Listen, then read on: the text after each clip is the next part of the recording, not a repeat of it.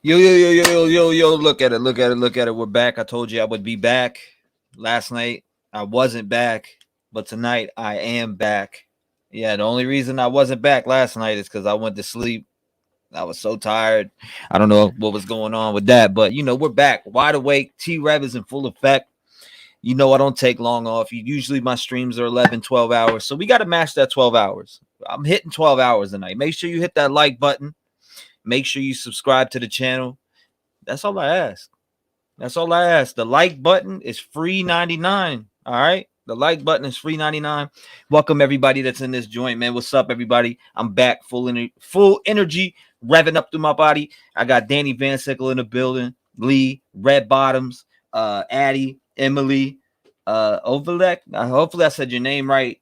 Caitlin, Bonafide. What? Bonafide THC. That man smoking. He said he's smoking it down. Julia, what's up? Cassie, what's up? I hope the new person of interest is who I think it is. There's a lot of person of interest. I mean, I hate to break it to you, but what's going on, everybody? Skittles in the building. Did I say Julia Lee? Deb, what's up, Deb? Just Shana or just Shane? Hold on, am I saying it wrong? Just Shana? Hopefully, I'm saying this right. Shana. LMS, like my status, or IMS? Valerie says, "Damn, Colts, what up? Laughing Stock, what up? Esther, what's up? CR, what's up?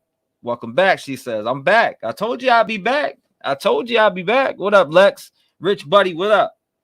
Everybody smash that like button. It's 3 a.m. in the UK. Damn, you might be awake for a little bit. I don't know. I'll try to keep you awake. Marissa, what's up? Marissa, how you doing? Terry's in the building. How you doing, Terry? Welcome. Joey, free 99, man. Hit that like button. I just tell everybody out there, friends, family, people on YouTube. Pull up on me. Yeah, we're here tonight. Yeah, we got tonight's podcast going on. I'm going to be taking phone calls. We're going to go over a couple of these videos because people are down my throat about this vehicle. They're like, yo, Rev, man, that's not the car, man. They already said it's not the car, man. It's not the car. Yeah, well, I hate to break it to you. They've said a lot of things are not something. And a lot of things have not been, you know what I mean? A lot of things haven't added up, right? But then some of them things came back and it's been different times and all that. So how did the vehicle reach all the way to Moscow within from three? They picked it up at like 2, 3 my time, and it takes 8 hours to drive from that part. How did they clear it that fast? I just want to know. You let me know, and I'll let a friend know that let another friend know, and maybe he'll know and they'll know. So glad you are feeling better. Yeah, I feel great. I feel awesome. I just want to know. I'm hoping something is hitting on the. I mean, people are like, "Yo, this vehicle has no contact. It's to a girl in Colorado." Well, we don't know much. You're gonna believe something that came out within 2 seconds? Let's wait till the final verdict comes out, ladies and gentlemen. Let's wait till that final verdict comes out. Tara, what's up? Holly, I just seen you over at Pascal's channel. What's up with you? What's up?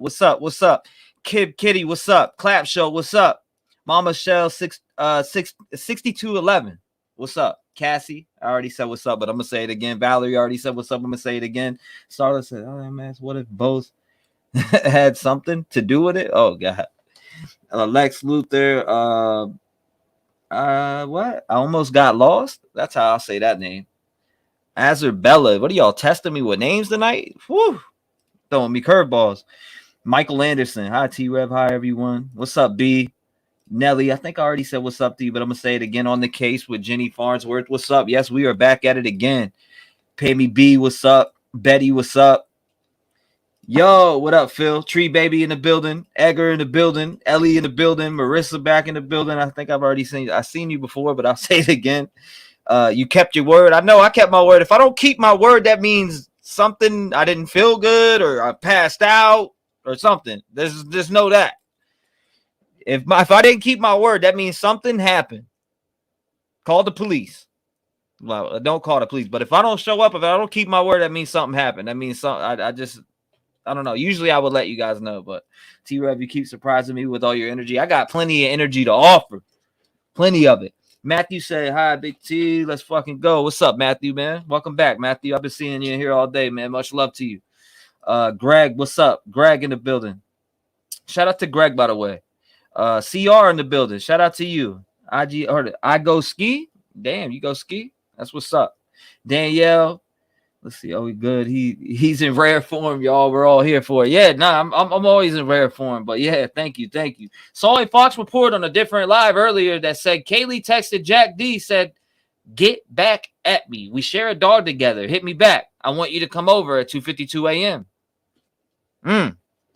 Is that true? Is that true? I want to know. I sure want to know.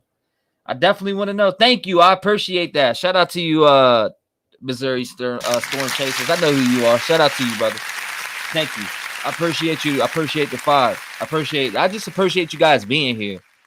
That's what I appreciate. Let's see. Google Maps shows the white car at Jack D's father's work. Yeah, I've seen that. If I got a video on that, if you go to my channel, the one before the video I just posted, make sure you get some sleep though. Yeah, I'll go to sleep around 2, maybe 3, maybe 4, maybe 5, maybe I won't. I don't know. Depends how I feel. You are awesome. What up, Kuzma? Welcome. I'm so happy we're back. Hold on, I'm trying to read people that I haven't read before. Miss 911. It's so fishy now. My man Boo Burrow. Hold up, rock on, man. A God-fearing man playing it cool. Truly like all the content. Thank you, man. I appreciate that. I really do. God bless you, man. Debbie, hi, everyone from Arizona. That's what's up. Shout out to you in Arizona, Debbie. Thank you for coming by and hanging out with me tonight. I appreciate you guys. I really do. Alyssa Goose, what's up? Welcome. Time Traveler said, I heard they found a Hyundai Elantra in Africa. Really? That's my man said they found a Hyundai Elantra in Africa. Are you trolling right now? Would that man just turn the wheels turn sideways and that bitch turned into a boat and he just traveled overseas? All right. I know that's cap. Stop the cap. But all right, yeah, Hippie Soul in the building, Hurst in the building. Yo, shout out to all of you. Oh, damn, Paul Bird coming through with a 55 bag. Good gracious. Shout out to you, man. I appreciate that. Thank you, man.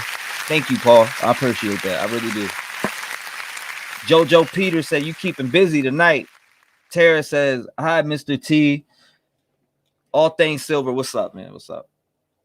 A. Charles. Man, I'll keep reading these comments for days, and I'll get stuck in comments, and we won't even get to the content. Trev, bro, trust me. Hold up. Trev, bro, trust me what? You're awesome, Michigan Mom says. Thank you. I appreciate that. B. Crystal. T-REV got the best community. Thank you, Jessica. I appreciate that. I really do. All right. Dark Horse, I see you. Shout out to you, Dark Horse. Shout out to you, Mama Fee, Patty, Savvy. Man, I'll keep going with these shout outs. I won't stop. Once I get on it's a never ending thing. Did you find it strange why didn't Jack D speak at the gathering? Yeah, I did find it strange. Absolutely. I absolutely found it strange. Super strange. Very, very, very strange. They found one in your mom's. Oh, man. All right. I shouldn't have read that. Rev Game Mount Up. We out here. That is true. Shout out to that. We definitely out here. All right. Let me catch up with chat. Oh, my goodness. I can't even get started. You guys are over here blessing. You are amazing. Thank you. High Priestess in the building. Thank you. Charlene, thank you. We a fan band. Thank you. Happy to see you back. You are working to help solve this terrible quadruple murder. We are all here to help. Thank you, Terry. I appreciate your kindness. Thank you. Thank you for taking my call earlier, says Vicky from Indiana. I'm about to take more calls, so I will be opening the lines. Look, I'm going to open the lines here in about 5 minutes. I just want to watch this video or maybe 2 of these videos because everybody is like, yo, this car belonged to the girl in Colorado. All right, the car belonged to the girl in Colorado. What does that mean? Does that mean that somebody did not take this vehicle? Is that what that means? No. Everybody's like, stop harassing the girl. Yeah, stop harassing the girl. Please do not harass a woman. If you're a man or a woman, I don't care who you are. You could be trans man, woman, whatever. Do not harass these people. Please do not harass these people. Let the law enforcement get down to the bottom of it. We cannot take justice into our own hands. We're not allowed to do that here. And I do not promote that to my community, to take justice into your own hands in case it's a CR or an SO. That's about it. But I mean, yeah, if I seen this dude and I knew for a fact a guy did it and that was the dude that did it, I might take it in my own hands. I mean, they might arrest me. But anyways, man, let's jump into it. Let's get to it. The vibes are rolling tonight. Sherry, what up? What up, Sherry? My man Robert said, love this channel. I'm here in the Hyundai, and Oregon is not related to Moscow. Yeah, they keep saying that, but nothing's related. We're being duped. Like somebody said in my comment section earlier, we are being duped. Straight up. There's no doubt about that. We're being duped. Nothing is ever connected. How did they figure out this Hyundai was not connected at all? Did they talk to this woman? Did this woman say, hey, I was driving it that night, I got in a wreck in Oregon and I left it there on the side of the road? Did they? Or did they get the car and run it for prints? Was the vehicle stolen from her? Did she take her plates off the front and back and walk off the scene? Like, yeah. What was it? We want more. We want a better explanation than that bullshit. I'll tell you that much right now. We want a better explanation than that bullshit. B says Doxson is lame. I agree. Doxson is definitely lame. Thank you for taking my call today, Chesapeake, Virginia. Shout out to all my Virginia folks. But let's go ahead and get into this. I don't want to hold everything off. Let's go ahead and go. Let's check this out. This one was dropped maybe like a couple hours ago, 2 hours ago. So let's check it out. And my computer's being slow right now, and I don't like that. All right, now our other top story, an update in the murder investigation of 4 University of Idaho students. Here are the top 3 things you need to know that have just emerged today. First, after a video was taken on the night of the murders from a downtown business, police have confirmed they have now identified a man who was referenced in a security video by 2 of the victims from the night of the murder. Police are saying that man is now cooperating with police. Also tonight, after an extensive search for a white Hyundai Elantra, Moscow police believe one was spotted near the crime scene the night those students were killed, and they have long said that whoever was in the car could have critical information. Well, now they are aware of a white Hyundai Elantra located in Eugene, Oregon. That's the car you're looking at right now. We also just learned from Moscow police that car is registered out of Colorado. They believe it has no connection to the property in Moscow where they believe it has no connection. Why don't you make that final verdict first before telling us you believe murders took place? The Moscow police chief did give a full breakdown today of where the investigation. Why don't you come out and say it is fully not connected? We believe it's not connected. No, it's not. It's not connected at all. We believe it's not connected. Why don't you go ahead and do the investigation part first before opening your fucking mouth? That's what I feel like. I mean, that's personally what my soul is telling me. So when I hear that, I'm like, why come out and say we believe? Why not just come out and say it is not connected, period? Do your investigation first, right? Analyze the car, look through everything, and then say it's not connected. Don't come out. Okay, first of all, you guys left the car on scene for 4 days. The crash happened on 12/16. The vehicle was there for 4 days, and you guys get the vehicle around 2 to 3 p.m., which JP, one of my subscribers, my lovely subscribers, was on scene, came on live, went on video, showed the vehicle, literally walked up on it. No cop was there. And then when the cops were there, they let him even walk up around the car. So in general, before coming out saying we believe it has no connection, do your fucking investigation first. Please, law enforcement. That's all I ask. Sorry. Investigation stands right now. Here's what he had to share. Shit pisses me off. So I know there's been some questions about the leadership in this investigation. What I want people to know is this is a Moscow Police Department investigation.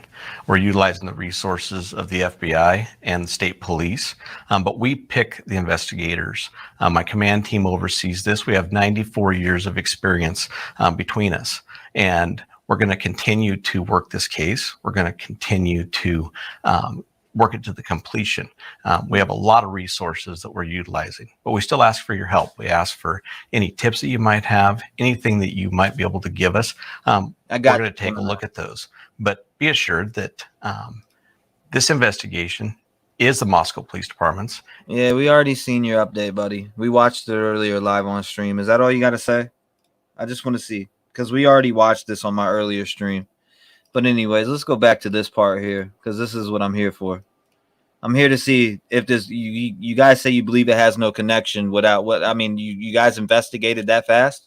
Had a lot of tips coming in, including one about this white Hyundai Elantra that was found in Eugene, Oregon. At this hour, police are saying it had nothing to do with the murder that we know of so far. But law enforcement is still asking for any information that could help solve this case. That tip line is 208-883-7180. You can also send an email to the address right there on your screen. All right. Has the most wanted That's that one. car in America been found? A 2013 Elantra was abandoned on busy West 7th Avenue in Eugene, Oregon. It's 460 miles from Moscow, Idaho, where the 4 college roommates were slain. There's extensive damage to the front of the vehicle, and look, the license plate has been removed. Why? That sticker says Rainbow. Could that be a dealership?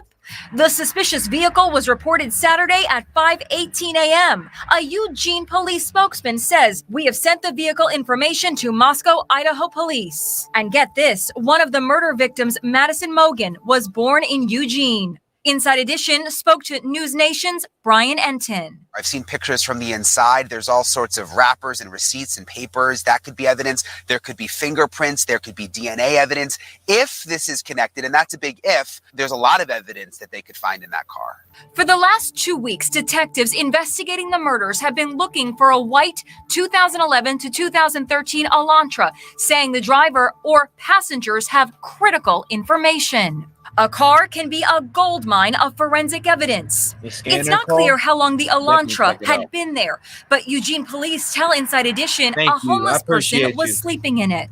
And you could see where someone has broken a window to open the passenger door. Everybody's hoping that it could be a breakthrough. Yeah, of course we're hoping it could be a breakthrough. I mean, they're already writing it off. It's nothing, right? I just don't understand how you could write off it's nothing so far. Why don't you get the car and fucking run it for fingerprints and a bunch? Or why don't you find out? Did the owner crash that?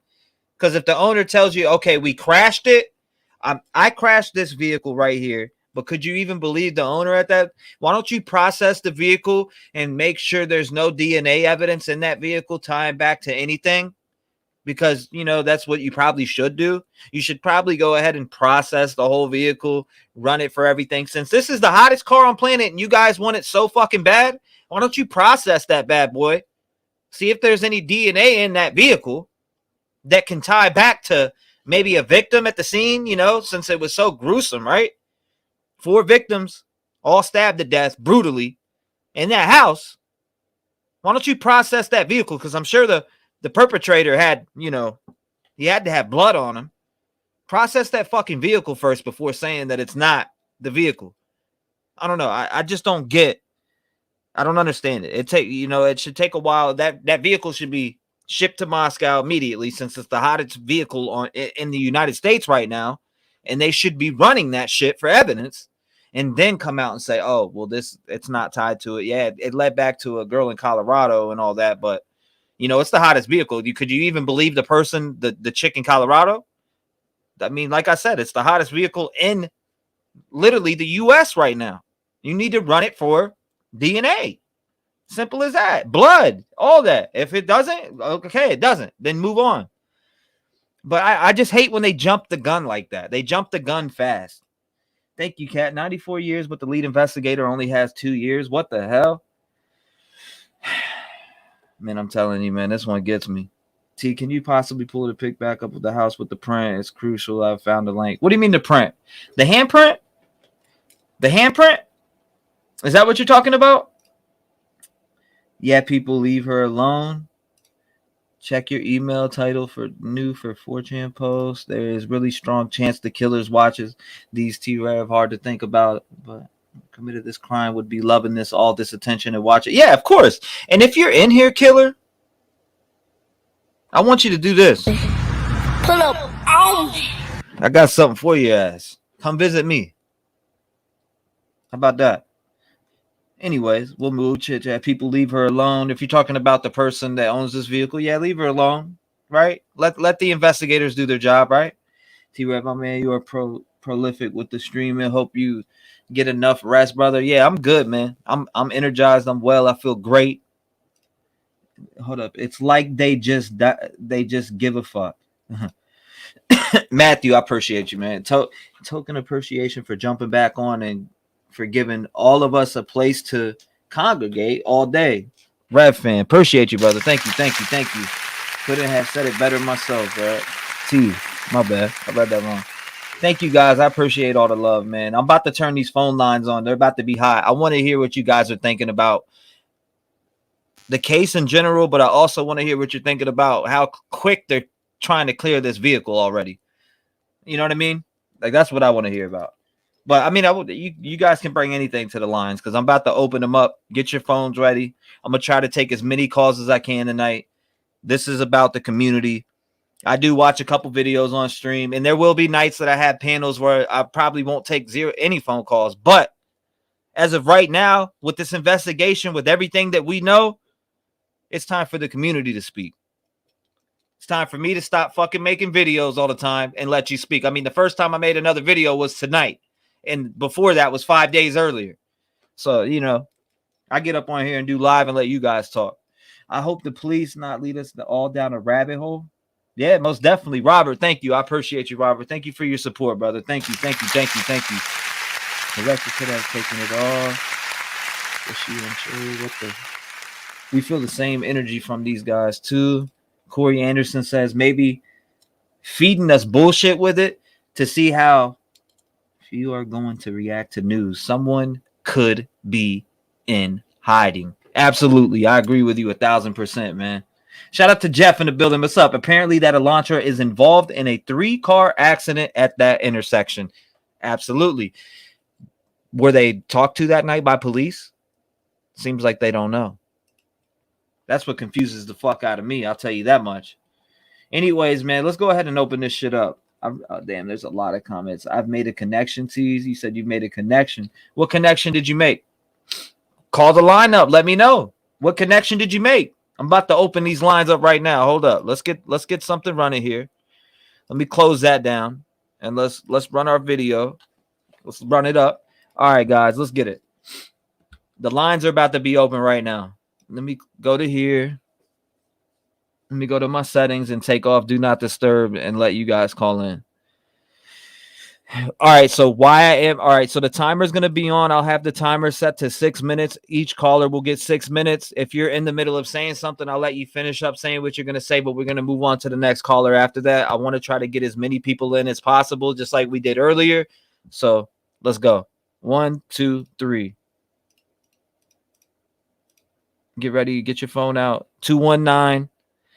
The number is 219-885-9693. Make sure you call. Lines open right now. 219-885-9693. Phone line is open now. Love your vibes, all you do, and all the awesome people here. Thank you, Trinity. I appreciate you. Thank you. Let me shock us. Connection to the car. Lost in space. Call me and tell me about it, please. All right, here we go. Let's get it. Call from Warren. Yo, what's up, Warren? You live. What's going on, man? Yo, what's up, man? What's going on, brother? I'm going to start the time right now. You on it. Yeah, look, so isn't the one dude still out of town? Which dude? Or out of the country? You talk about JS?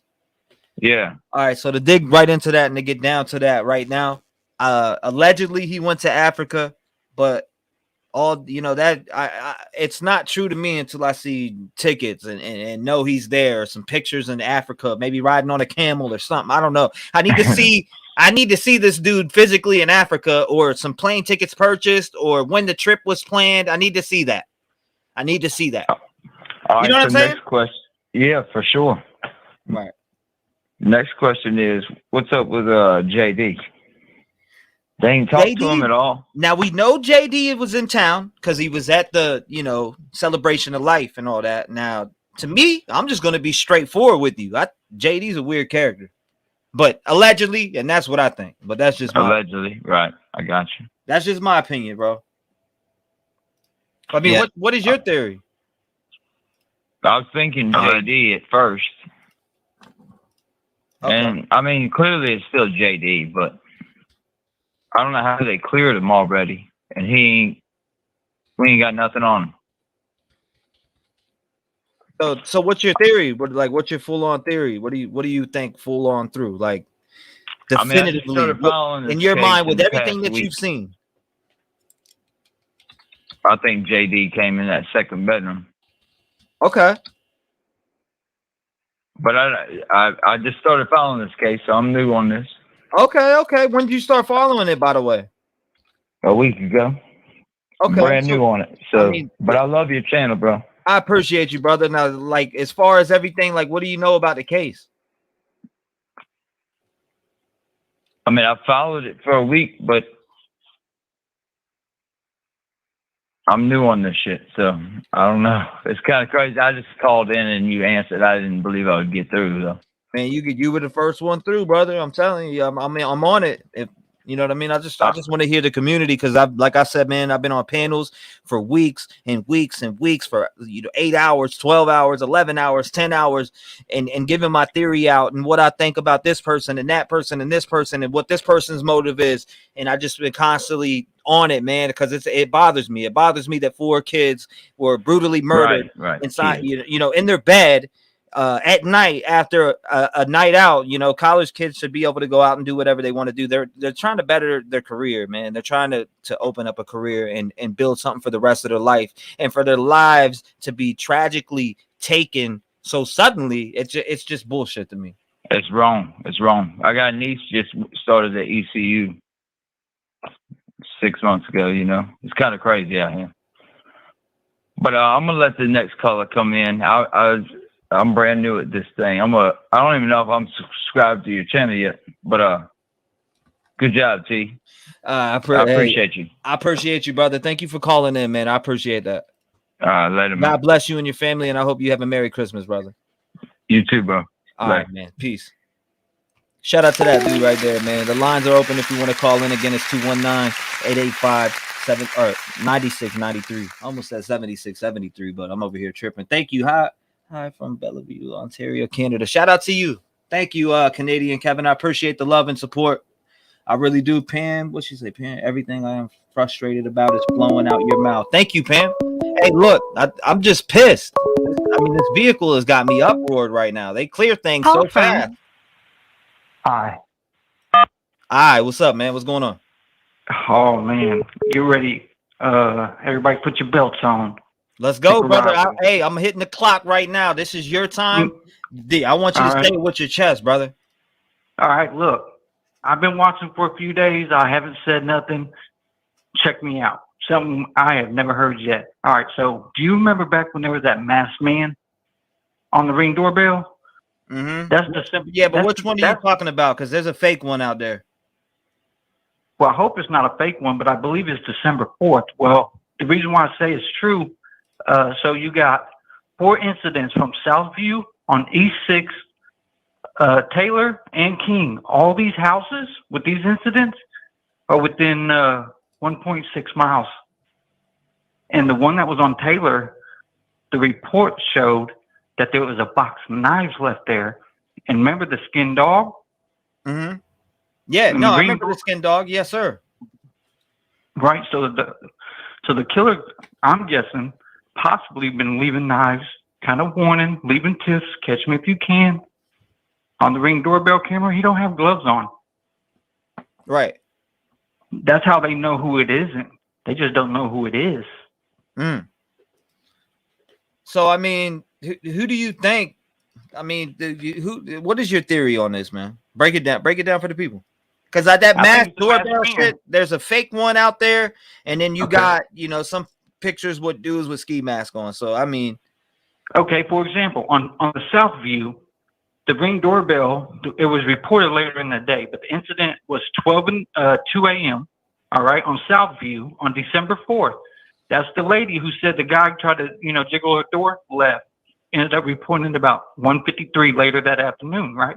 Love you too, baby. No, my bad. I was saying that I love you to my fiance. She popped in. Now, check me out, though. The very next one was 30 minutes later on East 6th Street. It's 1.6 miles from each other. 5 minutes. 30 minutes later, there's another incident. And then it looks like there's another one there on Taylor. All right, that's the one where the knives were left at. And then from Taylor to King Road is 1 minute. And from Southview to King Road it looks like 1 mile. Yeah. So if they want to go with this masked man, and look, I mean, it's highly possible. Everyone's talking about the car might be a little red herring or something. I'm thinking, hold up. Ain't no one talking about that no more. Look at all the addresses. They're all within 1.6 miles of each other.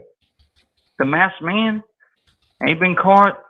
I think that's how they're like, okay, maybe it wasn't the people that was the target. Maybe it was the house, like they kind of led on to. No one could figure it out. Maybe that is the truth. That was just the next house. It went from Southview to 6th Street to Taylor to King. Starting on December 4th. So who do you think? I mean, are you thinking this is a random person that committed this? Man, I think it's whoever it is. They've been in that neighborhood since December 4th at the least. Yeah, it's getting crazier about a minute, like Remy Stuff said, man. It's getting crazier about a minute. So yeah, who kills the dog? No one ever talks about that. Yeah, they said they were able to that they ruled that out. So if you ruled that out, that means you definitively know who killed that dog and skinned it. Right, and this just kind of seems like that was kind of like a warm up, like a heat up, kind of like a warning, kind of like, okay, they ain't stopped me yet. Like, okay, I'm gonna start jiggling doors now. But he might have got on this door and this was open. Right, man. Look, this, I don't know, man. All I know is this shit blows my mind. It's just like you start at who would have motive, and then if you run out and you can't find nothing there, then that's when you broaden your search. You got to look at everybody that's close to these girls and Ethan. And I don't mean to say girls and then count Ethan out, but I'm saying these girls, you got to, Ethan and these girls, you got to look at who's closest to them and who would have the problems. You got to start in their phones, look at text messages, look who they interacted with, look who they had beef with, look who did they, didn't. You know what I'm saying? That's what you got to look at.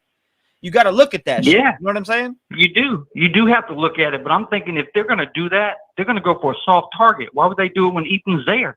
Right. I think this person came to that door like they went to these other houses and got in and it was whatever was in there. They didn't have no ill will against nobody. I don't think it was necessarily personal like that. I think it was just he was going to do damage if he got in the door, just like he jiggled these other doors. And left a box of knives on Taylor Street. Look it up. It's public information. Nah. I mean, I've seen Bro, basically everything you're talking about. I've seen everything that you're talking about. It's just we got to decipher through the bullshit on what's real or you know what I mean?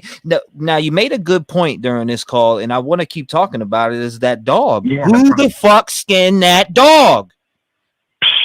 They need to be crucified. You don't skin a fucking dog. You don't do that. And so I just think it's this type of person. He's crazy like that. He does it at 2 a.m.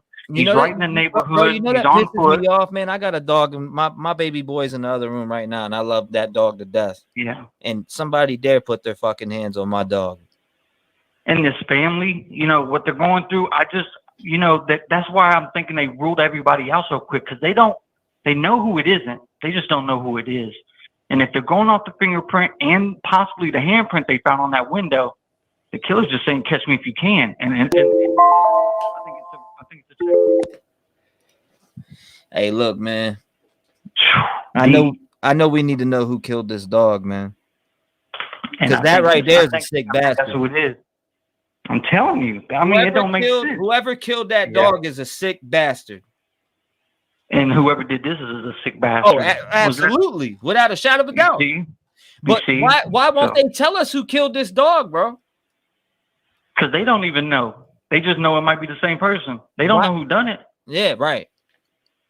They know what's up. That's why they're looking. They know he's close. They're distracting him away from everything. They think everybody looking in all these different states. I'm telling you right there, they know he's within a mile. The dog was in another state, sir. Okay, so the dog was in another state, but I thought the dog was found 3 miles away. Thank you. Somebody said the dog was in another state, but anyway. No. But man, I got to get some other callers in, bro. I appreciate you calling. Thanks, 6 minutes is up, bro. Thank Indiana, you. baby. What's your name and where you from? Hey, from Indiana. Shout out to you, brother. I'm in Hammond right now, so. Take care, brother. I see you, man. I know. That's why I was like, man, I got to call and let him know. Like, this is an angle ain't nobody talking about. Yeah, not many people. Not many people are talking about that, bro. Like, I think maybe you are the first person out of this whole today at all to mention that skin dog. Maybe somebody did mention it, but I don't remember them mentioning that. Yeah, man. Hopefully everything works out, boy. You're doing a good thing. Let's do it. Let's figure this thing out. Let's get it, brother, man. I appreciate you showing support, man, and God bless you and your family. And I hope you have a Merry Christmas, brother. You too. Happy holidays and everybody in there. Happy New Year to everybody. Thank you, my boy. Peace. Shout out to him, man. Phones off. Phones are on. I got it off, or I turned off Do Not Disturb, so you can call in right now. It's 219-885-9693, man. Voice your opinion. What do you think about this white car? They're already clearing this white car. What the fuck is going on, man?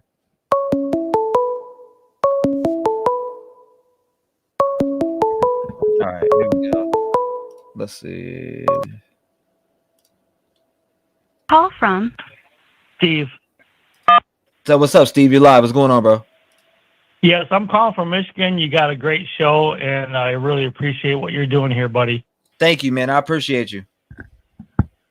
I really think that the cops have had enough time to do what they want. They do what they can do.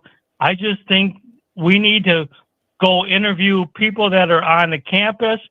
We need to interview the people at the corner bar. We need to interview people that live in the area. I know the guy that killed these people have been in the house. There's no way you can go into a dark house and not know that you're not just going to go into a house, randomly. There's no reason to. And one other thing, there's 75,000 Elantras that were sold in the United States. 30% are white. So that's 25,000% of the Elantras are white in the U.S.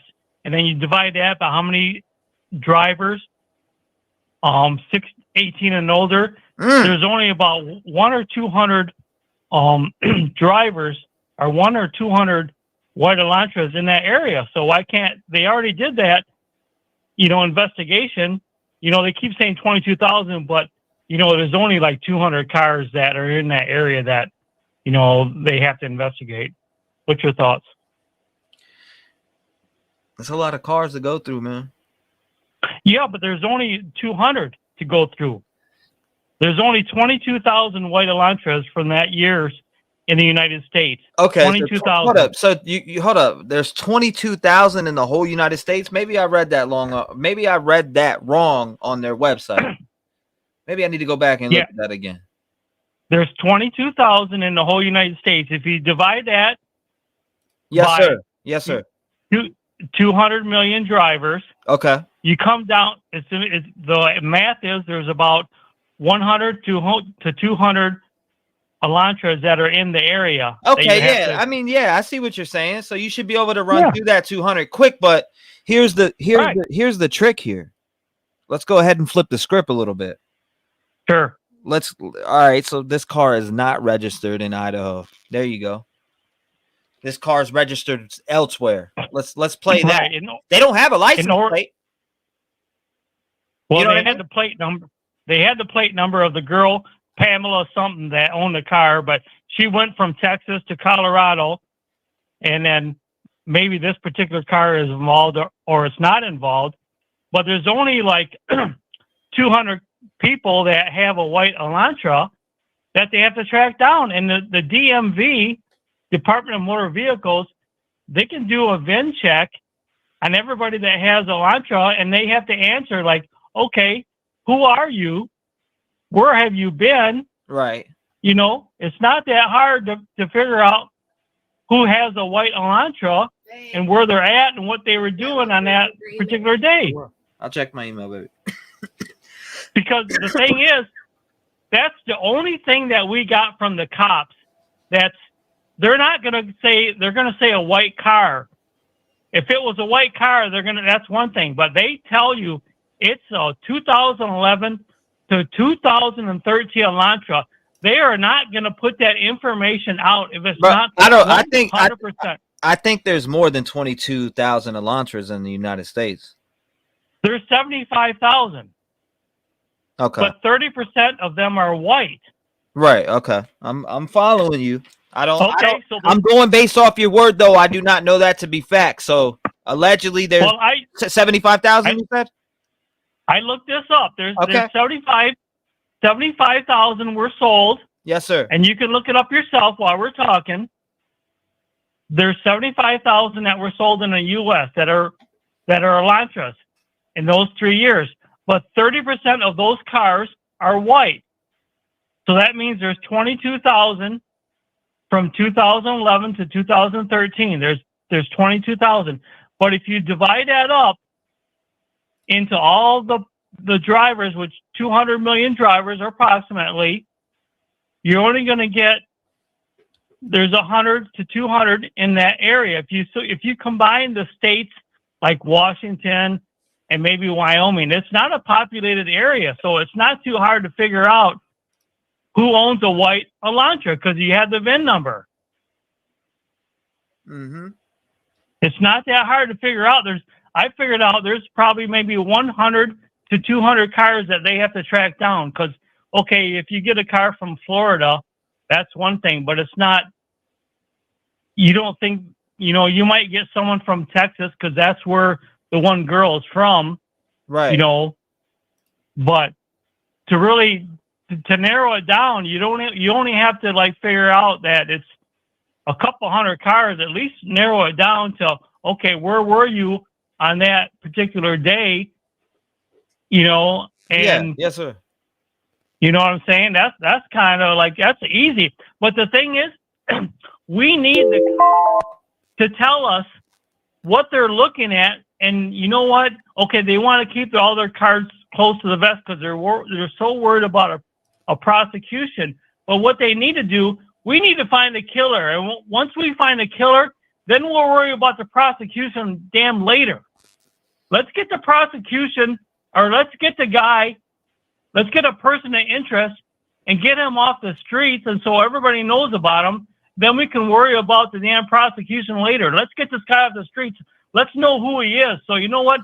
They need to tell us everything they know, so that way we can like track down who it might be. And that nobody's talking to all these college students. I need Jack D. I need the other Jack, the damn Jack S, to do a damn interview, find out where he's at. I don't know why they don't have people, tracking these people down. So, okay, let's clear these guys so that way we're not on this damn wild goose chase. I'm with you, man. I'm with you on that. Yeah. I appreciate you calling in, brother. It's been 6 minutes. I'll let you finish up, man. I appreciate you. I'm going to get some more in here. But, hey, man, good points. Good case in point. I appreciate you breaking that down. If you find out anything else, man, hit my email. Thank you, buddy. I appreciate you. God bless you and your family, man. Merry Christmas. Okay. You're doing a great job. Man, thank you, brother. I appreciate you, man. And I appreciate how passionate you are about this too, man. I hear it in your voice, man. I hear it in your voice, brother, and I'm with you. I appreciate how passionate you are about this. Thank you. God bless you, man. Shout out to that guy right there, man. He's passionate about it, Even if it's mask off, guys, come on. Show him some love, man. Give that guy some love, man. He deserves it. He's passionate about it. He's just trying to get down to the bottom of it. Even if he's wrong about the math on his numbers with the Elantras. The line is open, guys. If you want to call in, be part of the podcast, 219-885-96. And here we go. Let's go ahead and take this call here. Which one? Top or bottom? All right, I see here. Here we go. Call from Angela. Angela, you're live. What's up? How are you? I'm hanging in there. I'm just chilling, it's with this white vehicle being cleared and stuff. I don't know. How can you clear it that fast? There had to be something done, but is it really cleared? Because they're saying that, what are they saying? They're literally saying, we believe. We don't believe it. Yeah, we believe. Okay. So we believe it not being connected are two different things, right? Right. Just like we believe so-and-so isn't a suspect. We believe so-and-so is a suspect, but this is not going to take me 6 minutes. I don't have any theories. All I want to express is my frustration and anger and how pissed the fuck off I am because these cops are so quick to dismiss and push off everybody and everything, right? Like even Steve said at once, like, suspect comes up in an hour. Oh no, they're cleared. They're good. We don't believe they're a suspect. Rather they know who did this, like for sure. or these are the most incompetent fucking police officers in all of America. Like, I'm pissed. I'm annoyed. Like, I was real excited thinking, okay, maybe this is a break.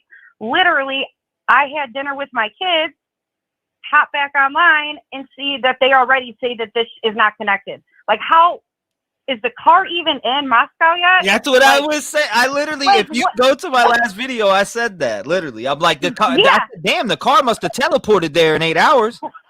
For real. Like, and if it was nothing, just a wreck. Like, why are the plates gone? Both plates. Like, that's sus as hell. Like, if I got a car accident, first thing I'm not gonna think is, oh my God, let me take the plates off. Like, let me just abandon it on the side of the road. Like, no, you get it towed. There's an insurance process. There's a whole thing you do. Like, it just doesn't make sense to me. And I'm so pissed off that every time something comes up, any sort of quote unquote break, lead, something people get on, first thing cops say, nope, we don't believe. Well, what do you believe? Because you haven't told us shit about what you do believe. Do you believe this is a man? Do you believe, like, for sure it was targeted? Do you believe this person, like, what? We don't know anything at all. They're giving us nothing. And granted, I mean, they don't owe us really, like, the public in general, anything, but like, R. Kelly believed he could fly, like Miss 911 said. Right. Like, that's like a fact. It's just, it's, I mean, it could all be semantics because of, when court comes up, they don't, they're trying to protect the investigation and hope to God there's a trial that, and someone is eventually brought to justice. But I don't know, man. There will be somebody brought to trial, but I mean, the way that they're investigating right now, I'm having zero faith right this second. But I want to place my faith there, and I want to say that they'll have somebody soon. But it's like, man, how can you clear this vehicle so fast? Or I don't even consider it clearing. When you say I believe, that we believe it's not connected, we believe. Sure. Okay. Sure. So why don't you just come out and say it's flat out not connected, and then people will leave it alone? Yeah, see, it's not connected, or say at this time, we do not have enough information to say if it is or is not connected. We are investigating the situation. Fine, say that. Or say, nope, we've done what we needed to do.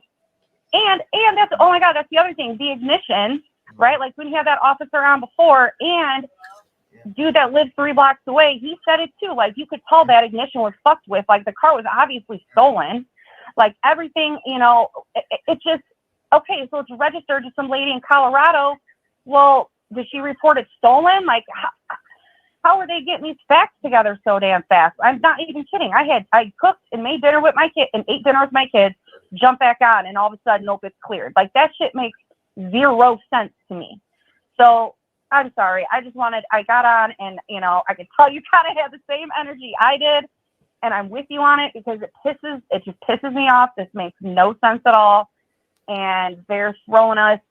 I thought for a while the white Elantra was like a red herring. I think I told you that last week. Like, man, maybe they're just giving us internet sleuths something to just bite on for a little bit, to just keep us occupied while they do their shit. But like, man, it's driving me crazy. Every time someone comes up, any legitimate suspect, lead, anything, nope.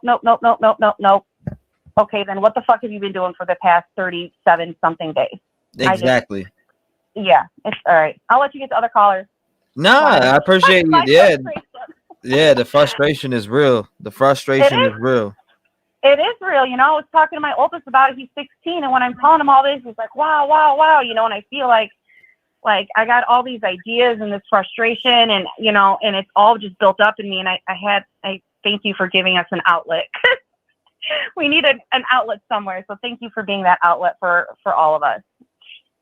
Much appreciated. Yeah, no problem. I appreciate you. Thank you so much, Angela. Yeah, shout out to you, and Mary. And we'll talk soon. Thank you, no doubt. I'll talk to you later. Shout out to her, man. Everybody's frustrated. I get it, because I'm there with you guys. Then make sure you call in 219-885-9693. It's open. Talking about.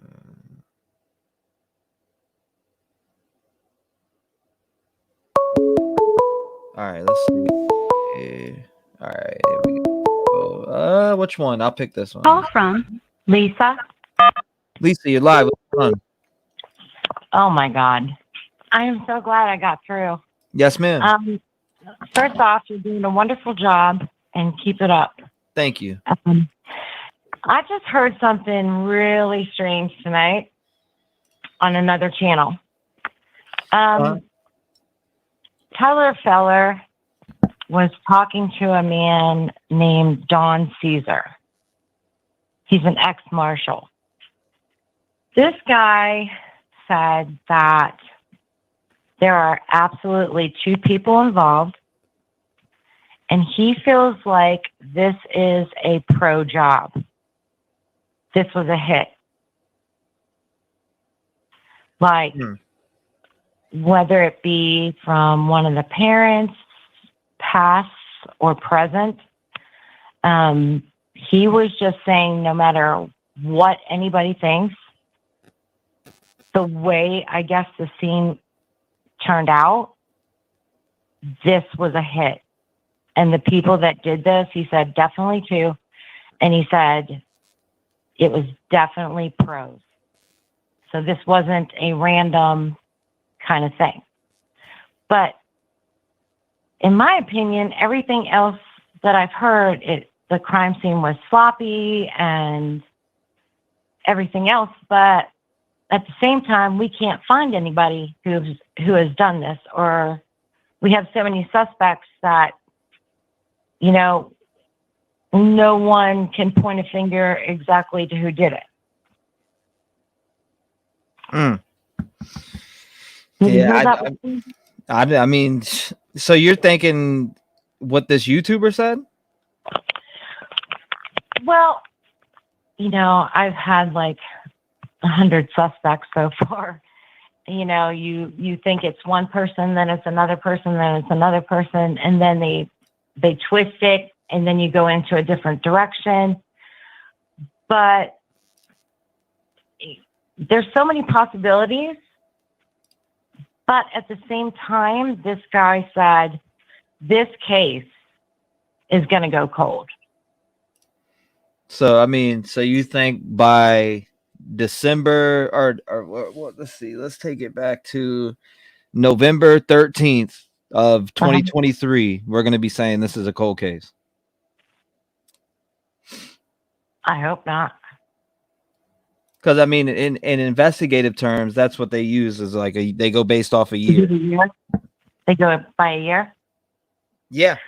From all my research all these years that I've been a fan of true crime and watching true crime and a fan of seeing people get justice for their loved ones and watching shows and breaking down and crying because of the way that they lost their, you know, husband or brother or sister or kid. In all ways, a cold case, it's deemed a cold case when it's a year. It's a year. Or when there is no further leads. I think it's pretty interesting that this guy would have, you know, knowing the facts, would have said, these are pros, and that we're not probably going to find out who they are unless, you know, obviously they left DNA and we're going to find that out. But, you know, we've got this Adam, we've got so many people that we're pointing to, and that car, screw that car. But, I mean, nobody cares about it. Nobody's looking at it. Nobody is asking about it. I mean, the problem is nobody's asked questions from the beginning to people that they're actually thinking now. So, but I think it's a weird point. I think it's something that it gives it another layer to think, why would this man say that they were pros? You know what I mean? I don't know. I'm in the same boat it was with you. I'm lost, but I don't think it was a hit though. But hey, I could be wrong. You could be right. It's almost like the man was saying, due to the evidence and the crime scene itself, and you know how we think, well, where's the blood trail? Where are the footprints? Where is the weapon. We haven't found any of that. Yeah. So if it was a random, I mean, if it were somebody that knew somebody in the house, you would think it would be sloppy. It was a crime of whatever. But thinking about all the evidence that we don't know about, I mean, or they've actually not spoken about, what else can we think of? Yeah. I don't know. I'm with you on that. It's weird. This is a case of baffle. This is really just a case of, I don't know. But I know my time is up, and keep doing what you're doing. You're so dedicated, and, you know, I love what you're doing. Keep it up, and happy holidays. Thank you so much. I appreciate you. And yeah, happy holidays to you. And thank you for coming up here with your theory and opinion. But yeah, I don't think it's a hit. But hey, I could be wrong and you could be right. Seriously. No, it's just something that I've had so many theories that I've I've gone off track. But tonight, this one was like, we've had everything else. Why can't this be one of them? You know what I mean? Exactly. So I don't know. But thank you so much for calling in. I appreciate you. I appreciate you too. Happy holidays. Happy holiday to you.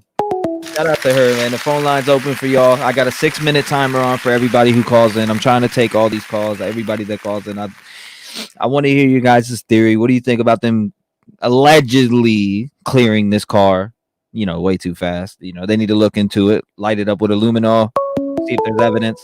All right, we got these calls flying in. Go. Call from Drea. Drea, what's up? You're live. What's going on? Hi, how are you? I'm hanging in there. How about yourself?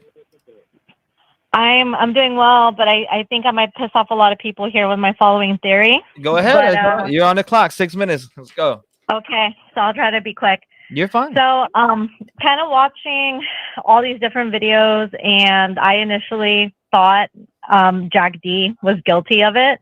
Mm-hmm. But just watching a couple of videos and a couple of theories, kind of similar to what the last caller said, and I'm going to go into it as quickly as I possibly can. So, in the video of the girls walking with Jack S., there's other videos on YouTube where you hear him possibly talk, and supposedly he says something along the lines of, "You ditched those guys," or something along those lines. So I think we don't know what happened at the corner club. We don't know what was caught on video. We don't know who the girls were talking to. But according to that little snippet, he was addressing them regarding them ditching some other people at the corner club. Looking at the videos of Kaylee and Maddie as well, rewatching those, at least Kaylee looks a little nervous. She's doing some messaging and so on. So possibly, and again, we don't know. The cops haven't come out and said, certainly this is not drug related. I was looking into Moscow, they just got a canine unit a couple of months ago because there is some drug activity that's been going on over there. I don't think any of the students were druggies. However, most people in their youth, they experiment with drugs occasionally. Also, Kaylee's dad said something that kind of stuck out for weeks. And it was like, if it turned out any of these other kids were the target, I wouldn't blame them for it, or something along those lines. Right. So that also kind of stuck out in my mind. I'm like, why you've come out and you think your daughter's the target? A lot of people kind of assume she's the target. Now, a couple of things. Kaylee was moving to Texas. She bought a Range Rover 2016. Right. Baristas in that area, I Googled it. They make roughly, I think she was working in some kind of like restaurant or something, assuming minimum wage with a couple of tips. Range Rover 2016 looks to be in the $40,000 to $100,000, right? Mm-hmm. For a college student, doesn't make a lot of money. Where did that money come from? Right? So that just came into my mind. And I was like, oh my gosh, people are going to hate me for saying it. But who knows? There's a possibility. There was also rumors going out there that the girls had OnlyFans. I don't know if anyone can confirm or deny those rumors. But then again, yeah, like the fact that if there was money involved, if there was drug activity involved, we don't know yet because the cops haven't come out and said anything. Right. Kaylee's family came out and said it's not drug involved. But Right. then you look at Moscow and they're not coming out and saying, hey, you guys, this is not drug involved. They haven't said anything like that. They haven't released any information about what happened at the corner club. Mm-hmm. So it's very possible that there could have been some, I guess fentanyl is very big in Moscow right now. I was just reading these articles, and you guys can go ahead and look it up yourselves. K-9 unit fairly new, a couple of busted people within the last couple of months for drug activity as well. Obviously a little bit older, but playing devil's advocate, what would be the situation if someone owed money to people and then that person dipped, right? Decided, Right. I'm moving, I'm leaving, and then it got back to these people. This person that owes us money is back in town. Right. Let's go ahead and take care of business. Unfortunately, there was other people that were collateral. Some of those things have stuck out. On top of that, I'm spiritual, not necessarily overly religious. I believe in a couple of things here and there. Watched a couple of tarot videos, and y'all can laugh, but money is mentioned quite a bit in those videos as well, that there's money. And a lot of these tarot readers that read it, they're like, it's so strange that money comes up in these readings. Money keeps coming up in these readings, and there's been several. So it's just little tiny things that kind of are setting off a little bit of the alarm. On top of that, if it was someone extremely close, maybe we would have heard something. Maybe people aren't talking because maybe it is some kind of drug-related activity. We also now know that that was a party house. So as extreme as it may sound, it's not completely out of the, is not completely out of the possibility of the realm that it could be somehow related to money being owed or drugs. And again, yeah, most people, when you think of a hit, yeah, you think guns, right? At least that's where most people would do it. But what if it wasn't necessarily to go in and murder people? What if it was more like, I'm going to go scare someone into giving me what they owe me? And then it turned ugly, So there's a lot of different possibilities. Obviously, I'm hoping it gets solved, but what are your thoughts on what I just told you? I mean, it could be anything at this point. I have no idea what to think. My thoughts right now, I'll tell you what my thoughts are about what you just told me. Mm-hmm. They're all over the place. I'm still fucking pissed off about this car being cleared. Yeah. I mean, like, honestly, my thoughts are scattered. I'm telling you, they're scrambled. I said earlier, like, scrambled eggs. Now it's just my thoughts are all over the floor. I need to pick them back up and put them in my head so I can think again. No, I get it. I think it's a bunch of us, right? I think we also badly want this to get solved, and we hope it happens soon because a lot of us are really invested in justice for these families. So we'll see how it comes out. Makes sense to me. It just doesn't make sense to me. They're clearing okay, first of all, they cleared all these people fast. It's just none of this is making sense to me. They're moving too fast in this investigation. I feel like you're jumping the gun and clearing, clear. You know what I'm saying? And then maybe you should do a little bit of investigating and then start to clear. Yeah, you know what I mean? No, I agree with you. They're being super sloppy, and I honestly think that when it comes to the prosecution in the future, because they are not doing a great job, it makes me really nervous how that prosecution is going to turn out.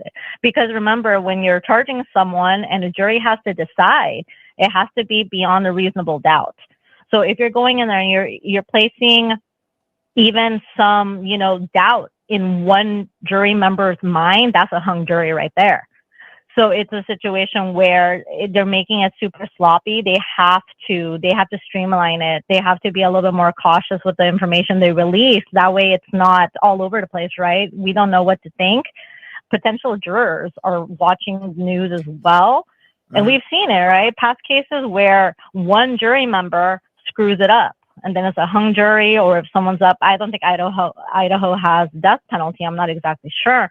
But, you know, there's been other cases where one jury member said, you know what, there was a little bit of reasonable doubt in my mind. I'm not going to convict, or I'm not going to go for the death penalty or life sentence. And then, you know, it kind of screws up the whole case. Right. So I get it. It's so frustrating. Yeah. It's extremely annoying. And it definitely is, for sure.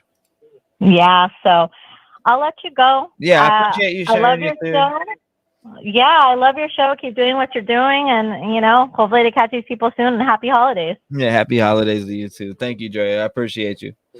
Bye. Shout out to her, man. I know I've seen a lot of people that didn't agree with that. Yeah, leave your DNA on that like button. It's free 99. I appreciate you guys. They received $1 million. You know what they need to do? Like I just said, they need to start investigating. How about do some investigating? These people clear things off so fast. It's like,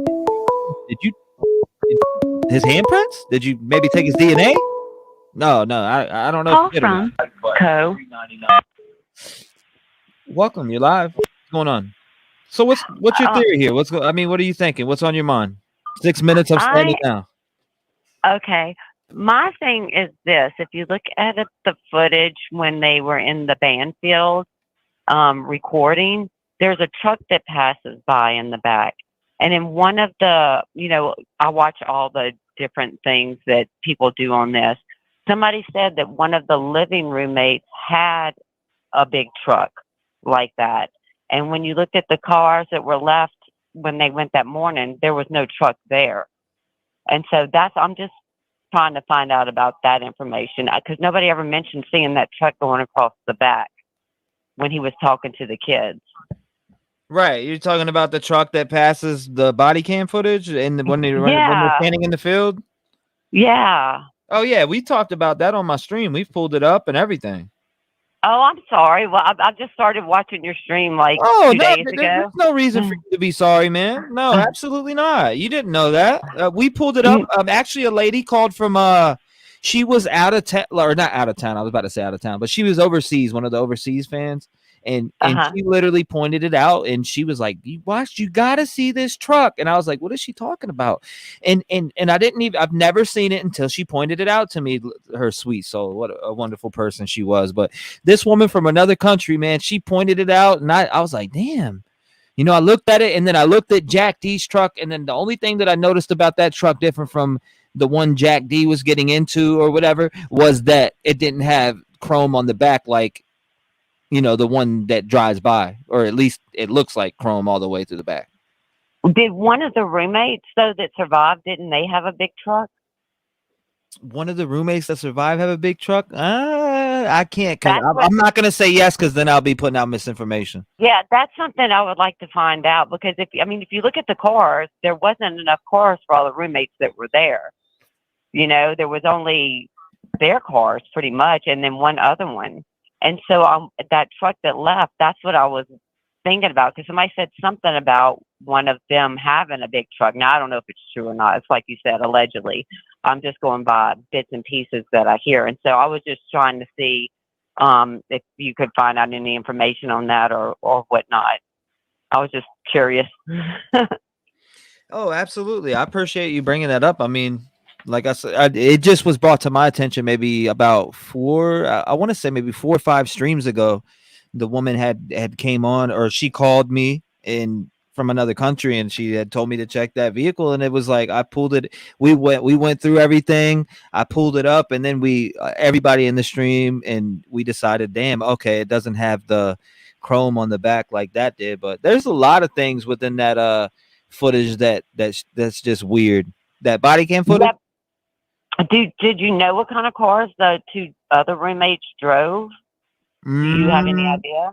I mean, just from what I've seen in the driveway, no, I absolutely have zero idea. You see, I'm going at. I don't know if what somebody said was true, that one of them drove a big truck. I wonder if it was one of theirs. I don't know. It was just something I just wanted to put out there. But I appreciate you accepting my call. And if you find out about their cars, I would like to see what they drove, because there wasn't enough cars for all of them Well, out. I mean, if you guys want me to dig in to find out what cars they drive, I mean, I could find that out easily, but I've just never really thought about that. I never thought, hey, what cars did Dylan and Bethany drive?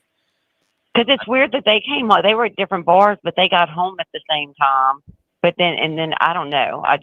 I don't know. I'm just curious to know what they drove, and if one of them happened to drive a big truck, because there wasn't if they were all home, why wasn't there cars for everybody there? You know what I'm saying? When they all have a car there, because his Jeep, the boyfriend's Jeep was there. I don't know. I'm just. You talking about the red Jeep, right? Yeah, that was the guy's. What's his name's Jeep, and then the other girl's cars. And so I'm just wondering where the other car was. Which other car?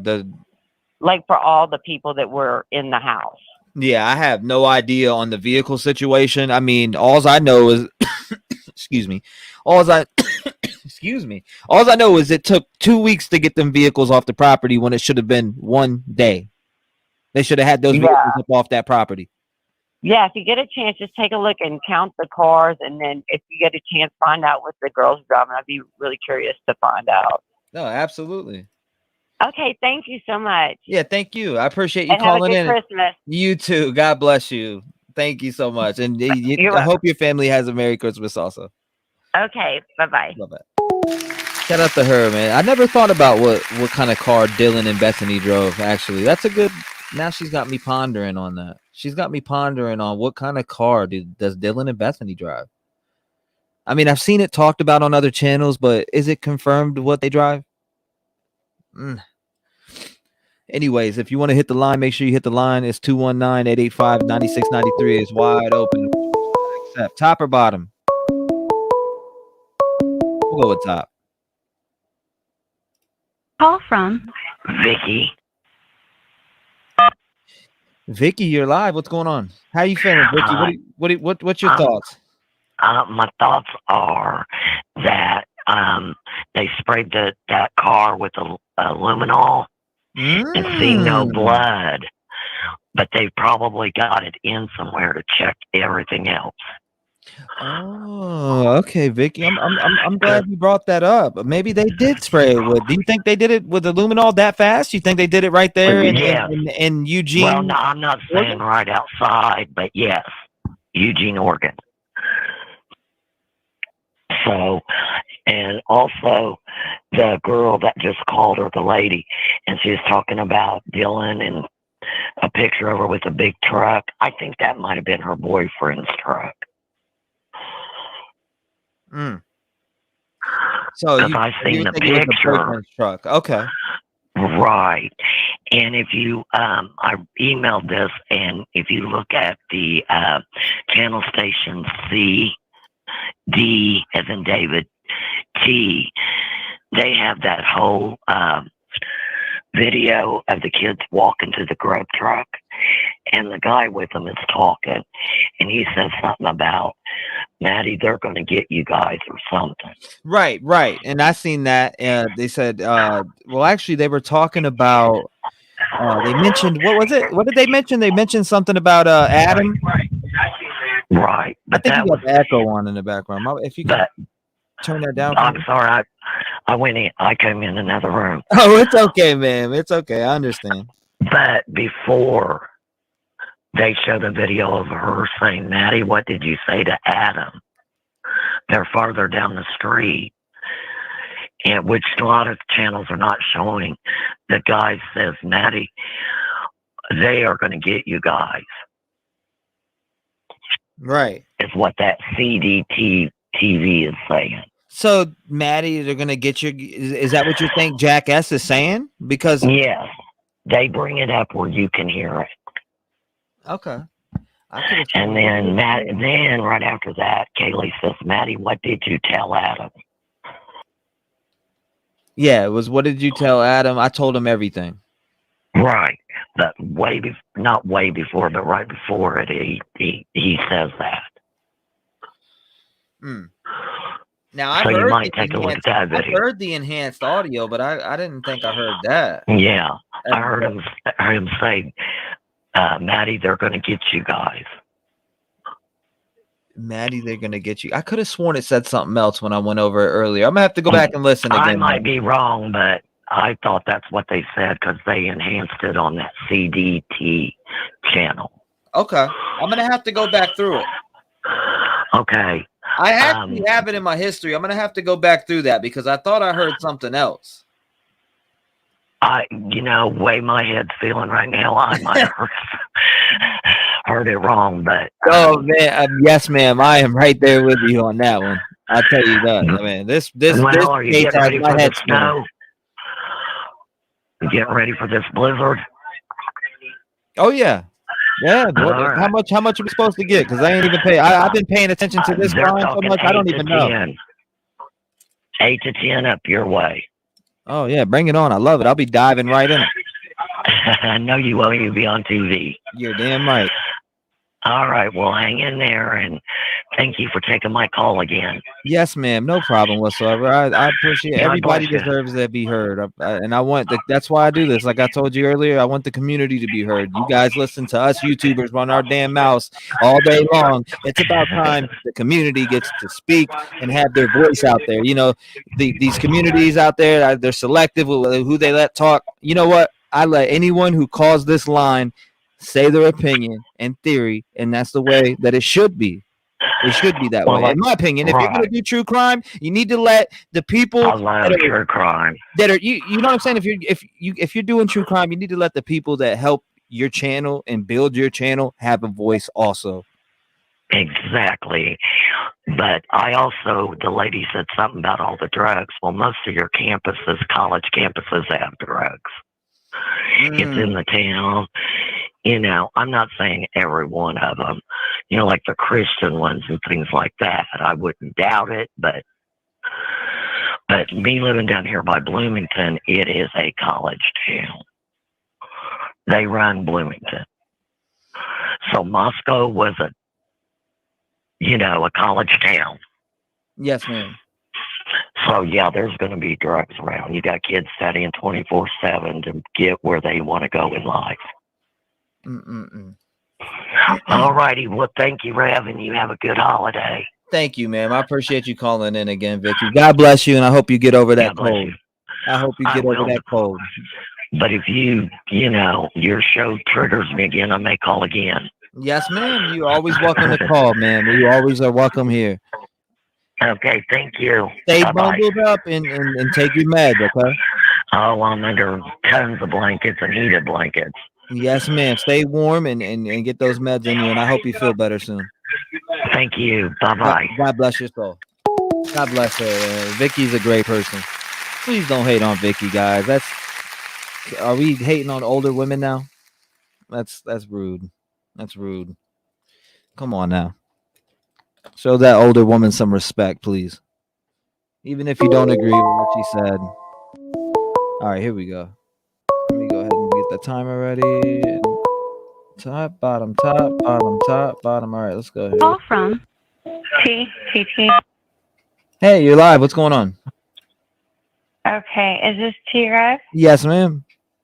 Okay, so I'm just calling number one because I have been following you, and I just wanted to say I hope that you're safe, because I know that there's a lot of people probably calling in, and I have 20 years of researching people and finding them, and there's been some questionable callers. I'll have to comment on your last podcast, so I just wanted to kind of put that out there that you are you're safe, and that anybody that calls in is truly honest in who they are for you. Mm-hmm. But also, I feel like right now that there's a lot of speculation going on in this case based off of internet rumors and things that aren't based off of fact. And I like the fact that you give everybody a chance to speak. So thank God for you on that sense. But there is a lot of speculation that's being passed around as fact.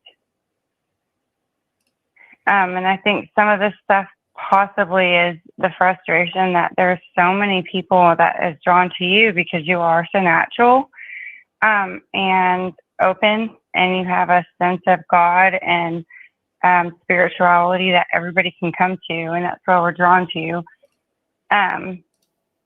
But we have to remember that I feel like the police officers and things like that are doing their best, but also being a little bit sloppy in how they're putting out information and not correcting misinformation.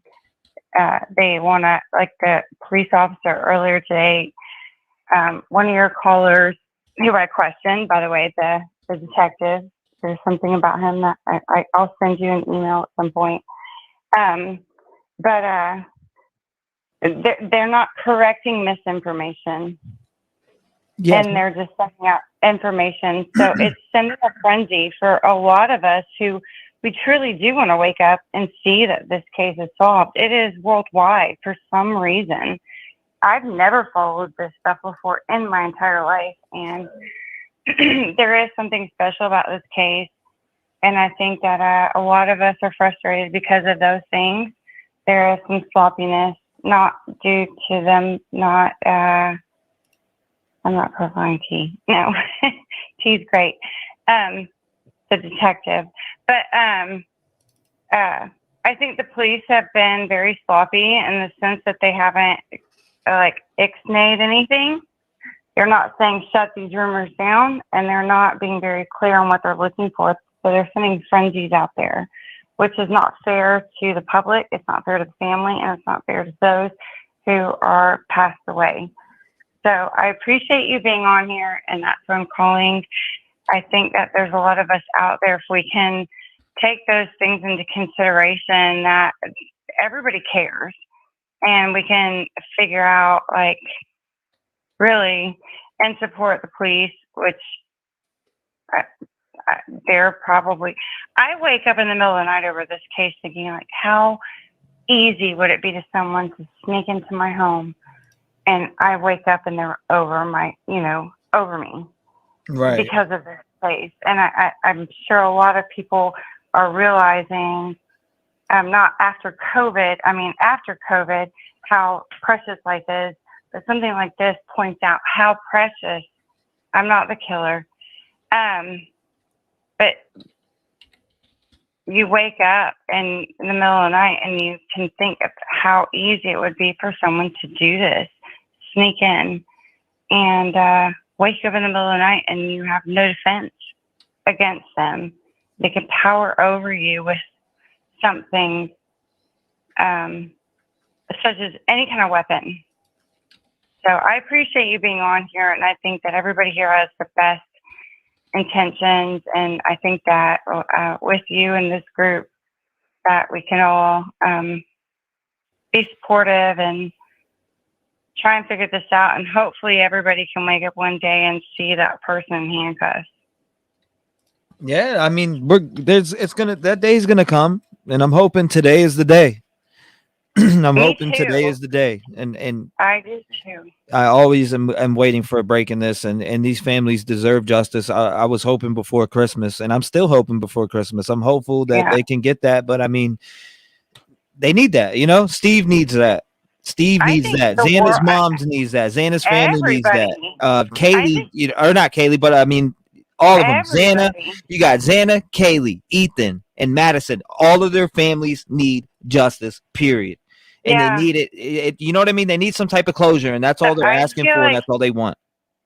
I feel like the world is going to cheer on a different level in this case when it's finally solved. Not just for the victims, but like you said, for their families. And I have a 24-year-old daughter, and I just, after this, not only waking up myself thinking about how easy it would be for someone to just come to our house and be a sleuth and come over me. But like my daughter the other night, I was talking to her and she's like, Mom, can I hang up the phone with you and call you when I get out of my car and back into my apartment? And I was like, holy shoot. Like, I'm trying to cuss. But holy crap, like, it could happen in that amount of time just from her walking to her car into her apartment door at 24 years old. Somebody could do this. So I appreciate what you're doing.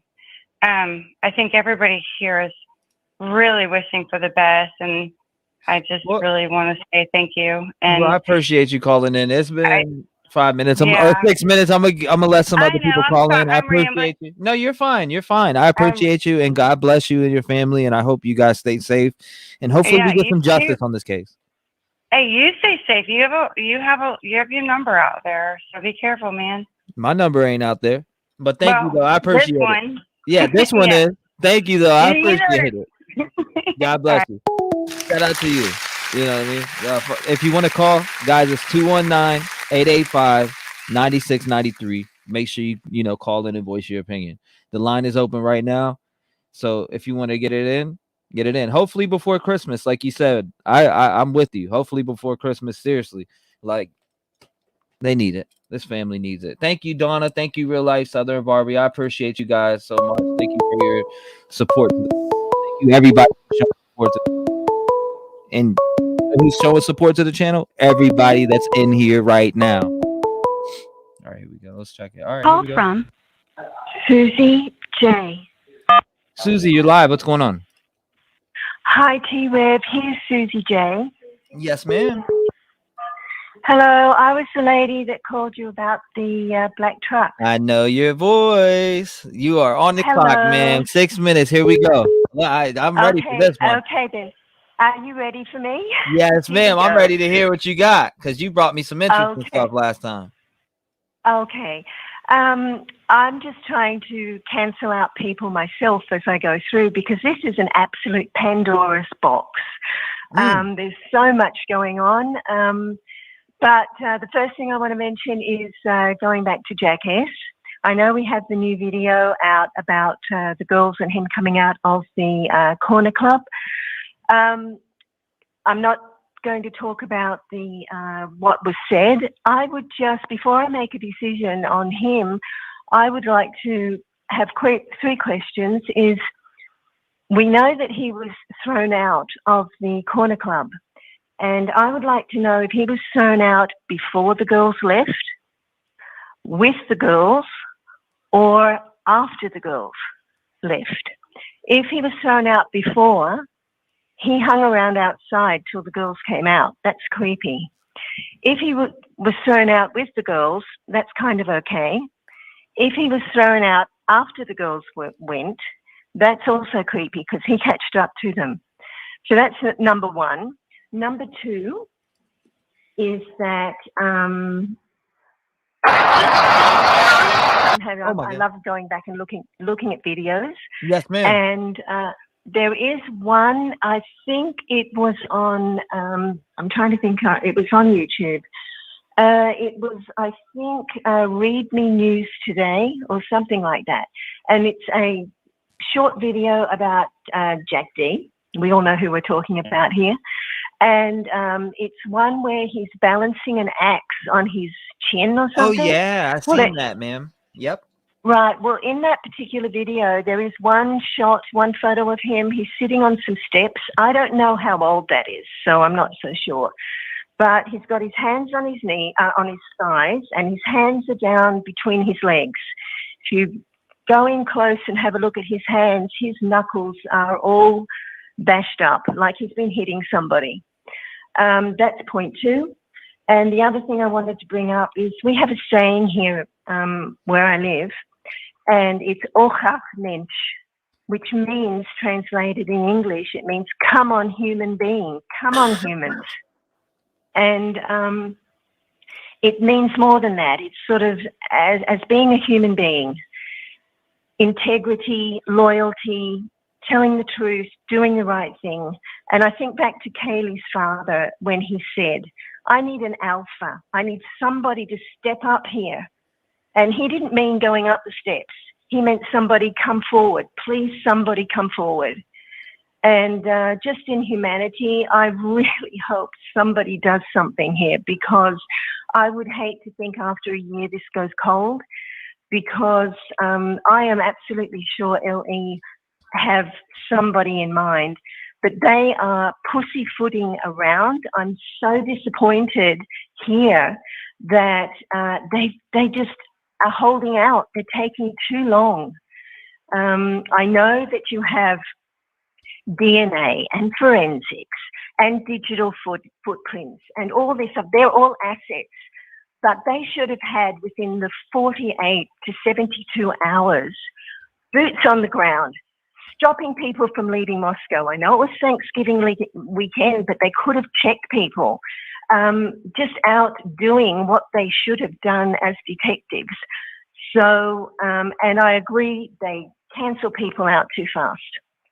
So anyway, they're my points. And wow, let's get this done. Please look after yourself, T-REV. Get that tooth looked at ASAP. I know what I'm talking about. I've studied this. And all hands out to you. You're absolutely amazing. And please take care. Yes, ma'am. Thank you so much for sharing. I appreciate you. And I remember you calling the other day, and I actually just talked about you earlier. Really? Yeah, I was just talking about you earlier. Yes, I was. Oh, okay. So, you know, all those So things in mind. so before I let you go, ma'am, I do want to ask you this. Who do you really think is behind this? I'm still going with JD and JS. Oh, so you're going as them and the accomplice together. Yep. Okay. That's what I think. Oh, and just one more thing. With I would like to know if JD and JS have given in DNA. That would be interesting. Yeah, I wish we knew, because then we'd be able to check that off and stop going down that rabbit hole, you know? But that's right. I mean, the JS thing is the JS being cleared is, oh, guy, or what is it? Oh, I'm sorry. Let's break it down like this. Man in the food truck footage cleared, right? But how many men are in that food truck footage? And I say this every stream. How many men are in that food truck footage? Multiple. Oh, absolutely. It's, as I said, it's a Pandora's box, and it's been opened, and we just have to ride the wave, you know. And unfortunately, let's hope this gets done. Let's hope this gets finished. And I wish you all the best. Keep up your good work. You're an amazing man. And I'll just leave with saying, "Och, ach, Mensch, come on, humans, be a human being here."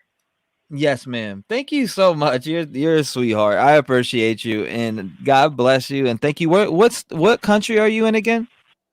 I live in Zurich, Switzerland. I'm actually Australian. I'm actually Australian, but I've lived in Zurich. I've lived here in Switzerland for over 30 years. Oh my gosh! Wow, it must be beautiful over there. It's pretty cold at the moment. I haven't looked outside yet. I've just got up. But we've got a lot of snow at the moment.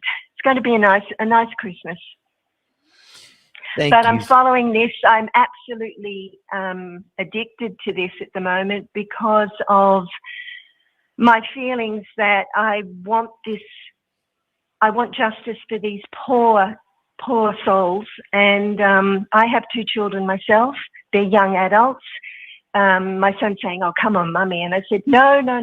This has to be finalized. They have to do something here." So, with that, I will let you go, and let's hope everything gets done before Christmas or into the new year. Thank you so much. I appreciate you, and I appreciate you calling and giving your theory. God bless your soul, and thank you for reminding me to check it on my tooth. I do appreciate that. Okay, then. Bye-bye. God bless you, man. She's a sweet soul. Shout out to her from Switzerland, man. We got people all over the world, and this just shows you that it's nationwide. It does. it shows you it's nationwide. So what is chat talking about? Is there an issue in here? I seen somebody mention something about chaperone, or like we got chaperones in here. What's going on? Is there drama in chat or something that I'm missing about, or that I'm missing? I'm just trying to figure out I hate to see people upset. I try to make this an environment where everybody is getting along and nobody's hating. You know what I mean? We're all gonna have different opinions. Come on, let's get along. Call from Dana. Hey, what's up? You're live. What's going on? Hey, T-REV. Yes, ma'am. Hey, Tommy. Hey, okay, y'all were speaking earlier about that, whether it could have been a hit. And it was weird because when this case first happened, I thought about, could it possibly have been that Idaho, the university said that that young man drowned in a tiny bit of water. And that didn't sit well with a lot of people. And I suppose probably not his parents. And I thought, because a lot of these people are really, really rich. And I thought, wonder if they tried to play that down to keep the students coming, keep that money coming. And so what if they were like, we'll make a story so big they can't hide it. They can't say it was an accident, It was just something that crossed my mind. But the real reason why I'm calling is you've got to pull up the last episode of Drunk Turkey and let everybody watch it. Okay, yeah, we'll check it out at some point. I'm trying to get some callers in, but yeah, I'll definitely check it out. What's on there that I'm missing out on? Oh, okay. One of the dudes found like Jack D's dad's house. Okay, right a few blocks away is the school where his dad works. And they don't have a parking lot for the teachers. They have to park like alongside the roads. And sitting there is a white Elantra with somebody sitting in it. And they got it kind of blurred so you can't see exactly who it is. And yeah, it's just really, it's interesting to say the least. But yeah, check it out. Yeah, I mean, I know. I was just trying to figure out what was in there. Is there something that we need to see ASAP? Well, I mean, I was glad I caught it when I did. Because T-REV has shown that car parked there before. Says HD Delano. Have they shown it before? I've shown so much. I've shown so many things on this channel. Then there's hours and hours. I probably got over 100 hours on this case. I know you do, and you've got to be wore out. No, I'm not worn out. I'm just getting started. Hey, all right. I'm just warming up. It's the first inning right now. I know you're fired up tonight. I'm telling you this right now. It's the first inning and it'll only be the last inning when they catch this bastard or bastard. What gets me is, we're all kind of upset, to say the least, with the law. But what kills me is the FBI have been there the whole time. What is their problem? Yeah, I mean, the FBI, because, as soon as it happened, they was like, this is too big for just us, and they brought them in. And I don't understand. Well, okay. Well, thank you for your time. No, yes, and thank you for telling me. If you want me to check out whatever, send it to my email. I'll definitely take a look at it and go over it when I'm doing like one of my other streams where I'm going over all types of videos. I definitely will go through it. I mean, right now I'm taking calls. I just want to get everybody's opinion on everything being cleared so damn fast. I'm just fueled up about that right now. Like I'm fueled up about. I really am still saying Jack D. I think he did it. Oh, so you think JD did this? Yeah, I do. Okay. So, Yes, do I you think really he do. acted alone, or do you think he was with some or with somebody allegedly? I think probably he acted alone, but I think that those few guys really close to him may have knowledge of it. Hmm. I'd say they have knowledge of it. I mean, probably that if you were that close to him, you could put two and two together. If he didn't come right out and say something,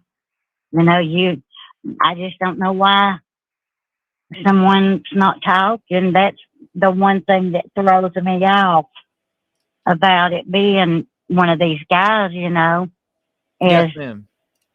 somebody would be talking, wouldn't they? Miss Tracy in here brought up a good point. Richard Allen was cleared early in the Delphi, Indiana case, and who could be cleared early?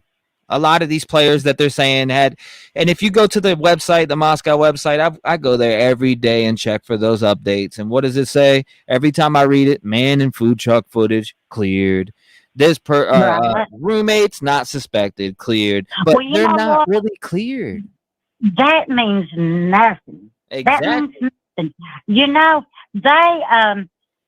not going to want to say, well, we're starting to lean towards so-and-so, because then they have a chance to maybe run or to figure out another alibi, you know what I'm saying? It gives them a little bit of an upper hand. So maybe they're just saying, well, we don't suspect him or him or him. But I bet you, I've just got a gut feeling that they know who did this. They just got to, put it all together before they take them in. I just don't see how they could not know. Right. But I don't understand. That place is beautiful. I was watching a video on it where someone just drove into Moscow and was riding around, and it is probably one of the most beautiful places I've ever seen. And it's just ate up with money. Why in the world were there no more cameras than what they are there? And dark, so many of those places where those kids are at, it's so dark. And you would think most everywhere, I don't feel like I am ever not on a camera. You're always on camera. And I live outside of Chattanooga in a really small town, and we're ate up with cameras. I don't understand that. But yeah. Okay, well, let's let somebody else talk. Well, thank you so much for calling in. I appreciate you, and God bless you. And I hope your family has a Merry Christmas. And hopefully we get some justice on this case, because I'm praying. Yeah. Okay. Bye-bye. Thank you so much, man. Shout out to her. Shout out to her, man. So I'm gonna open up the lines again.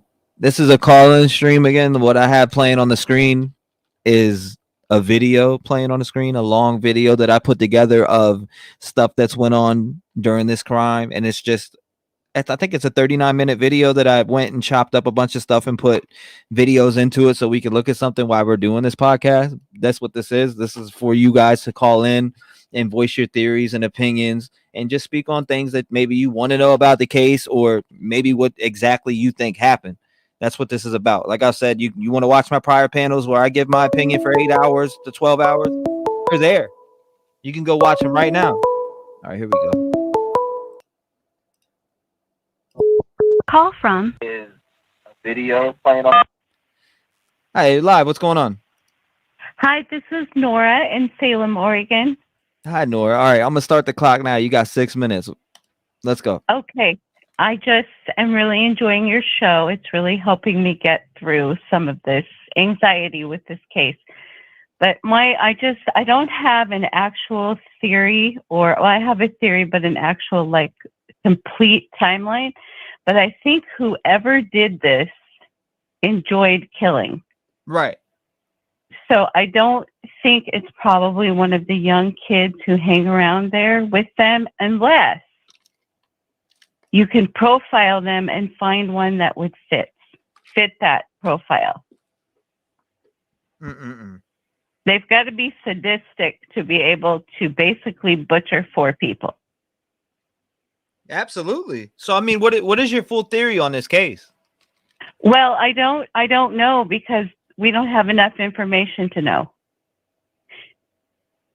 We would have to break it down and get more on each one of these people. It's somebody kind of in their outer circle is what I think. Yes, ma'am. Not their inner circle, because I think after 30 some days, the cops would have arrested one of those young guys if they had enough, against them to arrest them. It's too long for them to be easy. Right. So, I mean, they're puzzled and they're searching all over, but yet nothing, no person of interest. The big Hail Mary is this white Elantra. Well, think about it. If they have to profile these girls were popular, and the guy too, popular people with a lot of contacts. How many hours is it going to take to profile all those contacts? It'll take a while. I mean, you got to go through 4 phones. You got to go through. You got to go through 4 victims' lives that they lived and people they talked to, and there's a lot of screening they got to do. Not only do they got to do that, they got to go through all the video camera footage in town, maybe from as long as they can go back to see if anybody was following these girls. They got to go back to their jobs. They got to do there's a lot of stuff going on behind the scenes that people don't take into account. But the thing that messes with me the most is them being able to just, cleared. And it seems like maybe I got to go with this part. And my heart wants to say they're just saying cleared for these people to make everybody feel comfortable and make these people feel comfortable, because maybe they are a suspect to them and they don't want to let us know that, which they won't let us know that, because what detective is going to come out and tell you, yeah, we're suspecting Jackass was one of the guys that killed him.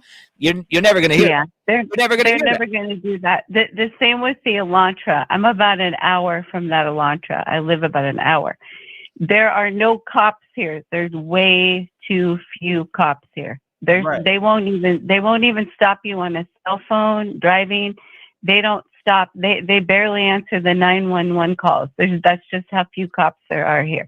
And so the fact that a car sat out wrecked on the road for 3 days is not surprising if you live here.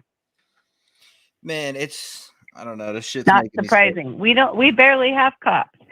So what I'm saying is it could be one of the inner circle people, but I highly doubt it, because they've probably already profiled them.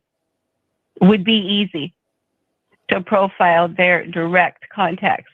But these people in their outer circle, somebody had their eye on, one or all of them, but it has to be a very sadistic person to do what they did.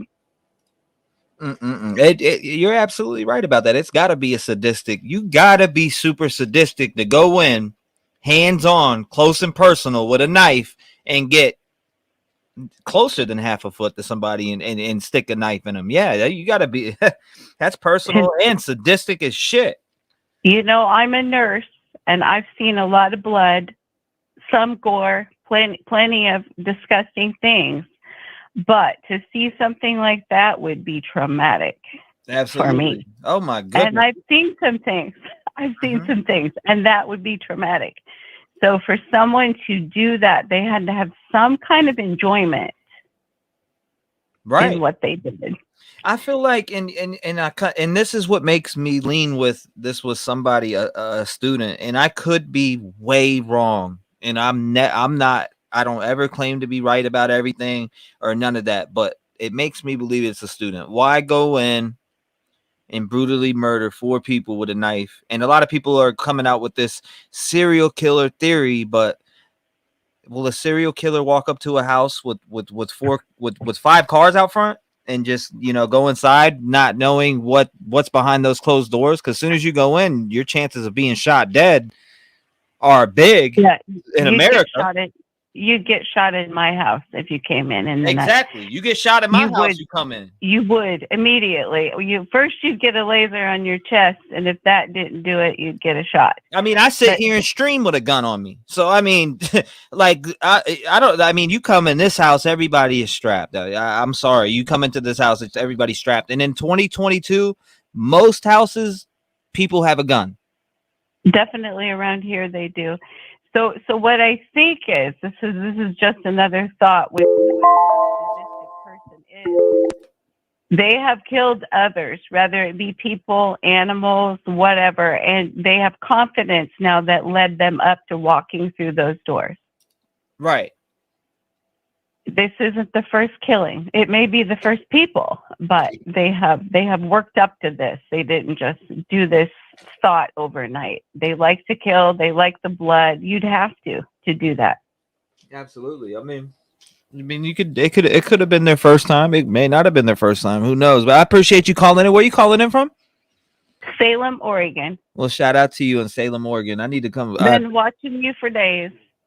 Oh, thank you so much. I appreciate your support to the channel. What's your name in chat? Nora Willow.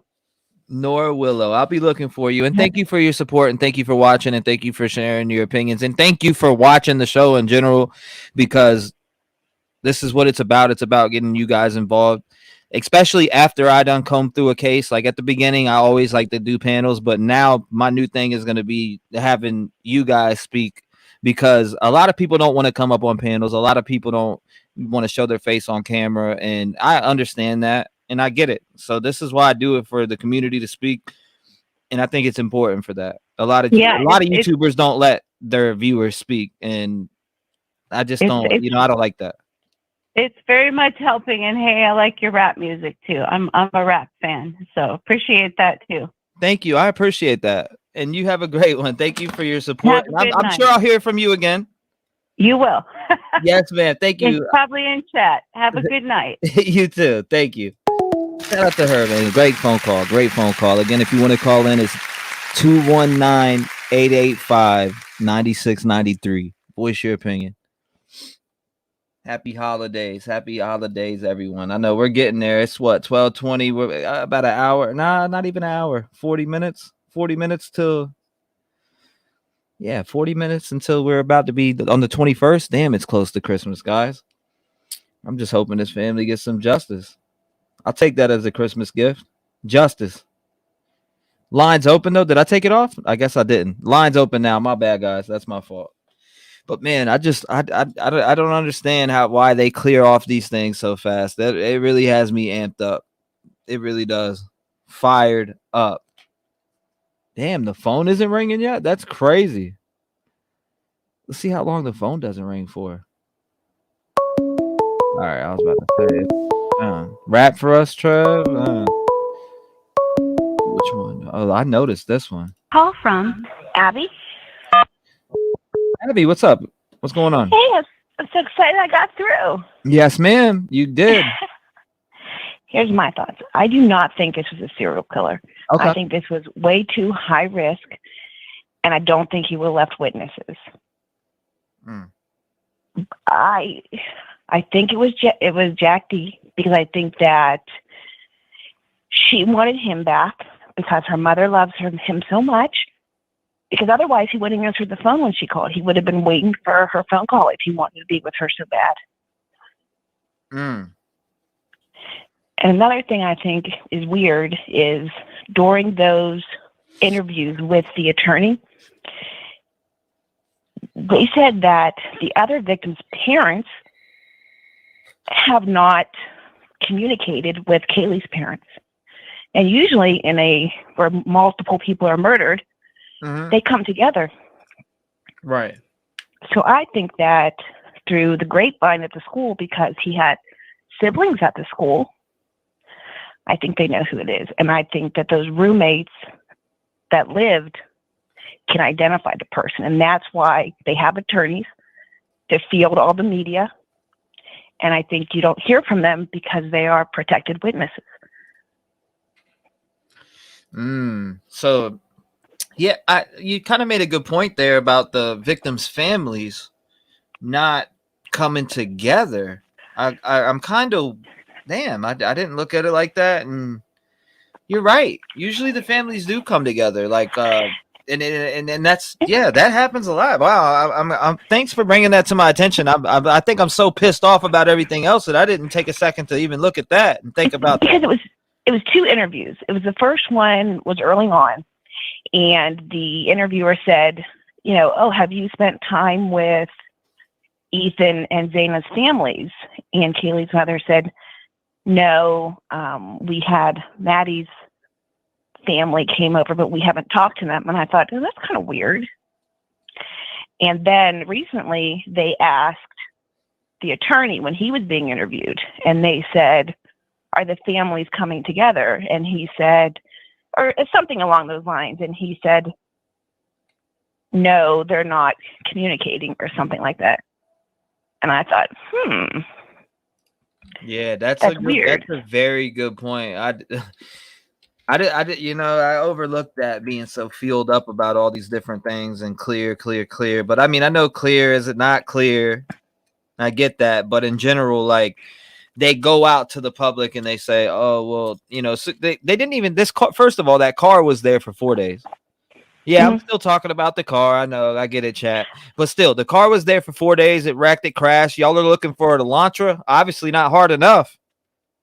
You know what? I think that car did have something to do with it. And I think all of this is a smokescreen when they're clearing people, when they're saying, oh, doesn't have anything to do with it, because they want the perpetrator to be cocky and to think he got away with it.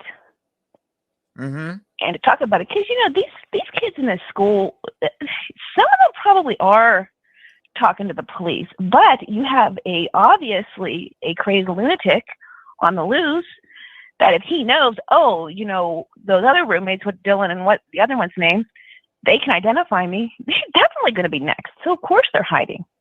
Right. And, you know, the attorney, he said, they asked him, you know, what is his role? Like, are they suing the school or what? And he said, one of the things he said was he was fielding the media requests. Mm-hmm. So when everybody's saying, oh, you know, why did those roommates lawyer up? That's probably why, because, you know, I'm sure there's a million media people that want to interview them. Yes, ma'am. Absolutely. And because I think they're protected witnesses, they don't want them talking to anybody, because as soon as I think they were awake, and I think they you know, maybe people were over at the house, they saw the white Elantra in the driveway, and they just thought all that noise and commotion was them having a party, having company, so they went in their rooms and closed the door. And when the police said, who was there when you got home, they could have said, well, there was a white Elantra in the driveway. And heard the voices. You know, maybe they can identify the killer by voice. So they have to actually, you know, catch them first.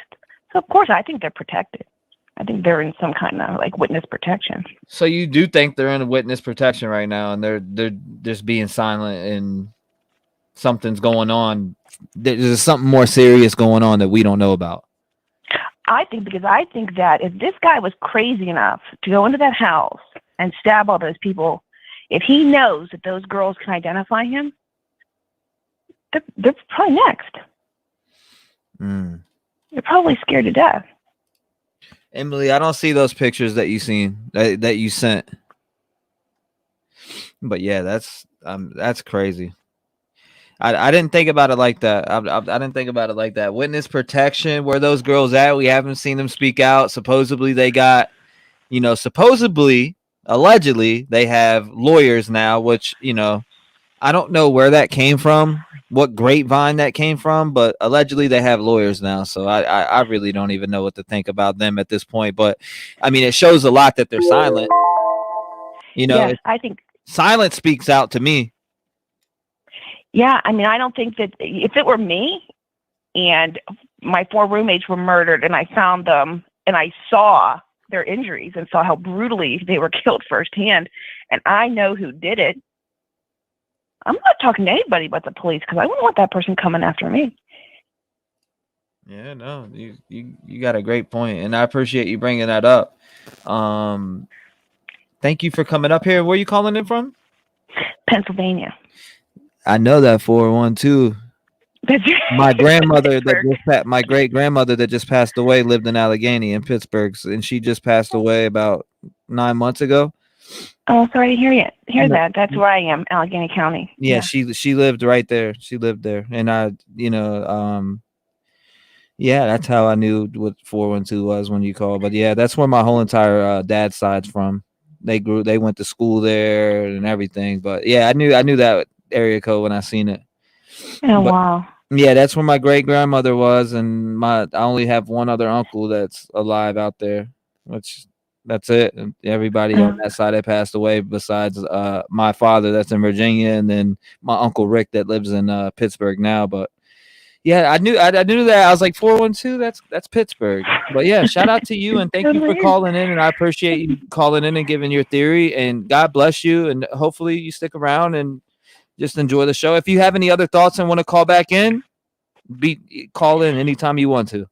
I'm interested in hearing what other people think about the families not coming together. Because even if you watch like the trial for the school massacre, all those families all come together. Yes. Yeah, they do. You're right. They come together. And why aren't these four families together right now? I don't understand that. I'm with you on that. I think that just like the detective said today, they follow the drama, and I think that Kayleen Madison caused a lot of drama. Well, I appreciate you calling. I'm gonna let a few people. Thank you so much. But thank you for calling and giving your theory. God bless you and stay safe out there in the dirty Pittsburgh, because I know it goes down out there. Have a good night. Stay safe. Thank you. And watch out for them brick roads and them hills out there, because I know they're steep. And the potholes. Yes, I know. I've drove on those roads. I know what they're like. My grandma lived on them brick roads. They were terrible. Well, stay blessed. Thank you so much. You too. Bye. God bless. Shout out to her. Welcome, man. Shout out to her. Hope she has a great Christmas. Thank you all showing love. Thank you, Freckles. Thank you, Swin Digger that became a member. Shout out to Holly. I did read that. I appreciate you guys' love. Shout out to everybody. Wow, chat is moving so fast. I can barely even blink my eyes. All right, here we go. Call from L. Hey, what's going on? You're live. I'm gonna start the call Hi, right about now. You're on. this is Elle. I called before. I just have a statement about what you just said about the phone and about Jack B. Okay. She had said that the reason why Jack didn't pick up the phone was because he just didn't want to talk to her or whatever. I totally disagree with that, and that she wanted him back. My whole theory about the phone, and I've said this before, is that, and especially, I didn't know about the Maddie thing before about, what did you tell her? And she said everything, but now, especially that I know that, my theory is that she said, what did you tell Adam? And she said everything. And I think they were speaking of Jack D, and Adam had told Jack D something. And maybe it was something about her being with someone else at the bar, her being very flirtatious at the bar, or something like that. And they were afraid that he told Jack D that. And Kaylee was afraid perhaps of what JD would do. So that's why Kaylee and Maddie were frantically calling him, because they wanted to know his whereabouts, in my opinion, because they were worried about what he would do. Now, that's what I think. Okay. And he didn't answer the phone. I mean, I think because he did it, I think he did it, and I think he had his phone not off, but maybe on some kind of a silent thing and not with him. And he was actually, maybe, in my opinion, allegedly committing the murders. Wow. Yeah, no, I mean, so you think JD committed them? Yes. in my opinion. In your opinion, allegedly speculation. This is all speculation. The viewers are speculation, and I'm speculating also. So that's a disclaimer. If you haven't heard it from law enforcement, it is not true. I put that disclaimer out there. But yeah, no, I appreciate you calling in and giving your thoughts back on that. You got anything else you want to say, or should I pass it on? Yeah, about the car. What kind of coincidence is that? I mean, come on. That a white Hyundai Elantra 2013 is going to be found kind of close to Idaho, all messed up like that. That is just such a coincidence. It's unbelievable. Don't you think? Yes, ma'am. I mean, I think it's just unbelievable. I can't believe it's not the car.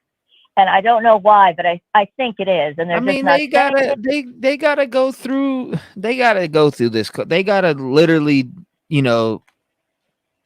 check this vehicle. They need it like the one lady that called in and mentioned maybe they sprayed it with the luminol or whatever and to see, but who's to say that this killer didn't wash off and get it detailed and put Clorox in? Right. I'm just saying in general, though. I'm just throwing that out there. I don't know about this car at all, but if you watch my stream earlier, the dude on my live stream literally jumped on panel and drove right up to the spot where the car was wrecked at, walked around the vehicle with his phone and literally was able to look at it, then went back on his lunch break, and the police were there, and this was at I want to say 2:30, 3 p.m. my time. And they didn't even remove it off the scene yet. So to have it cleared within 2 or 3 hours, I guess the car grew wings and it flew to Moscow, Idaho, 8 hours away, and they sprayed it down. Well, I know that the Oregon police, if it was in Oregon, correct? Yes, ma'am. Eugene, Oregon. Okay, the Eugene police. Somebody was talking that works at the Eugene police office. They said that they immediately called Moscow, and that Moscow didn't get there for days. So I think they screwed up and they're trying to cover up, maybe, because they didn't want to deal with it so far away, right, and waste manpower because they have so much going on, and they maybe thought that's not it so far away or something like that. I don't know, or maybe they have the car already and they just don't want the person to know. But that is just too much. That the exact car they were looking for was just sitting there in a parking lot all trashed. I mean, come on. That car, I don't know. The car that was in Eugene was pretty fucked up. Excuse my French, but right. And the thing about the families not speaking, was that girl talking about JD's family not speaking to Kaylee's family? I wonder how that relationship is going.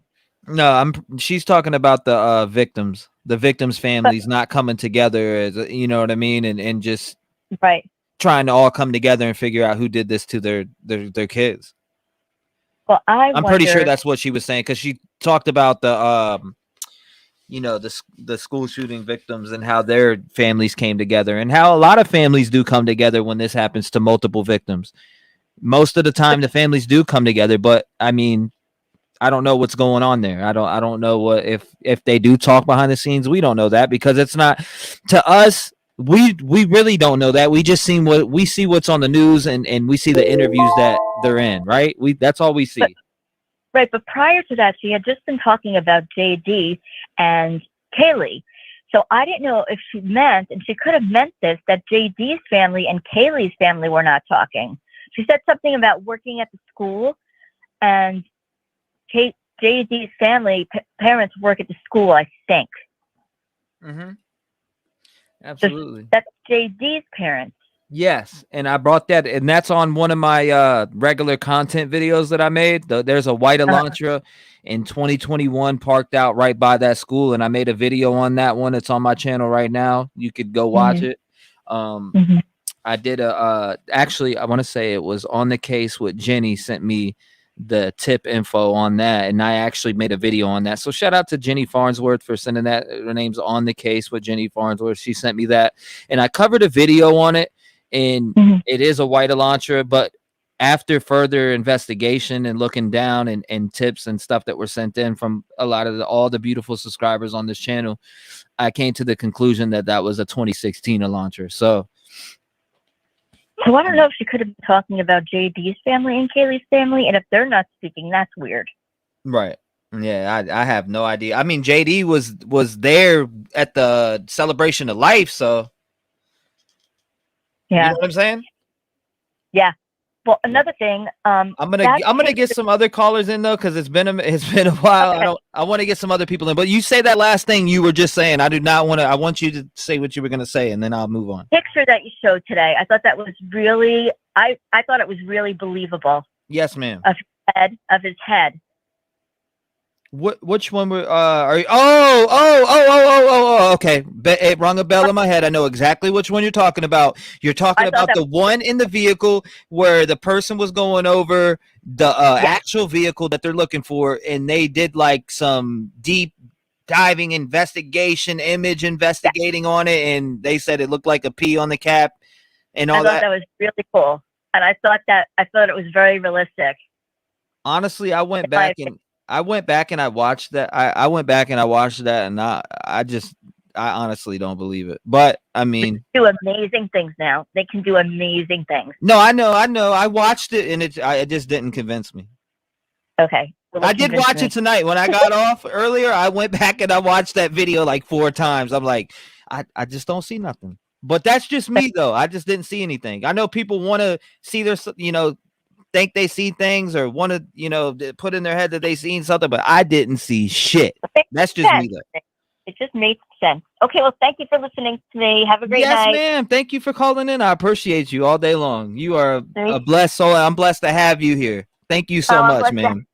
Okay, thanks. Bye. Yeah. Shout out to her. Shout out to her. If you want to call in, guys, make sure you call in at 219-885-9693. Voice your opinion, guys. Voice your opinion. Yeah, this is that footage I have on the screen. Let's go ahead and remove it real quick. And let's put on... Hold on, where's that clip footage I had at? It disappeared on me. It disappeared on me. I don't like that. Oh, well.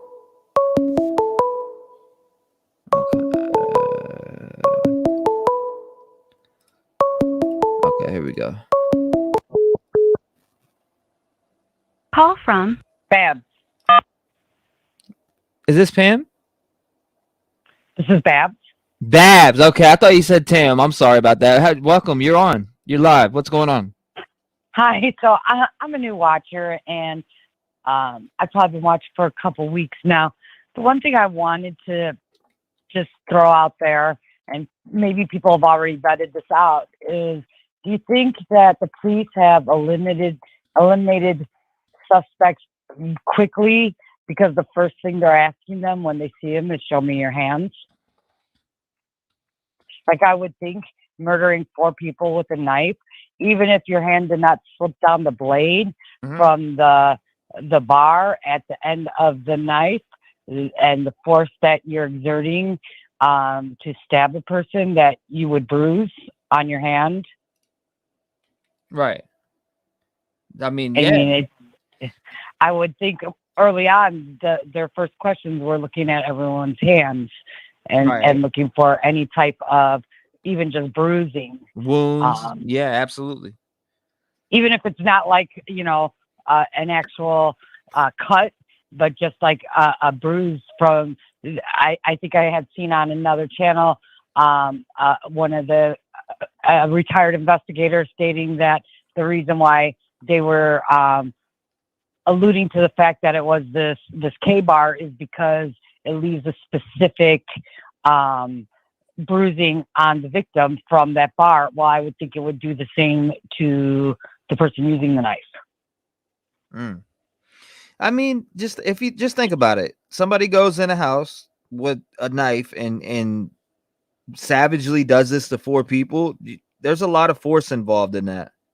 And with the amount of wounds, to think somebody would go in there and literally do that to 4 people and walk out unmarked. Yeah. Unmarked. I couldn't buy that for 1 second.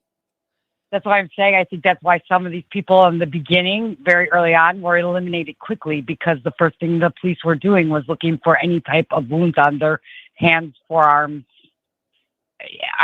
specifically the hands from just holding the knife and, like you said, savagely attacking 4 people. There's no way you walked away without a bruise. Yeah. So I'm just wondering if somebody. Honestly, I don't think stabbing JD themselves has too it are in high. him. I'll tell you from what I've seen, I just don't see Jag D having it in him to do it. I also don't think that he will get away with it this long. I also think they said early on that when the friend and that Ethan's best friend and his brother were the first to respond, and that Ethan's best friend was a boyfriend to one of the victims. Yes, ma'am. That means that it was either JD or Jake. I'm pretty sure when Jake spoke at the vigil, he said that he didn't know Ethan well, so we know he wasn't Ethan's best friend. Jake was not, so that left JD. Right. So JD was first on site with the brother, and he has no signs of wounds or bruising.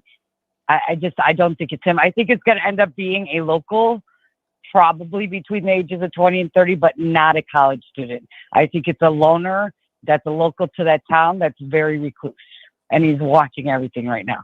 I wouldn't be surprised if he's called multiple YouTube channels to even try to sway people other ways. Mm-hmm.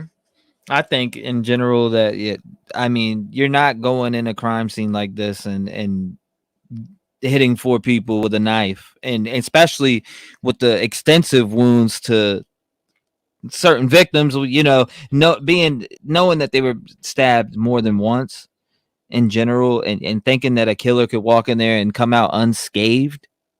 I don't believe it. And if there was a struggle, just imagine, That's what the they chances said. of them stabbing themselves. 2 of them, right? And that's what they said. 2 of them had defensive wounds, so there's no way the killer left without a mark on his body. There's no way. There's no way. Mm-mm. Yeah, And I'm sure that's like one of the early on in the investigation. That's the first thing they were looking at, and that's why people were eliminated very quickly. I don't think people are being eliminated quickly now, because anyone who had a wound, that wound is probably gone now. It's probably healed. Like if they had a bruise, it's probably healed already. So I don't think that's it.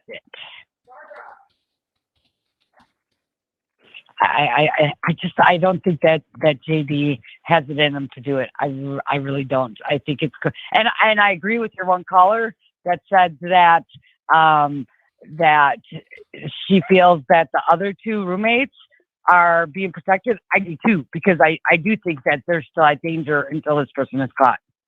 And not because they know anything, but because whoever targeted those other 2 girls, which I actually believe it was the girls that were targeted and not Ethan. But I think whoever targeted that house is still after those 2 girls. Right. So you think Madison and Kaylee were targeted? Yes. And possibly even Xana. I don't think Ethan was. I think it was some recluse that is, like I said, a local to that neighborhood, not a college student though, not in the fraternity. I think he just is a local that has lived in that town all his life and has watched this group of girls and has coveted them. Has watched them and is.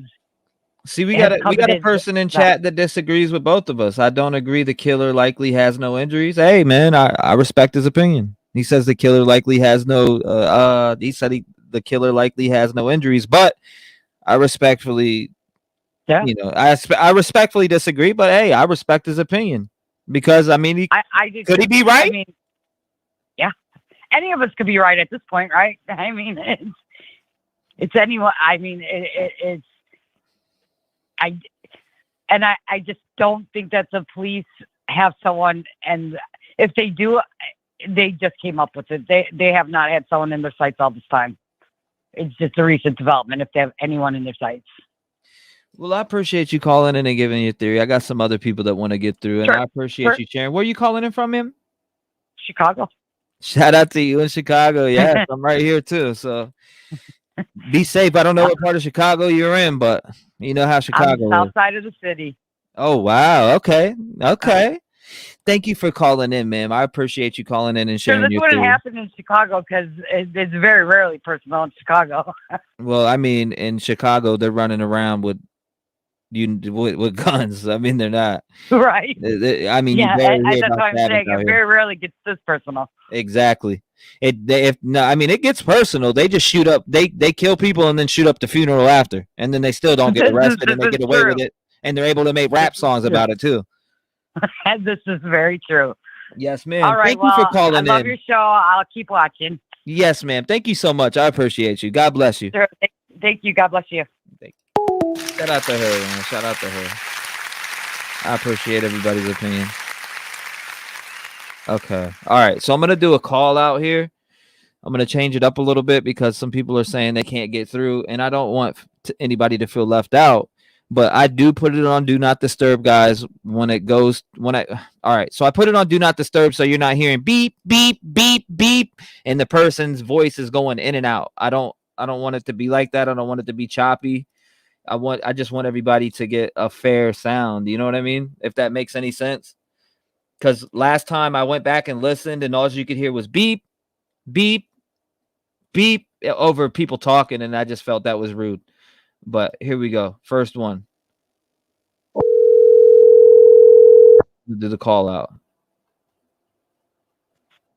Hi, good evening.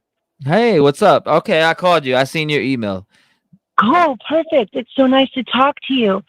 So I've got a couple things I wanted to tell you. First of all, thank you for calling me. I was getting a recording that was saying This Google subscriber is not available. Yes.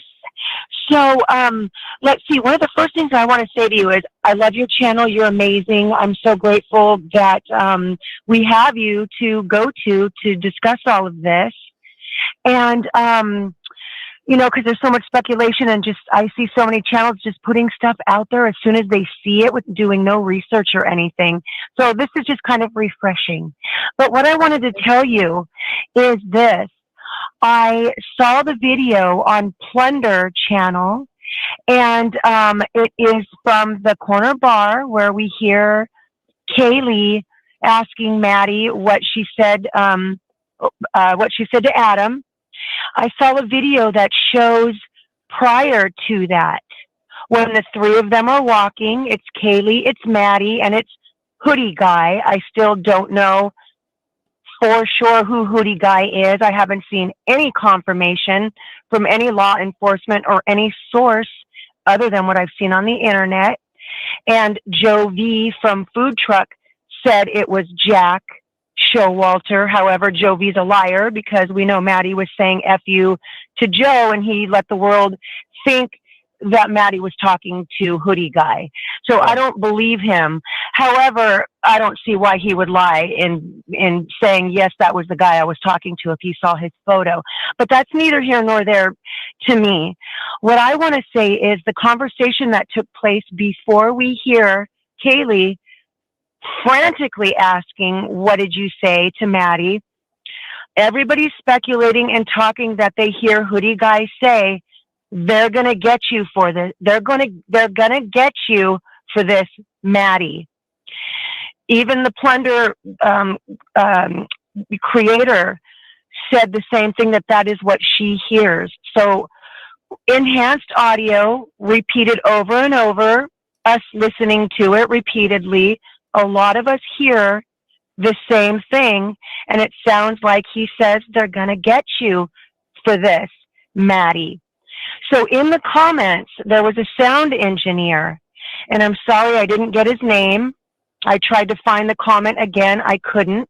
It was a very, very long comment from a sound engineer that broke down sound, I'll just say scientifically in my, ignorant speaking.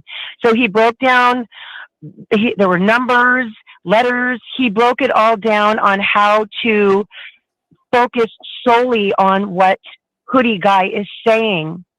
What he said is that he can clearly hear Hoodie Guy say, "Let's go inside when we get there." That is what he heard. The only reason I want to say I believe him is because I worked in a recording studio. We know what these sound engineers can do. They make lots of money doing what they do because of their skill. I have no reason to think that he's wrong, only because of his skill knowledge. So I don't know if you want to listen to it again. When you do on your own time, I don't know if you want to play it on your channel now, but everybody's going to hear the same thing, and it sounds like what we're all saying. They're going to get you for this, Maddie. However, other people hear, "Let's go get you some food." So people do hear different things. I heard you say you hear something different. What is it you heard? I have one that I'm gonna play right after you get off. It's a video that one of my buddies, or you know, a good subscriber on my channel made, and he's like, you know, he works with audio and he works with videos and stuff like that. So I'm gonna play that one, and when I put my headphones on earlier, I'll be able to tell you I'll tell you exactly what I hear. What do you hear? I'm gonna have to go back and replay it again. Okay. I'll tell you exactly I was hoping you were going to tell me. Okay. All right. Perfect. So let's see what else. Justice for these kids. This is just gut wrenching. I wanted to go into nursing. I can't handle blood at all. I can't imagine the sick mind of this person or these people to pull something off like this. It's, you know, beyond gore. You have to be a really, really sick, mentally, you know, capable of dealing with that. Visually, your senses, the smell, and just, I can't even imagine what sick individual could pull something like this off. Right. Also, you guys, people talking about Jack, I've used the word dweeb. He's not. He's an athlete. He is a very good tennis player. Think of the stamina that you have to have doing a sport like that, and then repeatedly whacking over and over and over again. So that stands out to me. I think Jack has a lot of motive. However, I think the last caller that called has a really big point that it could just be some random older person in the neighborhood that's just a sick freak. There's a lot of hunters there. So, you know, prayers to the families. This is gut-wrenching. I'm in California. I'm a beach girl. I'm a surfer. I'm grateful, thankful for my life every day. I can't sleep at night with this. This one's really got to me. So, you guys, just be kind, pray, and let's hope we find this sick SOB. And I thank you kindly. Thank you so much. And I can't wait to hear what it is you hear on the tape. Okay, yeah, I'm about to play it right now. The one that he sent me earlier, and literally. So when I hang up with you, and I go back on YouTube to finish watching your live, that's what you're going to have on next. I'm gonna have it on right. I'm gonna play it right now because it's 32 Perfect. seconds. It's 32 seconds, and then I'll go over with chat. We'll go over everybody. I'll put your headphones on right now, chat. Put your headphones on right now. I'm gonna get my handy dandy headphones. And we are gonna listen to this right now again, and we're gonna come down to the bottom of what we hear here, and then we'll open the lines back up. And so I'm going to get off the phone with you while you do this, right? Yes. Okay, perfect. I thank you kindly. God bless everybody. Peace and love. Merry Christmas, and stay safe. You too. Thank you so much. Alrighty, everybody. Bye-bye. Thank you. Thank you so much. Thank you for calling me. Thank you. No Thank you so much. No All right, problem. you guys. Good night. Bye-bye. God bless you. All right, hold up. Okay, here we go, guys. I got this footage, but this is what I was being sent by Emily and Snipe. They were sending me these pictures, and there's another one here. Hold up, before I play this video. Is it this one? This photo? So, I mean, they're different shots. Now, I don't understand how somebody could get, there's a hat in there with somebody with a P on it. Does anybody see a hat in there with a P on it? Does anybody see that? What do you guys see in this photo right here? You see a hat with a P on it? Because somebody made a video and they were like, oh, hat with a P on it, hat with a P on it. I'm not seeing that. Damn, I'm breaking out on my face, but that's weird. I don't know if it's from me being sick or what.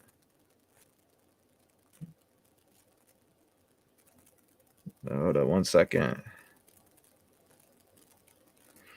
Okay, here we go. Let's go to here. Hard to tell from here. Let's see. Absolutely not. There is one more. Car looks like a hatchback. You're probably talking about this one. It's got to be this one you're talking about, right? I pulled up all four so far. I don't know what you guys think about that, but that's, you know, I don't know. Somebody made a video earlier and they were like, yo, you can see the guy in there. He has a hat with a P on it. I watched that video like 5 or 6 times, and I swear I just don't see it. They did like an overlay and all that other stuff, but super weird. Super weird. But here we go. Let's go ahead and hop into this real quick. Where's that freaking video? I just had it. Okay, here we go. All right, here it is. This is from a good friend Jeff here. Check this out. Let's get into it.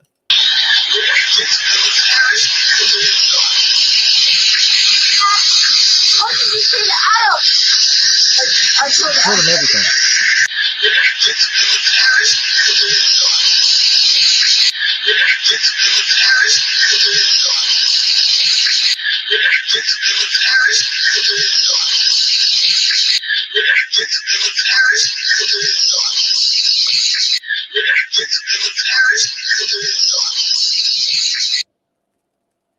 Hold on.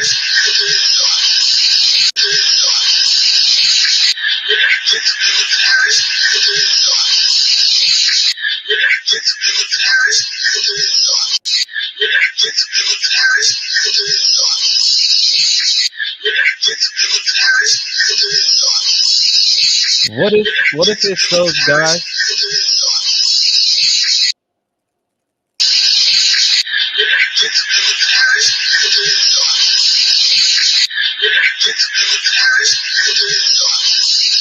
What if it's those guys sitting inside? What if it's those guys sitting inside? What if it's those guys sitting inside?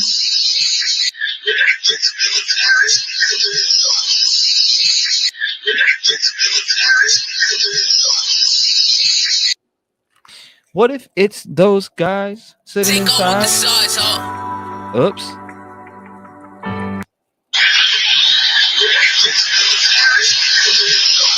I feel like I hear, what if it's those guys sitting inside? I don't know, man. Like, I'm hearing different shit now that I'm going back.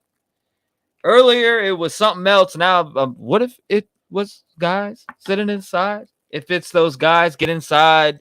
I'm hearing, what if it's those guys sitting inside? What if it's those guys sitting inside? What do you guys hear? Tell me what you hear. Let me know what you hear in chat.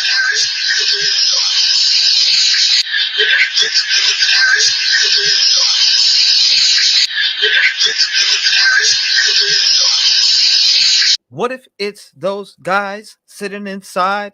What if it's those guys sitting inside? I don't know why I hear that, but that's what I'm hearing. What if it's those guys sitting inside? I don't know why I'm hearing that. I just don't know. I don't know why I'm hearing that.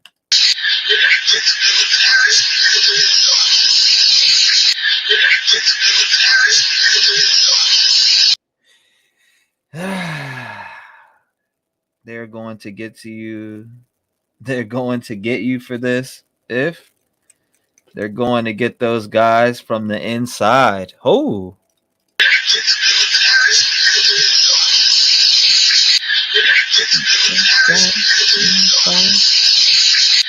I don't want to get too far deep into it, but I'm thinking it's saying, what if it's those guys? Something inside? What if it's those guys? Something inside? That's what I hear. But hey, man, I'm gonna open up the lines. Let me know what you hear or what's your theory. What is? But I mean, that's kind of what I hear in it. I don't know. I'm getting something different every time. Jeff was in here and told me the T got the beat. Yeah, for sure. I got the beat. But yeah, man, listen. Let me check the email real quick. Make sure we ain't missing something here. Let me see. There's a lot of emails that are coming in, and there are a lot of videos people want me to watch.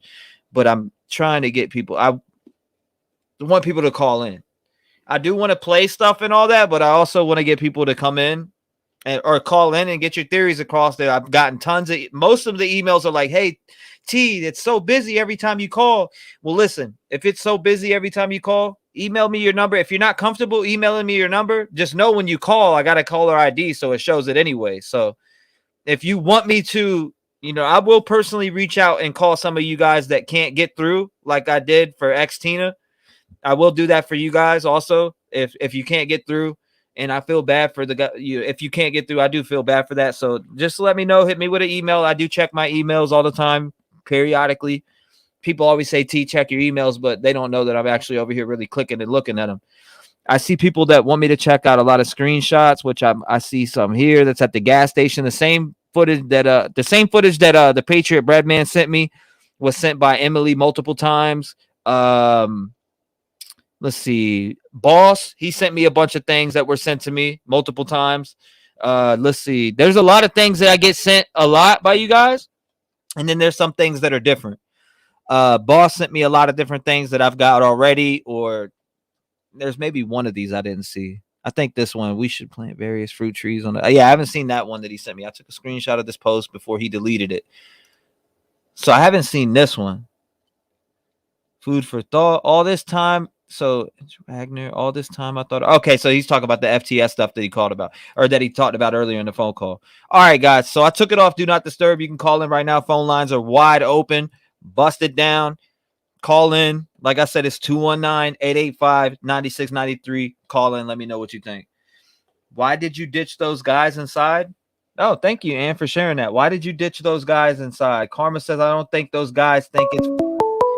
Man, we're hearing a lot of things. We are hearing a lot of things. And thank you, Karma. I appreciate you. Let's see. Call from Rick. What's up, Rick? You're live. What's going on, brother? Hey, I'll tell you something. I talked to you, left you some emails, talked to you, and I'm Jack S or Jack D all the way, but reasons being, not Jack S. Hey, you might want to mute your background for the viewers, and then I'll start the clock.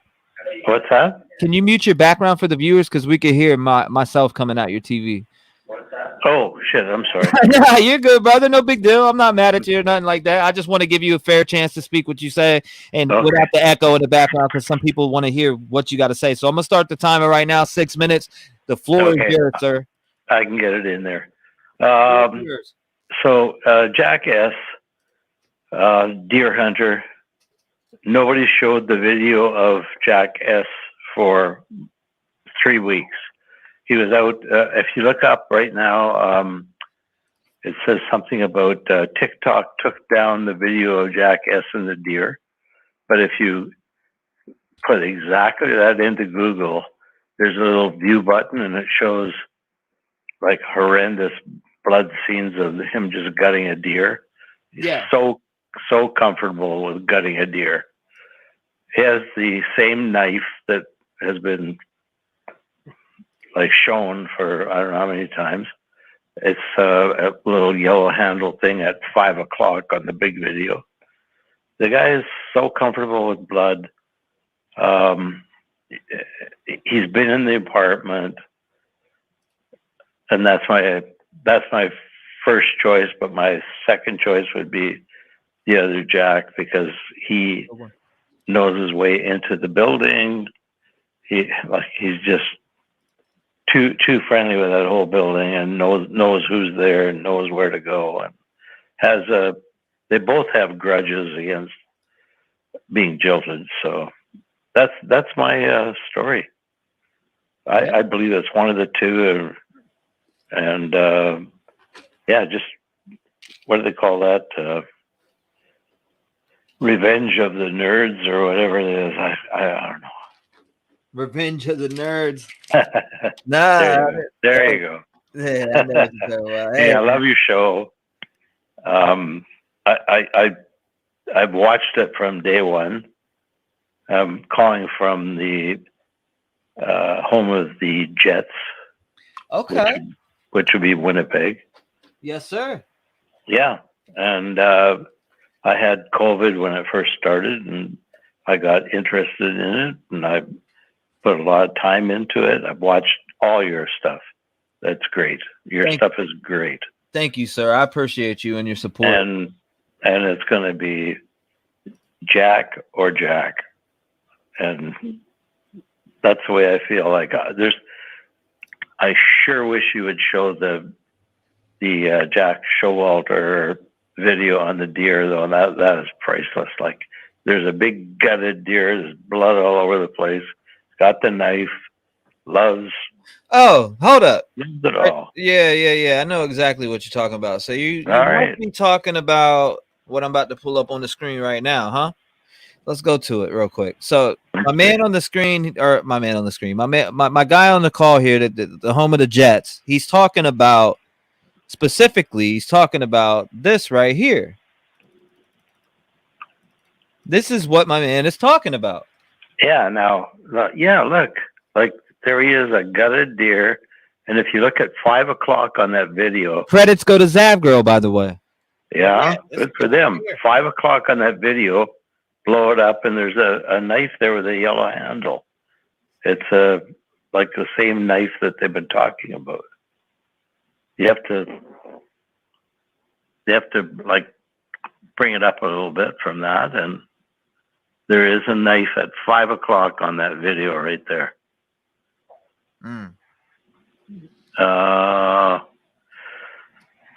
Yeah. Anyway, he's an experienced gutter. Just gutted this deer, and they use big knives to do that. So that. Yeah, man. I'm so glad to see this show up because personally, I think that he had a lot to do with this, but I wish I knew which guy. And why can't they go to Joe and say, "Hey, Joe, here's a picture of Jack and Jack. Which one was it that was at the food stand?" Like, they can't figure out who that was. It was either Jack S or Jack D, but they don't seem to be able to.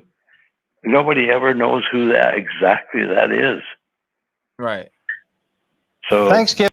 Don't you want to ask Adam, or don't you want at the bar? He was there. Don't you want to ask Joe, the big guy? He was there. Like, he looked at him. Show him a picture of both guys. Show him which ones was there. Right. Yeah. Who is he? Who was the hoodie guy? They can't figure it out. Well, there's people there that know them. So figure it out and go from there. That's my call. Yes, sir. Thank you for sharing your opinion, man, and God bless you. I do appreciate you calling in, and I do appreciate you just watching in general. And the reason why I did this podcast is for people like you to come up and speak your opinion, because you sit around and listen to my fat ass talk about shit all day. So it's only right for me to give you guys a floor to speak also. I appreciate that. I never knew when you were live. Like, I phoned in quite a few times, and I think I got you one time when you weren't live. Yes, sir. So you never know. And yeah, I don't know if my 6 minutes is up, but this is a crazy. I mean, you got 5 seconds. 5 seconds? Hey, you're a great guy. Thank you, brother. I appreciate that, man. And God bless you and your family, man. And I hope you continue to stick around, man. I like you. I appreciate your opinion and just sharing your opinion and admiring my work. And my work is just putting things out there. I'm not no cop. I don't pretend to be a fucking cop. I just dig for shit. I get information from you guys. I'm not gonna steal people's work, if I use people's work, I shout them out. I share their channel link. I'm not out here to try to be somebody I'm not. I'm just a regular old T-REV. That's it. I'm not a cop. Like I said, I'm not a cop. I'm not any of that. I'm just somebody that likes to see families that have tragedies like this happen get justice. That is just that's something that I enjoy seeing, is family get justice. It sucks. The only part that I don't enjoy is seeing the pain that these families go through. Yeah, I hear you. That resonates in my heart, and it breaks my heart a lot. But trying to find out what these people, who done this, and seeing these bastards go in front of the court and get what they deserve, that's the only thing that we could look forward to. No, man, just think big. Yes, sir. Thank you for calling, and I appreciate you, boss. All right. You have a good one, man. Thank you. Bye-bye. Shout out to him, man. Shout out to him. Shout out to him. And if you guys want to call in, make sure you call in. I'll get this picture off the screen because I know a lot of people don't want to look at that grimy ass shit, which I don't blame you whatsoever. Let me pop something else back up. This look right here. I mean, this one gets me every time. Jose Weaver, you keep saying to watch the video. I've already covered. I made a video on that. Have you ever seen my video on that? Call from Jeffrey Stigman. Jeffrey Stigman, what's going on, brother? Nice to hear you. Hey. I see you in chat all the time, man. It's nice to hear you finally. What's going on, brother? Yeah, good to hear you, T-REV. Man, you just played that video or the audio of I can't figure out what he's saying. To me, it sounds like he's saying maybe it's those guys from McDonald's. But then why would Kay Lee say immediately after that? Kay Lee says to Matt, what did you say to Adam? So I would think it would have to do with someone from inside the bar. Yes, sir. So it would be interesting to see that. I wish we could get the videotape from inside that corner club, because I know they got cameras inside too, and outside in the parking lot. So, yeah, I don't know, man. Well, I mean, the what's white cars. your take on this, man? What are you standing at with all this? I think it's Jack D, but what I'm wondering is, if it was Jack D, then why wouldn't the cops at least try to go for a search on his home if they had some sort of suspicion? Because I know the Fourth Amendment protects both tenants and the landlord. Like, the landlord can't just give cops permission to search a home if the tenant still lives there. So maybe Jack D turned down the search warrant, because wouldn't you, if there's a theory and you don't want to leave no stones unturned, wouldn't you at least ask Jack D if we're allowed to go ahead and look at your home and see if you went out that window and see if there's blood? Because, okay, let's say he whacked the 4 girls. Let's go with Jack D did it. He waited, and now he's killed 4 people. He's got some sort of blood on that clothing he's got to dispose of. Mm-hmm. And he's got a murder weapon he's got to dispose of. His roommate's claim is that he was playing video games and Jack was upstairs sleeping. But let's just go with the fact that Jack got out the window, climbed down the roof, went over, killed 4 people. Now he's got to climb back up on that roof while his roommate's still playing video games.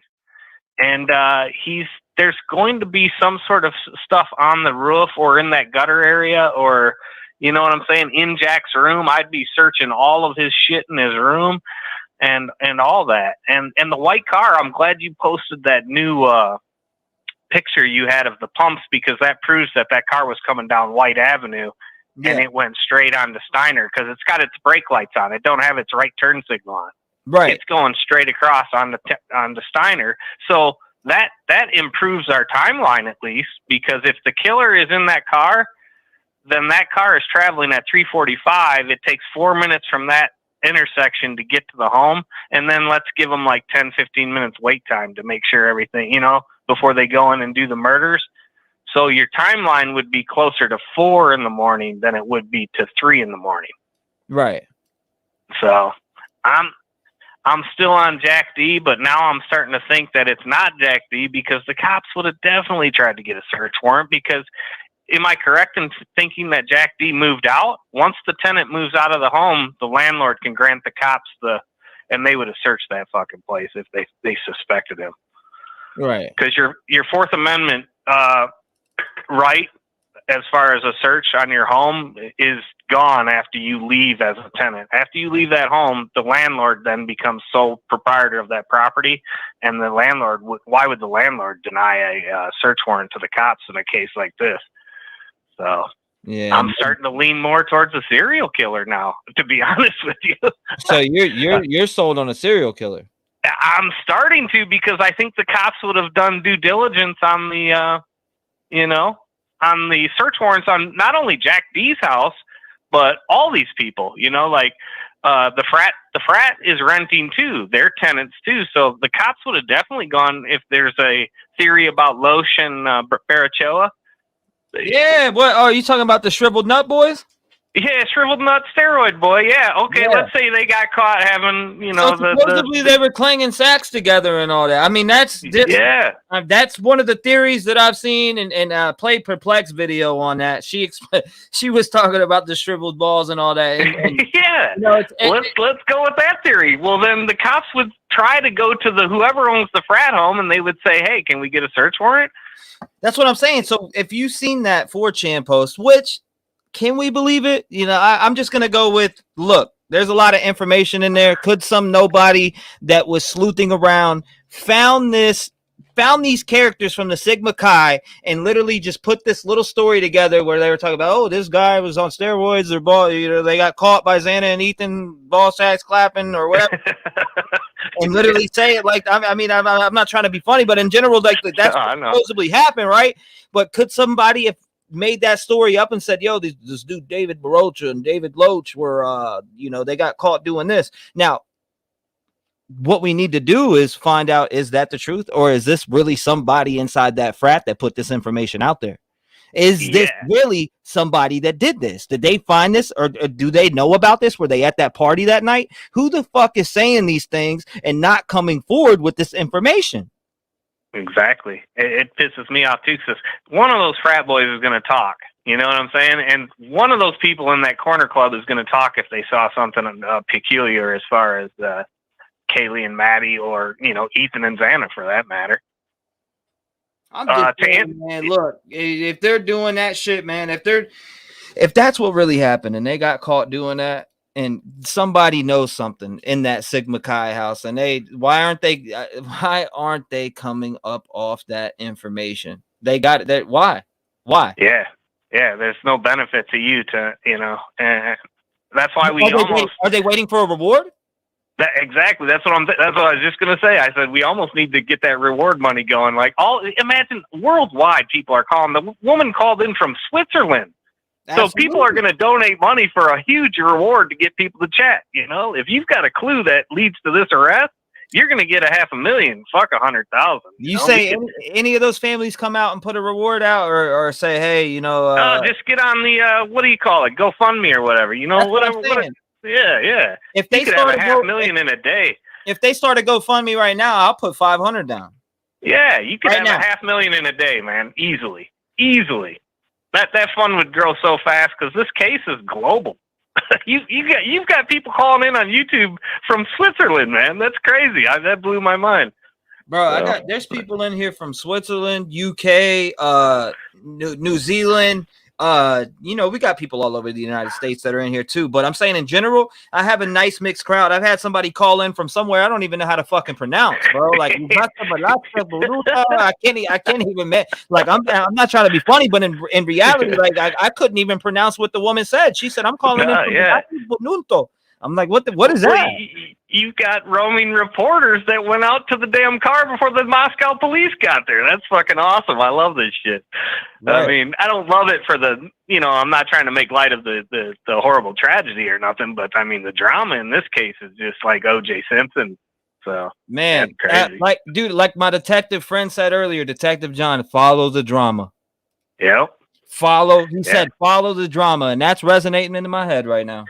Oh, yeah. As far as the white car, I don't think a killer would kill utilizing that vehicle, and then travel 465 miles to Eugene. But, okay, let's go with the serial killer. The serial killer, Eugene from Salem, Oregon, where the other two people were stabbed in the middle of the night, that's 60 miles. That's like an hour. That's where somebody called from. My bad. I didn't mean to cut you off. Bangladesh. Keister Bunny remembered. Good gracious. She remembers everything.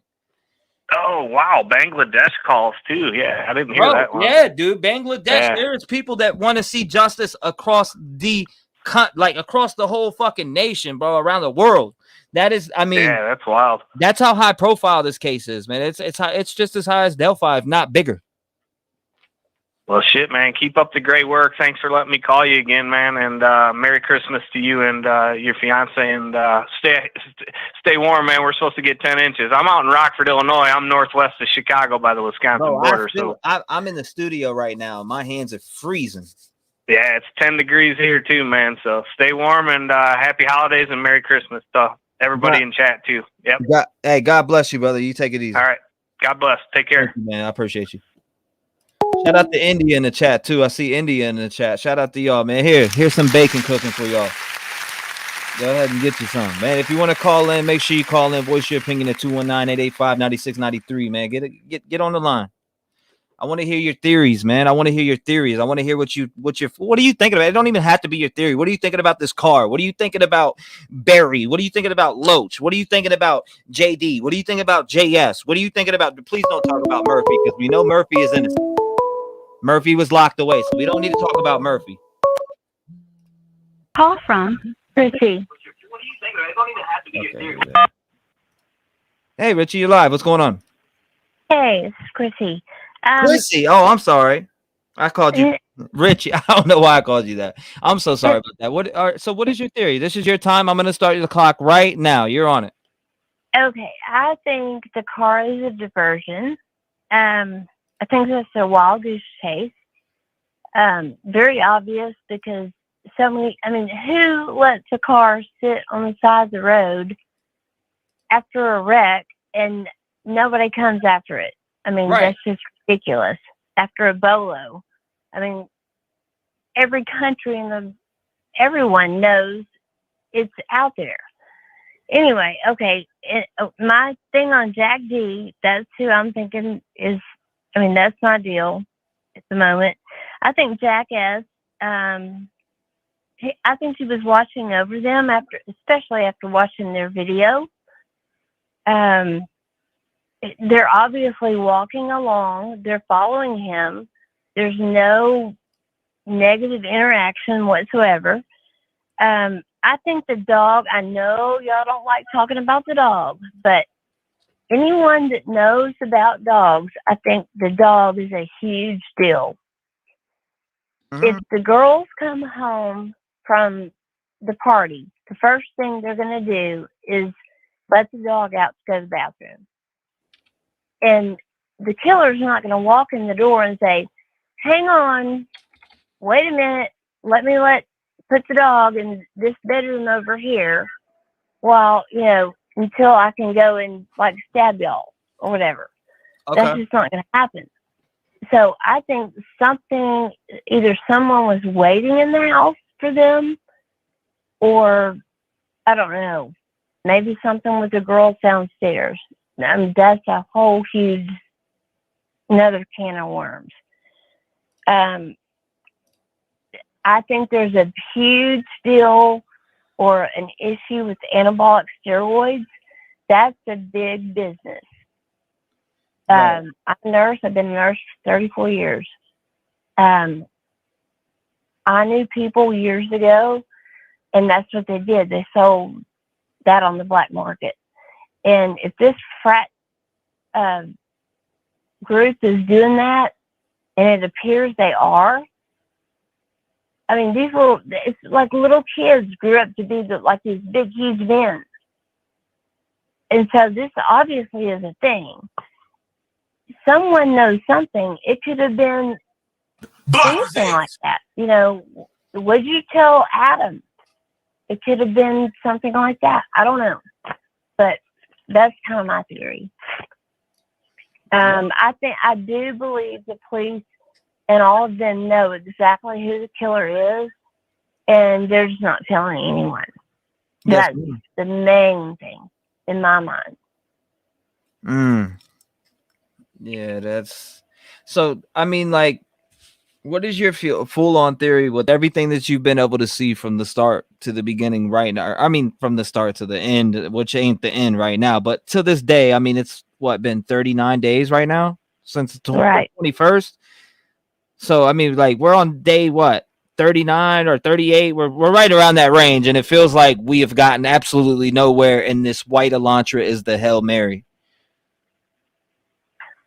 I'm sorry, but I think that car is a diversion. So you think the car is a diversion? Okay. I do. I think the way that it was sitting there and the way it was wrecked, there's no town. I mean, you can't even leave a car parked on the side of the highway with a flat tire without someone coming and towing it. Oh, I'm sorry. That's a big flag to me. The way that they let people come up and touch it, and I don't know. I think that is come over here is dangling a carrot, making everyone watch something else so that we're not paying attention to something that is going on. They needed people to look somewhere else. Yeah.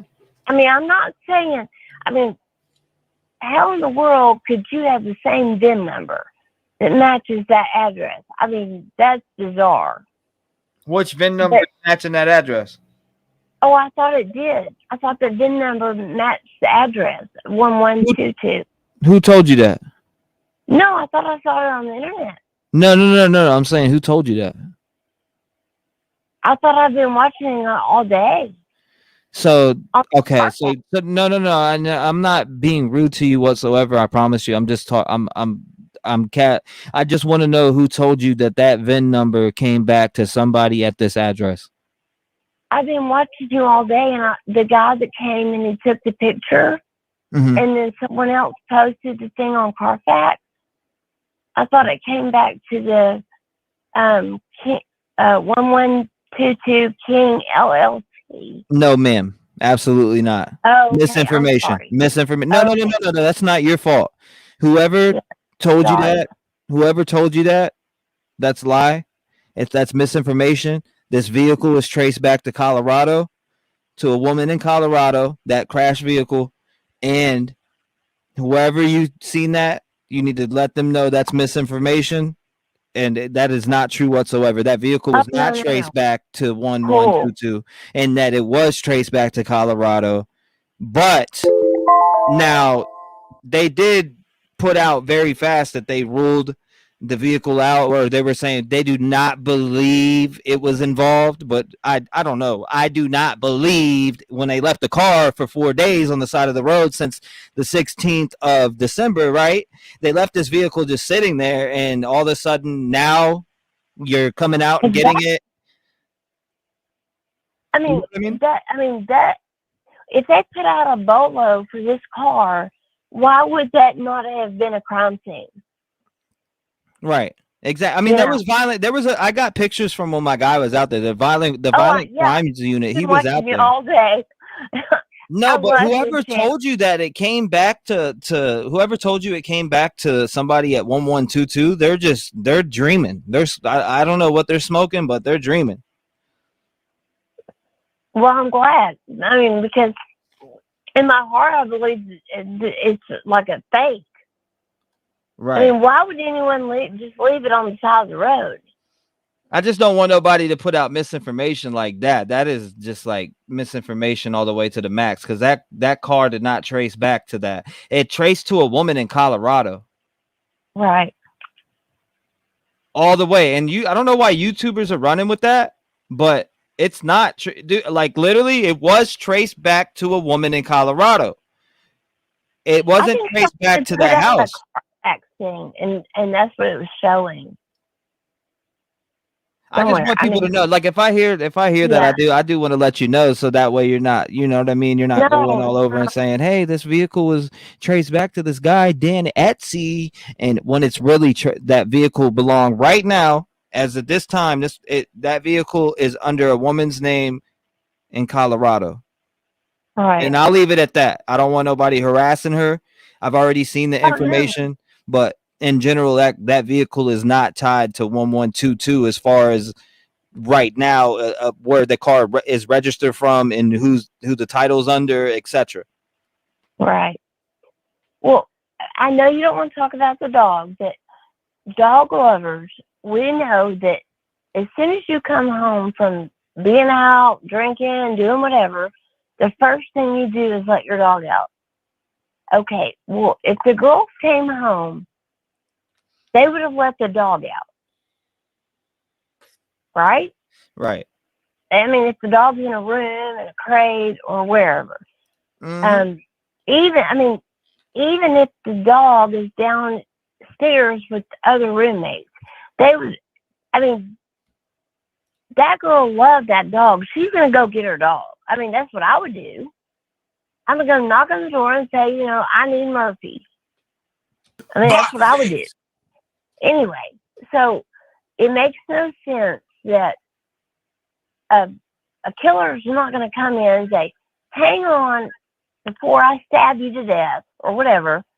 Sorry, I didn't mean to say it like that. But hang on, I'm going to go put the dog in another room, lock him up, and then I'm going to do my deeds. So I think Murphy's a huge deal. Right, and right. I mean, if you go, all right, so I'm going to, because it's been over time and I know people want to get their call in, and I'm not trying to be rude to you, but it's been, let's see, I want to look here. It's been 10 minutes. I want to get some more calls. No, you're absolutely fine. I'm not upset with you at all. I do want to get some other people in. I see comments saying time's up, and it has been 10 minutes on this call. I do want to give other people a chance, but Murphy, if you go to the, and I want you to, if you go to the, and I'm encouraging you to go to the Moscow City Facebook page, the police page, and look at the information that they put up about Murphy. He was locked away from the crime scene in the other room. It had nothing. He had no, blood or anything on him or anything like that. But I do get the point you're bringing up about them bringing him outside, etc. I get what you're saying there. All right. Thank you so much. Yes, ma'am. Thank you so much for calling in, and I appreciate you. All right. Good night. Bye-bye. God bless you, ma'am. Shout out to her. Shout out to her. I hope people aren't out there spreading that misinformation, man, and saying this VIN number was tied back to this for that, because that's reaching for views, in my opinion. Whoever's saying the VIN number tied back to somebody at 1122 is telling a bald-faced lie. It didn't. After I got off here, I did my research. It doesn't tie back to that address. Call from Paige. Hey, what's up? You're live. What's going on? Hi, Eli. I just wanted to make a few comments. I have a couple of questions regarding the case. Yes, ma'am. So I just want to know why how come they don't mention anything about the guy with the hoodie and like where his background's from? Because what do you think that there's a possibility the police are like hiding like him, or is he from like a known family? Or which one?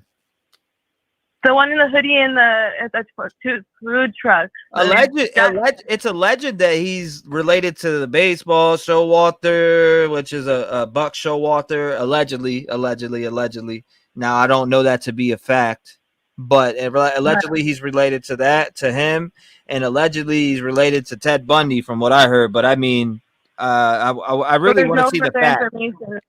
Yeah, they don't really want to release more information about that, because that's kind of a little suspicious to me. And I don't know, like, I think the one girl who commented earlier about the car, she might be on, like, that sounds, I mean, might be true, because I feel like they don't want to scare people from their town and make it seem like there's like a killer let loose in their town. Maybe they want to make it seem like, they want to point the direction into another state. I don't know. I mean, if that makes sense or not.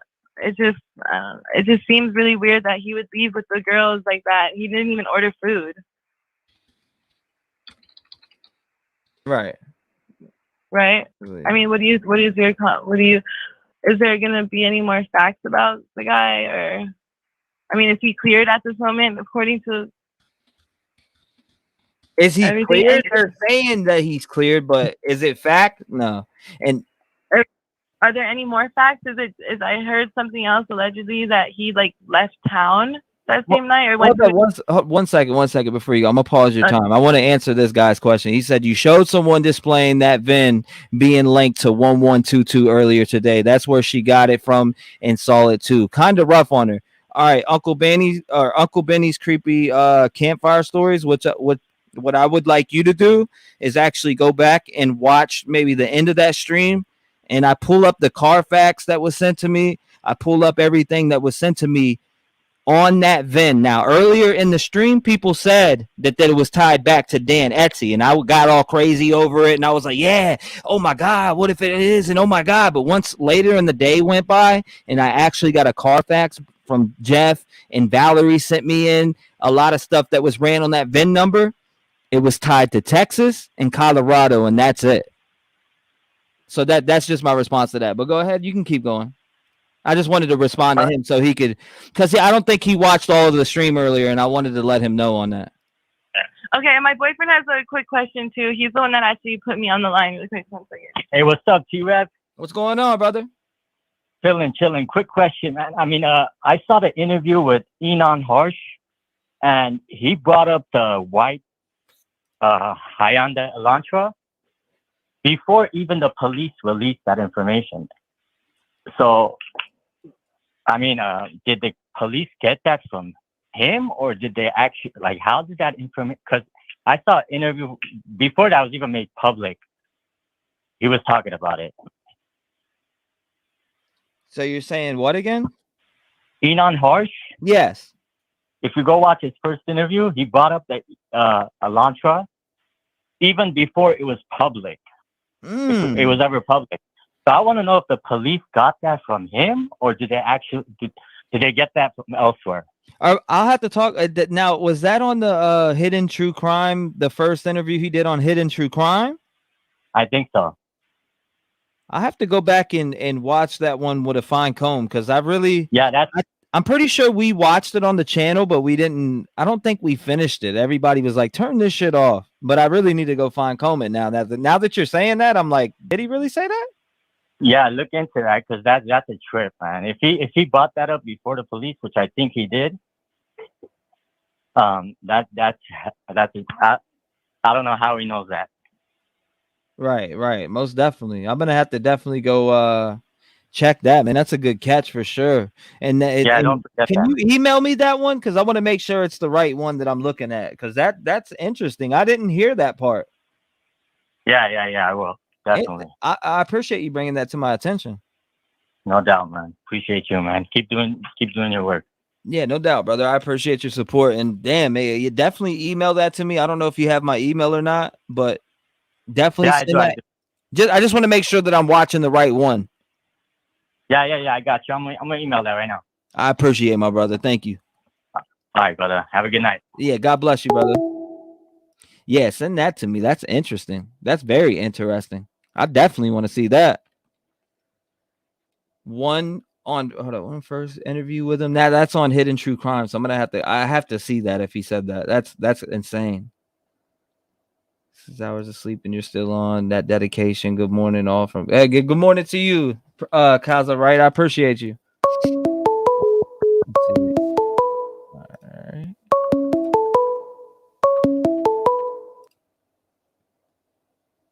Call from Nate. You said Dave? What's going on, buddy? I said Nate. Nate. What's going on, brother? How you doing, man? Hey, good. How are you doing? Sorry, I'm that hanging in delay there. on the. I had to mute my thing on the TV on my computer. Nah, you're good, brother. Go ahead. I'm gonna start the clock right now. You on the clock, man. All right. So I did just a lot of research on this.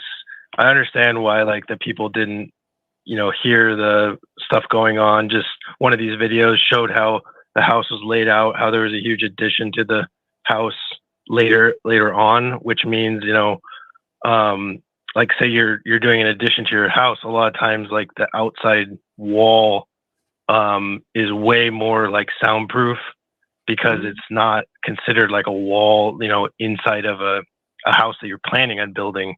So like I could understand how like even this one guy went through the setup of how all the rooms were, and like almost no one was like below or above anyone. So there was like kind of an interesting way of the guy kind of showing how, hey, it looks like what happened was someone went right after the two girls or the one girl, and then the other girl maybe was in the same room, and then someone else maybe heard that and came up to the second floor, or I mean up to the third floor, and then that's why those other two people got murdered. My personal opinion is that it was the ex-boyfriend, just, you know, from the facts saying that they'd been together for 5 years.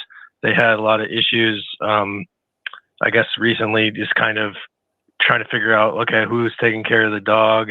The other part is, I think that it was kind of strange, like that he had sort of changed his hairstyle and sort of, I don't know, seemed like sort of standoffish, which, you know, not necessarily like, you know, they say they rule out suspects, but do we really know that when they rule out suspects? Is that like, I mean, isn't that to their advantage so they can see if the person actually admits anything else? Or if they say, oh, this person's the suspect, don't you think they'd be more careful?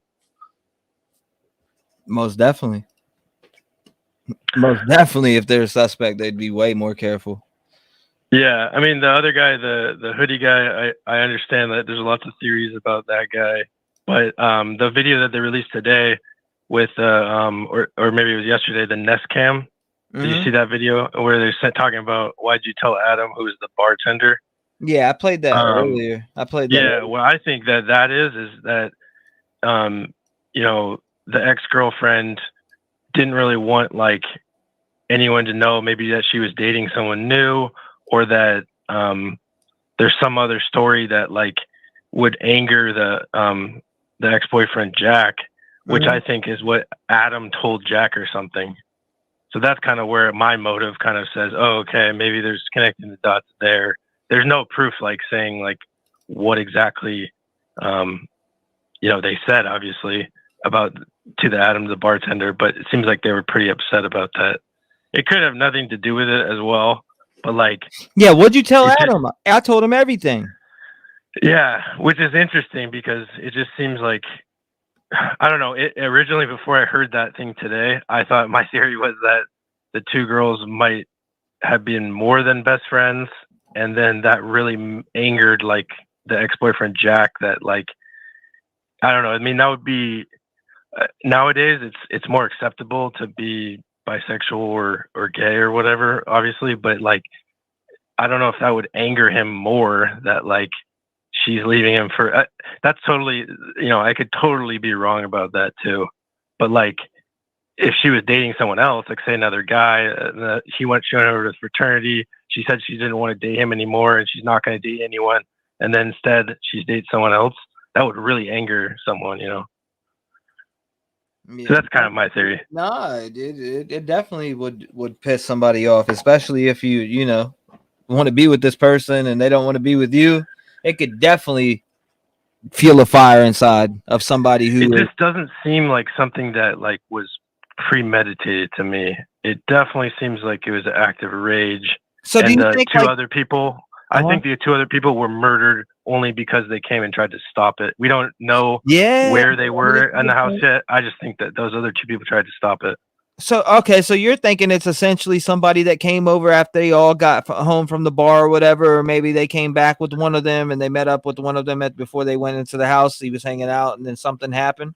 The rage set in. Maybe he got denied or, you know, anything like that. So that's what your theory is? I just don't think it's a random person getting denied or a stalker or a serial killer. I think it's that ex-boyfriend that has a motive to be pissed off because she lied to him or did something, or she cheated on him. Maybe we don't know that. Maybe she cheated on him, and then all of a sudden he found out that she cheated on him, and then you know, that's why he goes nuts. That's kind of what my theory is. Hell, man, that's a good one. I mean, I kind of thought, you know, and I've made this known on my past panels where I'm talking about the case. I kind of thought maybe that this person was invited in. Maybe they let this person in because they knew him. You know what I mean? And something happened within that. Yeah, it's totally possible, but Yeah, it's interesting. I just found your stream tonight, so I'm gonna keep watching, see what other people say, because it is hard to like figure out, information without what are people thinking, what are facts, what aren't, and knowing some of the stuff you said about, the other guy's connections, the hoodie guy and stuff like that. I mean, it seems like someone told me his alibi was. I know my time's up, but the alibi was that he like drove 5 hours to like a cabin or something after that. Mhm. And then people were trying to connect it to like a hunting thing. I don't know if you heard about that. Yeah, I've heard a lot. And I heard all. Yeah, every story you can hear of. Yeah, I've heard. exactly. People are just making stuff up at this point. But no, there was actually one more thing I was going to mention before my time's up. Was that someone mentioned just that Maddie, one of the girls, had an ex roommate who like apparently committed suicide or something. Oh, you're talking about Hannah. You're talking about Hannah Clear. Yeah. There's a Hannah Clear theory out there. Was this a and everything's allegedly. Yeah. Was it? That seems pretty pretty.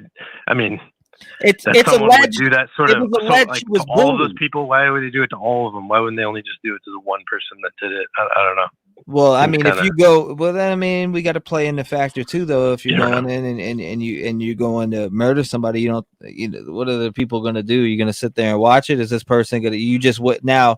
They just witnessed I you just be think it murdered. had to have been a male, and that's not being sexist, but I'm just saying, like, to murder 4 people, like, I don't know how it was a female that did it. Like, it just isn't, like, they were saying even like, oh, Jack D or whatever seems too weak and scrawny, but I'm like, wasn't he like 6'3" or something like that? Like, I don't know. I mean, No doubt, man. Well, I appreciate you calling. anyways, I'll let you go. I appreciate you calling in, brother. I'm gonna get some more calls in, but thanks, man. I appreciate All you right, calling thanks. up, and thank you for finding the channel, man. I don't know Yeah, how I'll you keep found it, but watching. you did. Yeah, keep watching. Appreciate All right, you, brother, peace. man. Take it easy. All right, so before I open the line, Keister, what were you talking about? You said Lore, aka Perplex, was trying to call in. Where? You said something about a message. I looked at the message. Hold up. I'm looking at messages and I'm not seeing anything. Hold up. I'm looking and looking and looking. I don't see any text messages in here. Damn, there's a lot of text messages in here. Okay.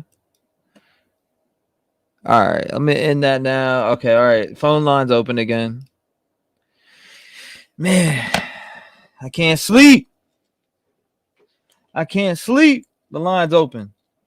Anybody, if I'm missing you or you're getting a busy dial tone, hit my email. I'll do a random call to whoever message you. Email me your number. I'll do a random call out.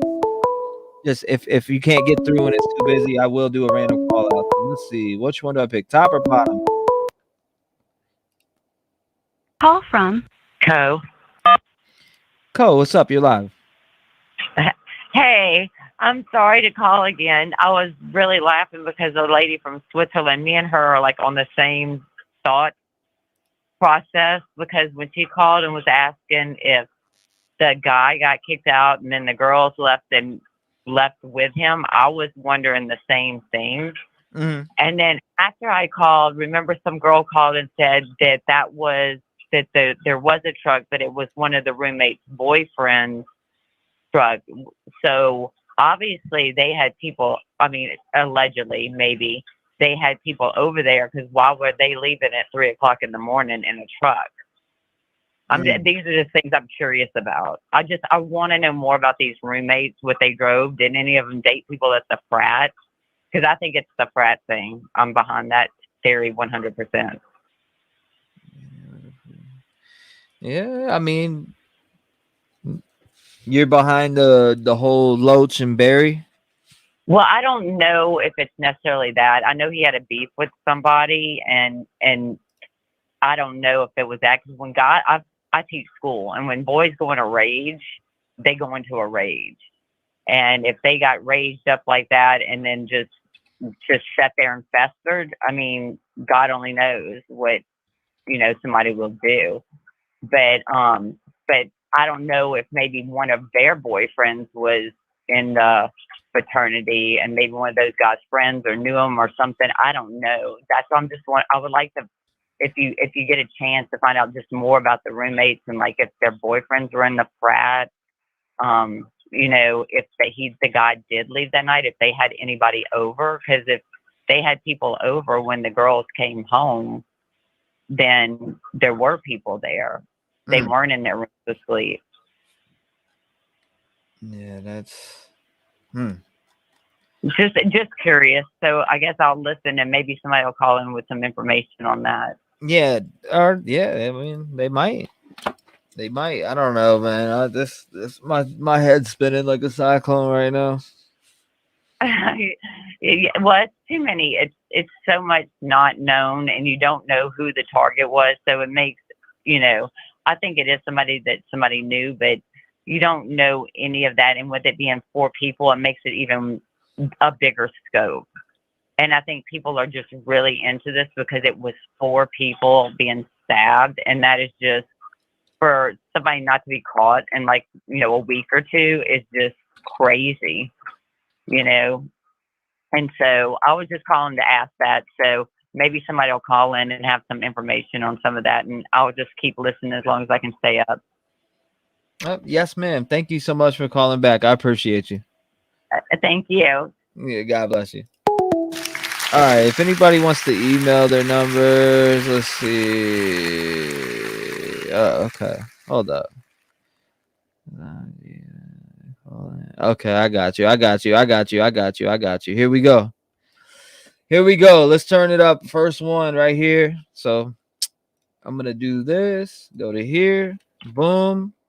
We are in there. Let's hit send.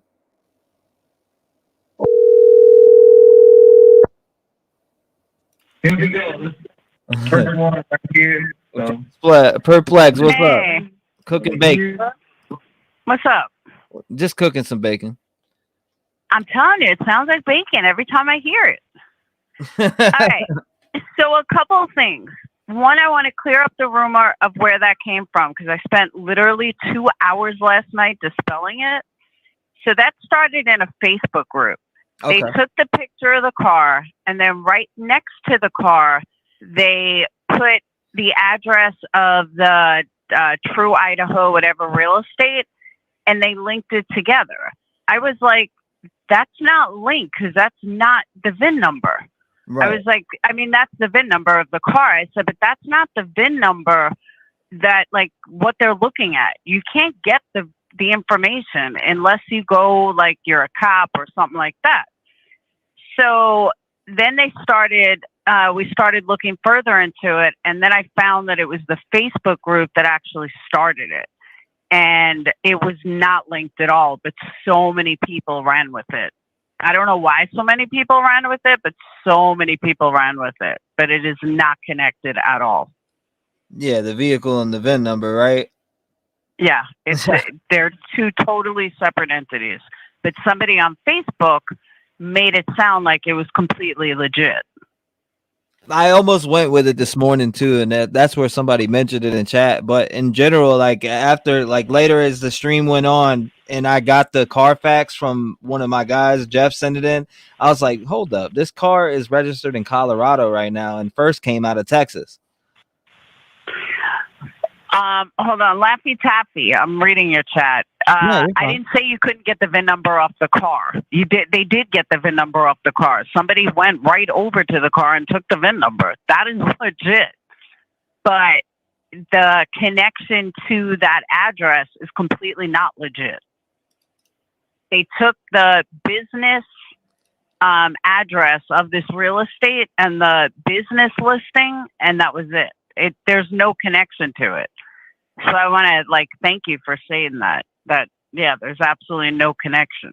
There's the VIN across the screen, guys. You guys can look it up yourself and see that it was first came out of Texas and now is in Colorado as far as where it's registered or whatever and title and shit. Like somebody came in here this morning and literally when I first got on, it was like, yeah, it ties back to this Dan Etsy and this and that. And I was like, oh shit, that's crazy if it ties back to Dan Etsy and his son or whatever. And I was like getting hyped about it. And then I had a guy come on stream. Literally, he pulled up He went up to the car, got the VIN number, took a screenshot, or not a screenshot, took a picture of the thing and sent it to me and all that. And then everybody that's in the stream, like a lot of people that I know in general, started looking it up, and they sent me the Carfax on it, and immediately it came back to Texas and then Colorado, and then they reported on the news tonight that it's a woman in Colorado. Yep. So, I mean, there it is right there. So people are, I don't know why people are doing that, maybe for clicks and views and all that shit, but no. That's exactly why. But I'll tell you what's not bullshit that one of my Patreons discovered last night. Do you know the date that Dan Etsy bought the apartment building? No, I don't. November 13th of 2018. Good gracious. And I'll email you that proof. Yeah. That's weird. That is That's weird. The same day that they were killed, just a different year. That's weird. Yeah, that is definitely weird. I agree with that. Good gracious. Yeah. And that was like, whoa. That was literally a wow moment. You know, do I think Dan Etsy did it? Oh, probably not. But it just opens it up to another, like, aspect of it. You know what I mean? It does, for sure. That is super fucking weird. And so he purchased this property on November 13th, 2018. November 13th of 2018. That is insane. Isn't that insane? I was like, whoa. That blows me away, actually. I'll email it to you. But there's the other thing I wanted to ask you, because one of your callers kind of triggered it. So why does everybody assume that the Adam thing had to do with Kaylee? Like, it could totally be Maddie who was fooling around with Adam and maybe cheated on Adam. And, you know, and Kaylee knows everything because obviously they're besties. And she was just shocked. Kaylee was just in shock when Maddie told her, like, I can't believe you told him everything. I don't know why everybody's mind is on Kaylee. It could have absolutely nothing to do with Kaylee. It could be that Maddie was the one fooling around with Adam. And all of a sudden, you know, she tells Kaylee, hey, you know, I told Adam or something. And then you hear Kaylee go, what'd you tell Adam? I told him everything. To me, as a girl who was once a 21-year-old girl in college, I don't know. That's what I think of. I think that it had more to do with Maddie than it had anything to do with Kaylee. But nobody's thinking outside the box like that. Everyone's thinking Jack and Kaylee, and it has to do with Kaylee. And I don't know why everybody's pinned down to Kaylee, because it could totally have nothing to do with Kaylee and have everything to do with Maddie. Well, that's a good point that you made, because I had somebody call in the other day and they were like, everybody thinks Kaylee's the target. And, you know, from what Steve said, yeah, she got the most wounds or whatever. But what if she was? Now, this caller made a great point, and they said, I forgot what they said they were like, but they were somewhere in the medical field. And they said, if she was the last kill, you know how dull that knife would be? And they made a good point. Like when I don't know, they just made a good point about when they would stab into the torso, and, you know, how, you know, rugged, like after killing 3 people, if she was the last person to be killed, that knife would be like at wit's end. I was just, that kind of threw me in left field a little bit, and I had to look it up, and sure enough, they were right. They were right on that. Yeah, but we don't know if she was the last one killed. Exactly. We don't know that, but I was just thinking, like, they, you know, if that is the case and she did get the most stab wounds or whatever, maybe, you know, that knife was so fucked up, but we don't know what order they were killed in. We don't know that. Absolutely not. And I agree with you on that 100%. But it was a good point that caller made. I was just like, yeah, that's interesting. The fact that she brought up the knife could be that dull, and then, you know, it being stabbed into the torso or wherever she was stabbed at in general, it would just be, the knife would be fucked up.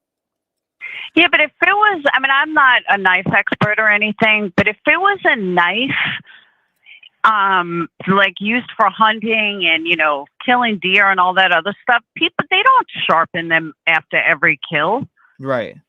Aren't they usually like, you don't sharpen them for a while? To be honest with you, I've never been a knife collector, and I couldn't answer that. So if I answered that, I'd be lying. I'd be lying. I carry a gun. I don't carry knives. I'm pretty sure, though, that a knife, if let's say it was a brand new knife or, you know, they had just sharpened it, that they wouldn't need to sharpen it after only 4 kills. Right. If it was that good of a knife. Yeah. I mean, you got a point. You know, it's not like a kitchen knife. Right. It's a K-bar knife. That, I mean, exactly. It's ready to go for. I'm pretty sure you could use it for a while. I mean, I'm not 100% sure on that, but I mean, it's a K-bar knife. It's ready for action. That's what I'm saying. Oh, guys, I'm not saying that they never sharpen them. I'm saying that I don't think it would be dull after just 4 kills, or, you know, 1, 2, 3. Yeah, on the 4th kill, I don't think it would be dull enough. Okay, I think it would be pretty intense throughout. Like they can get away with it for a while. They sharpen it before the cause. Depends on the materials the blade was made of. It's sharp out the box, but it can get sharper. Yeah, there's no telling. I feel like, I don't know. What is your whole theory on it, Perplexed? I want to hear what your theory is on this. Like, what are you at with it? I'll be honest with you. Like, if you ever watch me, I'm all about connecting the dots. And the most dots that have connected is the guys from the 4chan theory. And I hate to say that because it's like conspiracy almost. Right. But in reality, they're the only ones that made perfect sense. And they're the only ones that all the dots connected. You know, that it was Ethan at a fight. And I really believe Ethan was the target. Ethan, they had a fight. And because they had a fight, you know, this leech guy had gone after them. And if you look at pictures, I don't know, just the whole story made perfect sense. And I'm like, I hate to admit it because it's really like a conspiracy theory. And I don't know, for some reason, I haven't been able to disprove it. You know what? Like all the other stuff I can easily disprove, but I can't disprove that theory. All the dots connect. Yeah. So it's just a matter of time, and it makes sense. And it was definitely someone that was smart, that, you know, the cops want to put it out there like, oh, they were so sloppy and this. No, they weren't sloppy, because it's been 5 weeks and they're still not caught. You don't even have a suspect yet. So they weren't sloppy. They were actually pretty smart. Yeah, I mean, I feel like there was another guy that called in, and he said his brother's a detective or whatever, and he was like that this white Elantra, not the one that's on the screen right now, but the white Elantra being put out there is like their Hail Mary. Like they need this white Elantra. Yeah, but I wish they would tell us why. Like they're wishing it, like in the way that he broke it down. And if you go, I don't know if you were in here when he said it, but he said his brother was a homicide detective, and he's saying that this white vehicle is like their Hail Mary, as in like, hey, they gotta score a touchdown on this one, or they're gonna be lost. Like they're hoping that this person in this vehicle is either 1, the perp, or 2, seen something. True. But I mean, that's the way he put it, and I was like, "Damn!" I mean, it kind of makes sense, because if you go, like, every time you go to their website, that's the first thing that's pretty much up there is they give you a small little update, and then it's white Elantra. Yeah, but I think that if it was like, people ask me all the time. People, whenever I'm live, they're like, you know, what do you think of Jack D? What do you think of Jack S? I honestly think it's too obvious. The person that did this is not obvious. The person that did this is going to be somebody, and I've like profiled this. The person that did this is going to be somebody that is not so obvious. That's why I don't think it's that Enon freak either. It's somebody that's low key. It's somebody that was able to get in and out. without even leaving a trace. Because if they had something, they would have said something by now. And if it was somebody front and center that would be an obvious choice, they would have been arrested already. Mm. You know what I mean? I can't see that somebody as obvious as Jack wouldn't be in jail already. His DNA is everywhere. There's stuff everywhere. And it's just not, could be Occam's razor, but I think he would have been arrested already. I really do. Yeah, I mean, definitely, they would have definitely been arrested already. They would, if they knew who it was, they would have been arrested already. Or either that, they're building a case. But why in the beginning would they come out and say, "Oh, you guys have nothing to worry about," and then retract their statement? There's just a lot of inconsistencies in the case that just bothers me. That they made, little small shit inconsistency parts of like the private, or at first it was Uber and then it turned into private ride. And then now everybody keeps running with this Uber thing, but why did they change it to private ride? What is your thoughts on that? No, they said private ride being an Uber because Kaylee's sister is the one that said that. Okay. Kaylee's sister had said that it was an Uber and then someone else said a private ride. But then at one point, I don't remember when, but at one point they said a private ride, which was an Uber. So it was definitely an Uber. So it was definitely all right. So where did she say that at? Do you know? Is there like a clip or something she said that It on? was early on. I don't exactly remember when, but I know it was early on. It was definitely early on. Like maybe the first or second time she did an interview. And last, I want to ask you this one too. A last question. I'm sure people have asked this shit to you a lot. What do you think about Dylan and Bethany? What's your thoughts on them?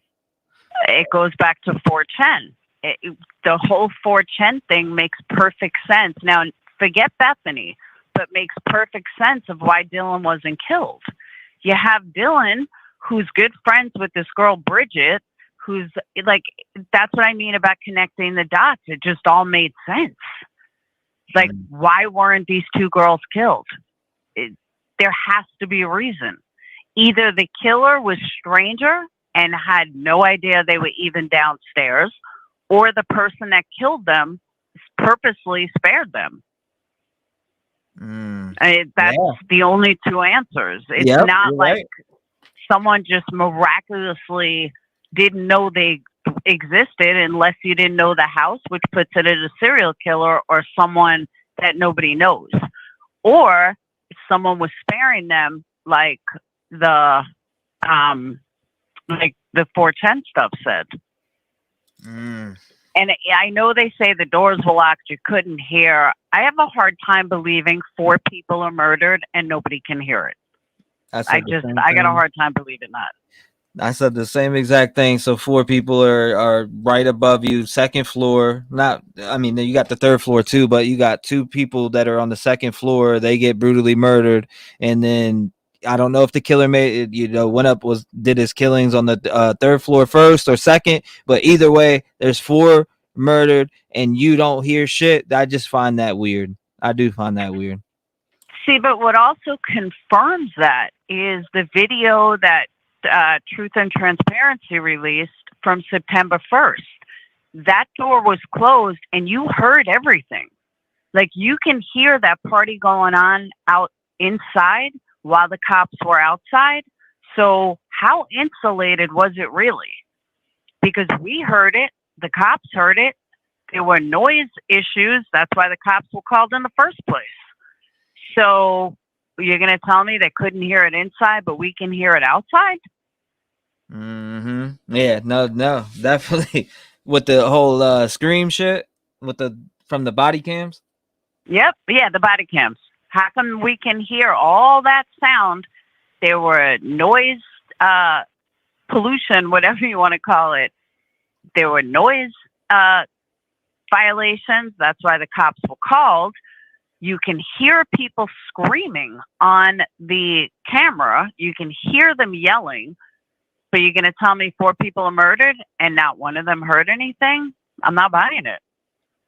Yeah, no, I don't buy that shit either. That's why I always say that. Well, I've always said that they had to hear something in case you're shit face plastered, passed out.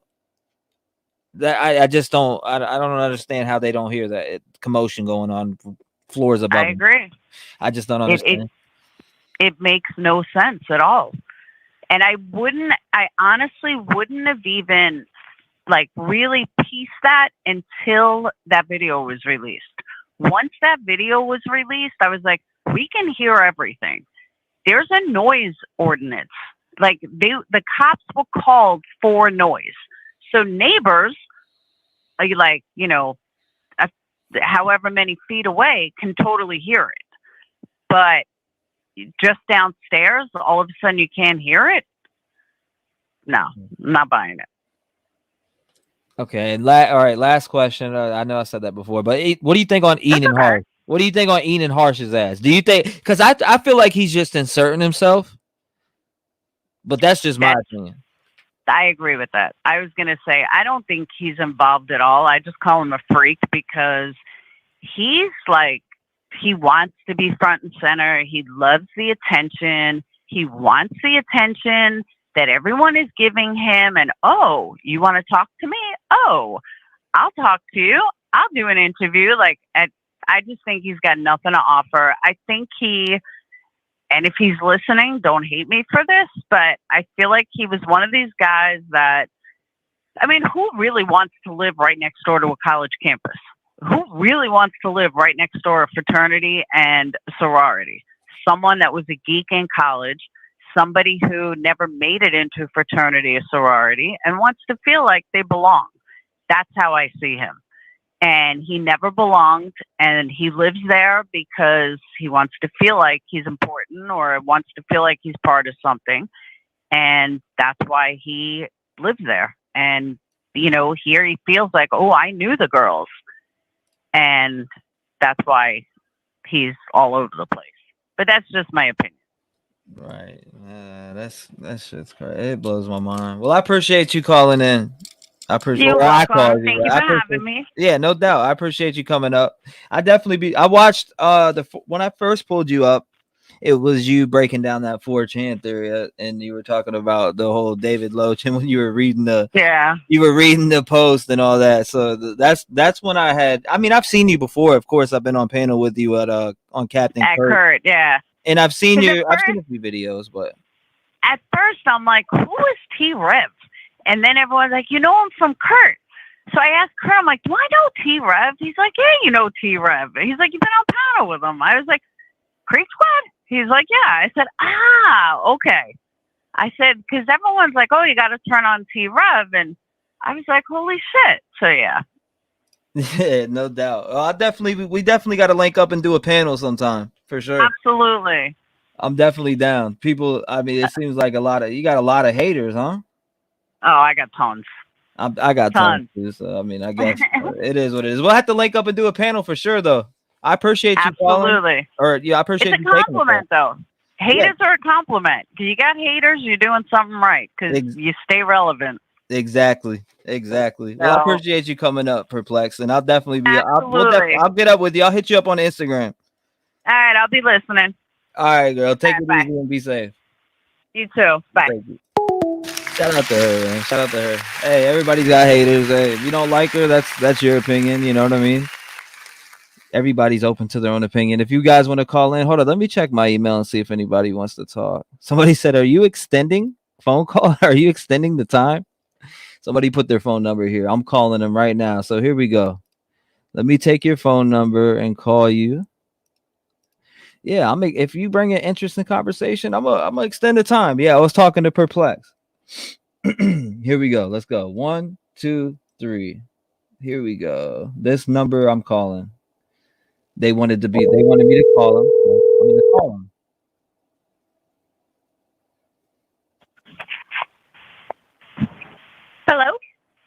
Hello? You emailed me and wanted to talk? Yes, I did.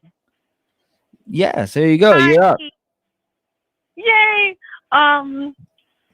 I found Young because I'm actually in the same generation as most of the victims. I'm 20 and I'm also in college. And I've been following the case like a lot because it's just bothering me because this could have been like one of my girlfriends, like people that I went to high school with and also college with.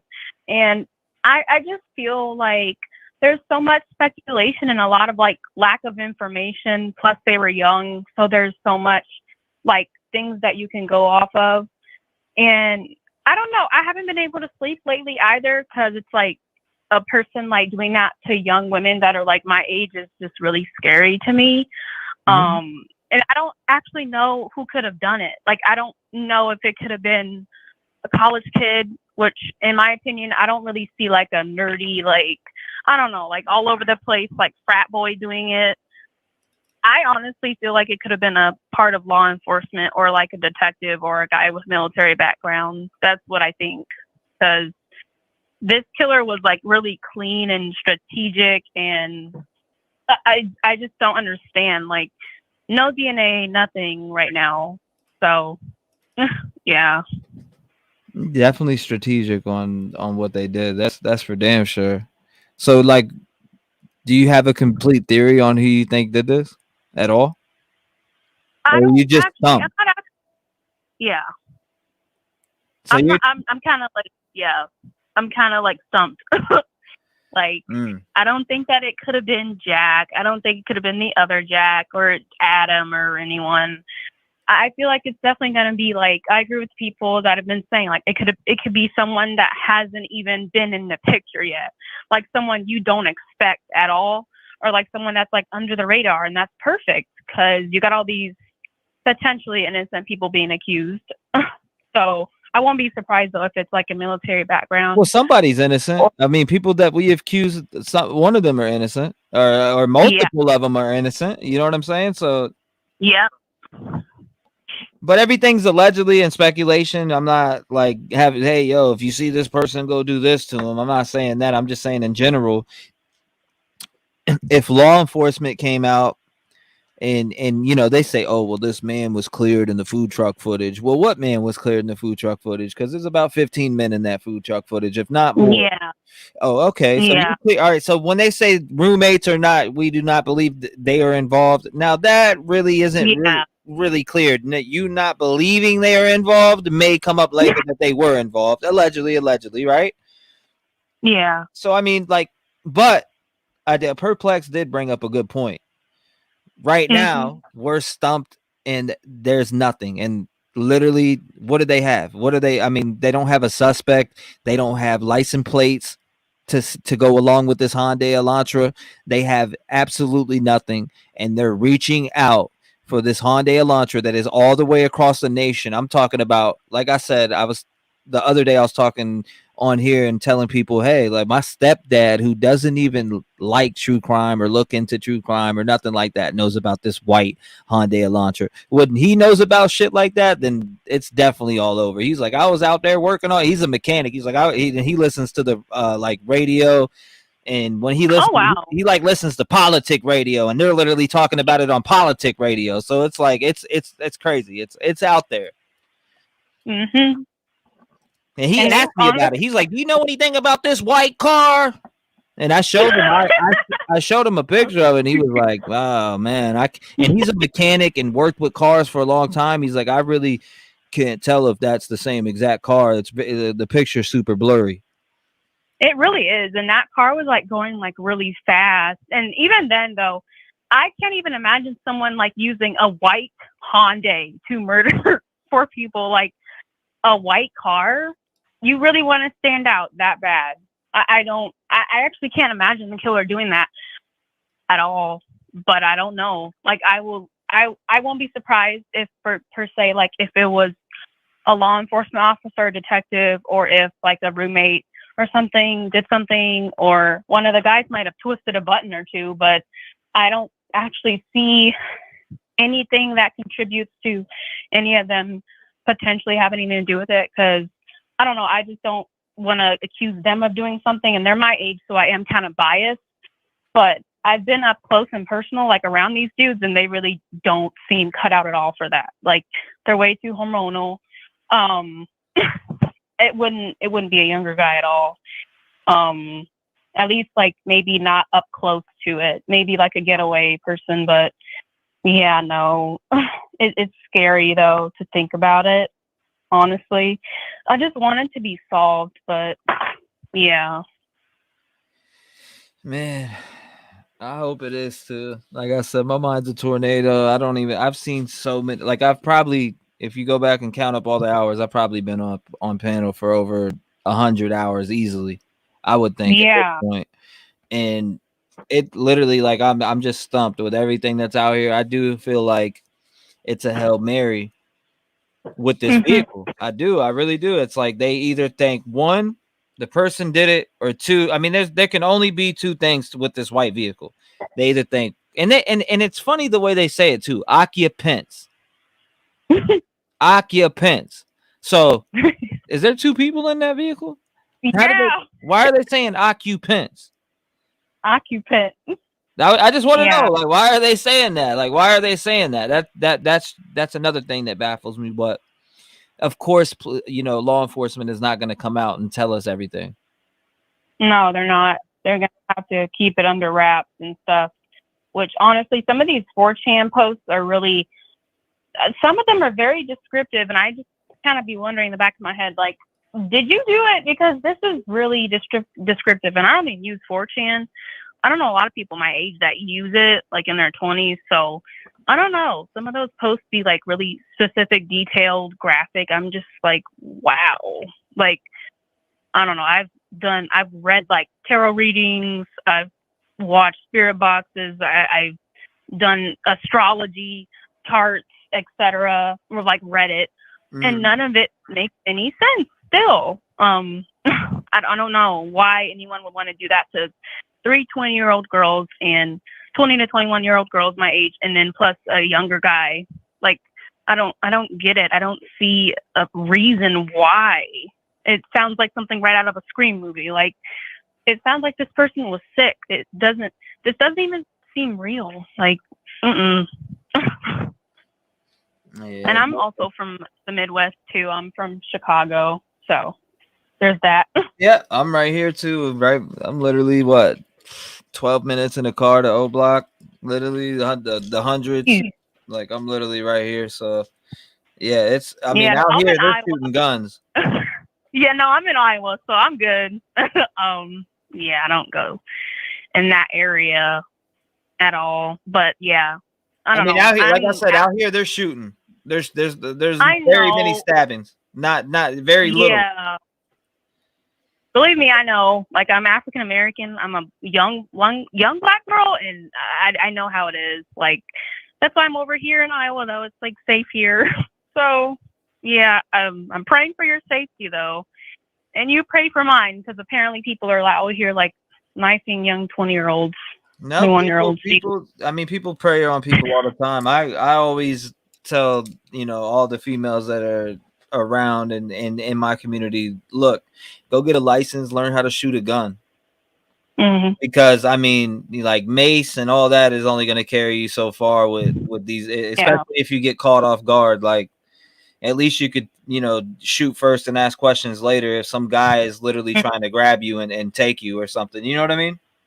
Yeah, I always have to stay on high alert. Like, I'll like look around and stuff. I'm not 21 yet, so I can't get to carry yet, but I'm turning 21 soon, and I plan on it, because no, this is not going to blow over well. So no, I plan on. Yeah, I'm 20 still, but I'll be 21 soon. I'm 32, so yeah, no, I mean, I get it. I carry. I mean, they just allowed open carry here, but when I lived in Virginia, you can open carry all day long. That's how some of the people get their guns, actually. Like, from like Chicago, they go to Indiana because the laws there are like free for all. That's for sure. Well, I appreciate you. Well, actually, I called you, but I appreciate you emailing me your phone number so I could call you. Thank you. And I advise that for anybody else who can't get through on the line. If you hit me with your phone number, I will call you guys. So, yeah, thank you for calling in. What's your name, by the way? Oh, it's Bianca. Bianca, what's your name in chat too, by the way? Angelic. Angelic. Shout out to you, Angelic. I'll be. No, Venus. Actually, no. I'm sorry. I'm Venus. Venus and Cat? Well, I appreciate you calling. Yeah, that's me. And so, Thank and you. out there in Iowa. I will. It's safe here. Safe for 20-year-olds like me. So I'm good.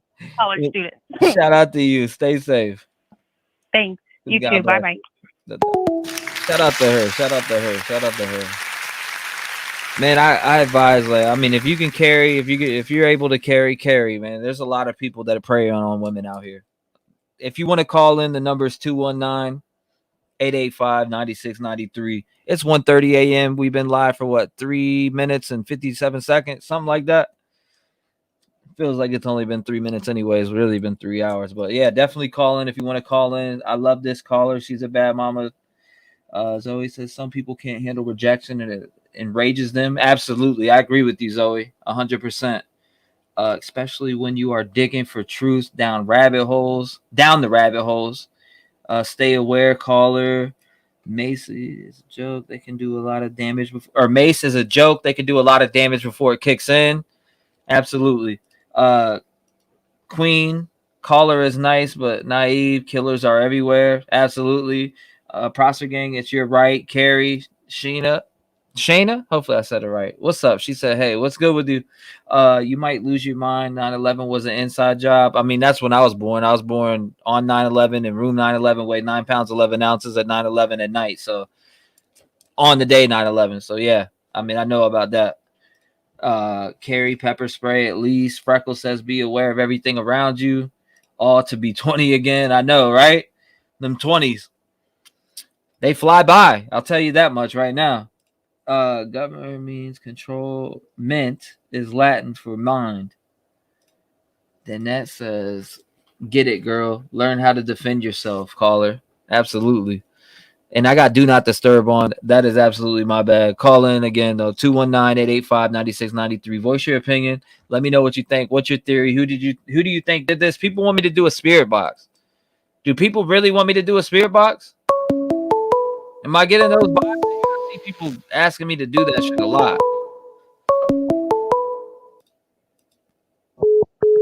Call from Jackie. Hey, Jackie, what's up? You're live. What's going on? God, I can't believe it got on. Did I lose you? No. You're here. Oh, okay. I think it's Enan. Okay. Hey, that's what you think, and I respect it. So what's your full theory on it? Well, I was watching Crime Circus, and I watched Lauren's interview first, and I noticed his ceiling. Someone called you yesterday and said this. And then the mask picture Yes, ma'am. had the same ceiling. So I called the FBI actually, and they weren't very nice. Really? They were mean to you? I wouldn't say mean, but he was just trying to get me off the phone. But I noticed how it had the same ceiling, like the cedar. Wow. So anyway, when I heard her call on your show, I was going, oh, thank God, someone else noticed it. Right. But Enan, I guess, is in San Francisco right now. And Eugene is halfway from Moscow to San Francisco. Well, I thought somebody went and visited. Am I wrong? I thought he went and visited. I thought Enan went and visited. I thought somebody told me he went and visited, or he was with a couple friends, or he was this. That's what a lot of people said. Yeah. I was, I hate to even Google him because I think he's after attention, but I do think he did it. But I was looking at one of his, media, and he's down there. And he's been there for 3 or 4 days. I just think it's kind of weird about the car being in Eugene. I hear an echo in the background. It might be the stream, I think. It's me. Here, I'll turn it off. You're fine. Take your time.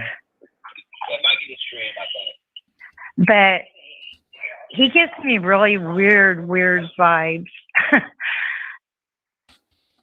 And, you know, he said he goes out and does his fire sticks in that back parking lot.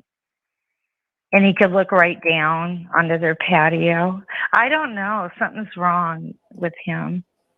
Mm. I think he has problems.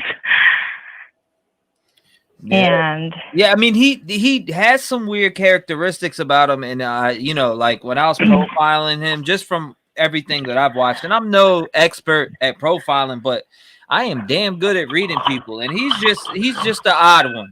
I'll say that. I'll leave it at that. He's an odd one. did you read his thing on Reddit? Yep, I've read his whole book. He's been into psychedelics. He's really into the Grateful Dead. You know, he's messed up. I think he's somebody that very well could have done it. He meditates. I think he's like really, he's stealth. You know, he could get in and out of there, I think. I think they should really concentrate on him. But I just thought it was where they found that car in Eugene. And, you know, the most direct way would be for someone to drive to Portland, which I'm in Portland, by the way, and then go straight down I-5. And you go through Eugene. And that nurse that called earlier, Oregon does have a shortage on police. So it's probably not unusual at all for that car to sit there. A lot of the police were let go, and a lot of them are retired. So they're not as quick, you know, to handle stuff like that. Because people were saying why the cars sit there for 3 or 4 days. We're really understaffed, right? In the larger cities. But so I'm just trying to figure out, like with Enan, right? What do you find super odd with him? Just, I don't know. I think he's craving something that he obviously doesn't get, and which isn't good either, because you know, he's craving the attention. I think that he probably stalked them. You know, he could hear when they came and went. He talks about hearing apartment doors and car doors. And he said he would go practice his fire sticks in that upper parking lot. And he could look right down there. And you can hide in those trees from what I've seen. So I don't know. I just think he knew a lot about them. I just get bad vibes when I've watched him on interviews and stuff. Yeah, no, I mean, I get it. I get bad vibes from him too. I just don't. I don't know. Like he's super weird character to me too. But he looks like he's strong. I mean, with the stick throwing and all that shit that he does. Yeah. I mean, at least I think so. On one of his pages, he took like a picture of him, like his abs or 6-pack or whatever. It's really gross. I don't recommend it, but you know, he seems like he works out and stuff. I don't know. I just can't stand the guy. But I thought I would hear more people talk about him, and I just don't hear that much, to be honest. I really think it's him, though. I thought it was the hoodie guy. Oh, I was going to tell you, I think that Jack says, you know, when they're walking down the sidewalk, I don't get the first part, but the last part sounds like you're fucked. The end part. Oh, the end part of the speech, where the conversation. He's like, yeah, his sentence. To me, it sounds like the last 2 words are "you're fucked." I couldn't really tell, to be honest with you. I mean, the first part I could kind of make out what he was saying, but then I don't know. The rest I'm just speculating on, but I kind of like going off of what I hear.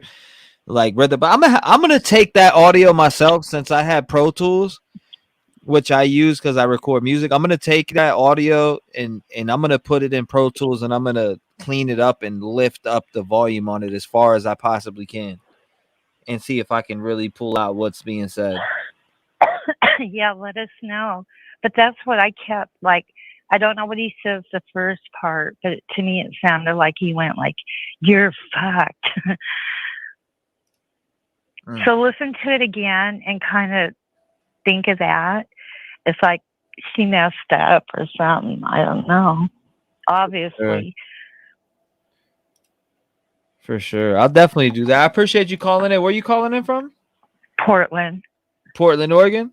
Yeah. That's what's up. Shout out to you, and I hope you and your family have a good Christmas, and hopefully we get some justice on this before Christmas. Today's the 21st. There was some guy, his name was the Lorenzo, the psychic, and he said 21st there's going to be a big break in the case. So I don't know. I want to see if he's right. There's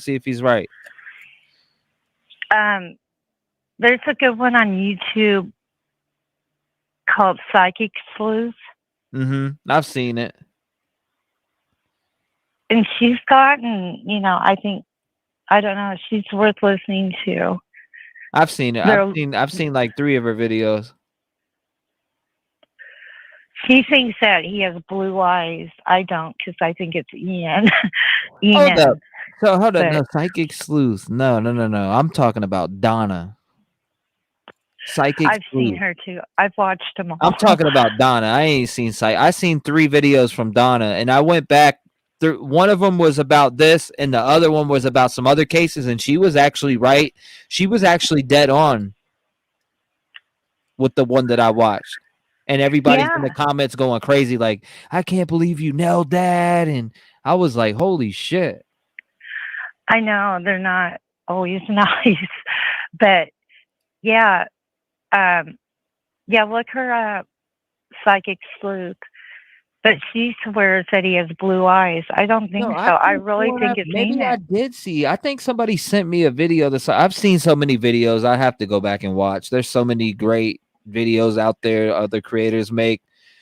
I just don't like the ones where people are, I don't know, just they're running with something that's not right. Like the one video I put up, there's this guy, I made one mistake and I posted up this video of this friggin' idiot. I don't even want to say his name, but I deleted that shit off my channel within the 10 hours.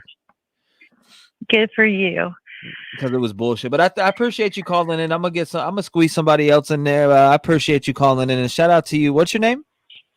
Jackie. Shout out to you, Jackie. I appreciate you calling in and sharing your thoughts. Thank you. I'm glad I got in. Yes, ma'am. And you have a wonderful night. Yeah, Merry Christmas. Merry Christmas to you too. Okay. Shout out to her. Shout out to her for sure. All right, guys. The majority vote on do you want me to do a spirit box for the Idaho 4? No, please do not is winning right now. No, please do not is winning right now. 8 minutes ago, it says. So I'll give it to 20 minutes. If it's at please do not, or yet no, please do not, I'm gonna stick with that. I'm gonna go with majority here, and get your votes in. If you don't want me to do it, make sure you put you don't want me to do it. If you want yes, please, make sure you hit yes, please. Whatever the majority stands at when I'm finished with whatever, I'm about to take maybe 2 more calls, and then we'll go off from that. So the line is open right now for anybody who wants to call in. Smoking voice. Let's see. I showed her face picture of my uncle. ESP of certain population demographic. How long did they live in that house? How long have they lived in that house? That's a good question. I never checked a certain amount of time that they lived in the house. People do not call FBI because you're gonna get bad vibes from someone. Hold on, let me answer this.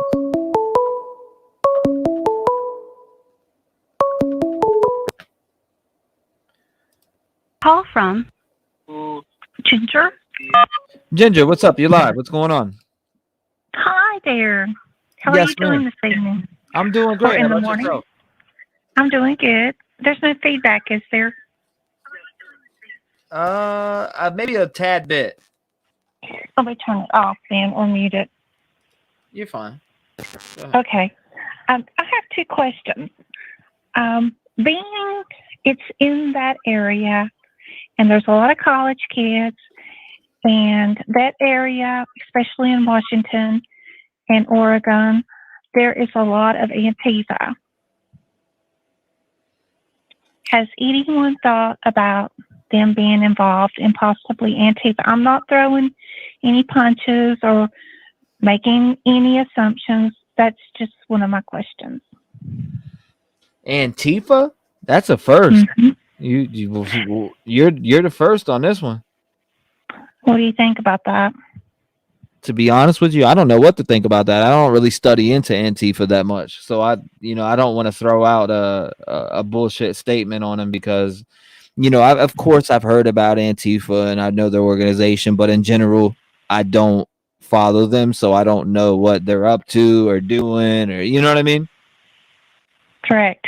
I just wondered if maybe them growing up in that area, if possibly Antifa could be involved. I don't know. Chat, what do you guys think about that? Chat, what do you guys think about Antifa? Do you think Antifa was involved? I'm just curious. I want to see what chat thinks. Because this is the first I've heard of this, and I don't want nobody to disrespect this woman at all. Please don't disrespect her. Show her the utmost respect as I would for you guys. What do you guys think? Okay, no. They're saying that. There's so many connections with Antifa, like the parents that have their kids, they go to school in these communities, and their parents have a lot of influence. I know in Portland, Oregon, I know that you're aware of the Antifa tearing down everything and hurting people and getting away with it. So I'm looking here. Let's see. No, there's a lot of no's, but I mean, I don't know. Why would Antifa want to attack these girls? That's my question. They could be involved with some of the frat guys? Yeah. It goes to baffle me. This one's yours on this one because I haven't heard anything about Antifa. But what is your full theory on it? I don't know. I don't know. I have thought about this, and I've never ever called anybody, so the whole world knows I'm alive.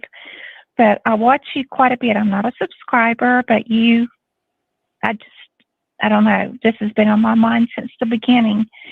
It's just that there's a lot of Antifa kids that are that age, and I'm not saying anything bad about them, but I know that there was lots of trouble, and I know that they have gotten away with lots of killing people. And I'm not being a hater. Oh no, I mean this is your theory. If I respectfully disagree, I mean I respect your opinion. They're calling me delusional. Nah, don't worry about them. This is our conversation. People don't be disrespectful to her. Come on, let her say her theory and go ahead. You can keep going. And I'm not a troll. Like I said, I've never called before. And my second question was, when did they remove the bodies from the house? Was anyone there? That's a great question that we all want to know. That one right there is one of the most asked. Why is the bodies not shown being removed from the house? Why? And that question, I'd say, all right, no, so I'd say that's the second most asked question. The first most asked question was Murphy. Now the second most asked question is, why don't we see the bodies being moved from the house? That is the second most.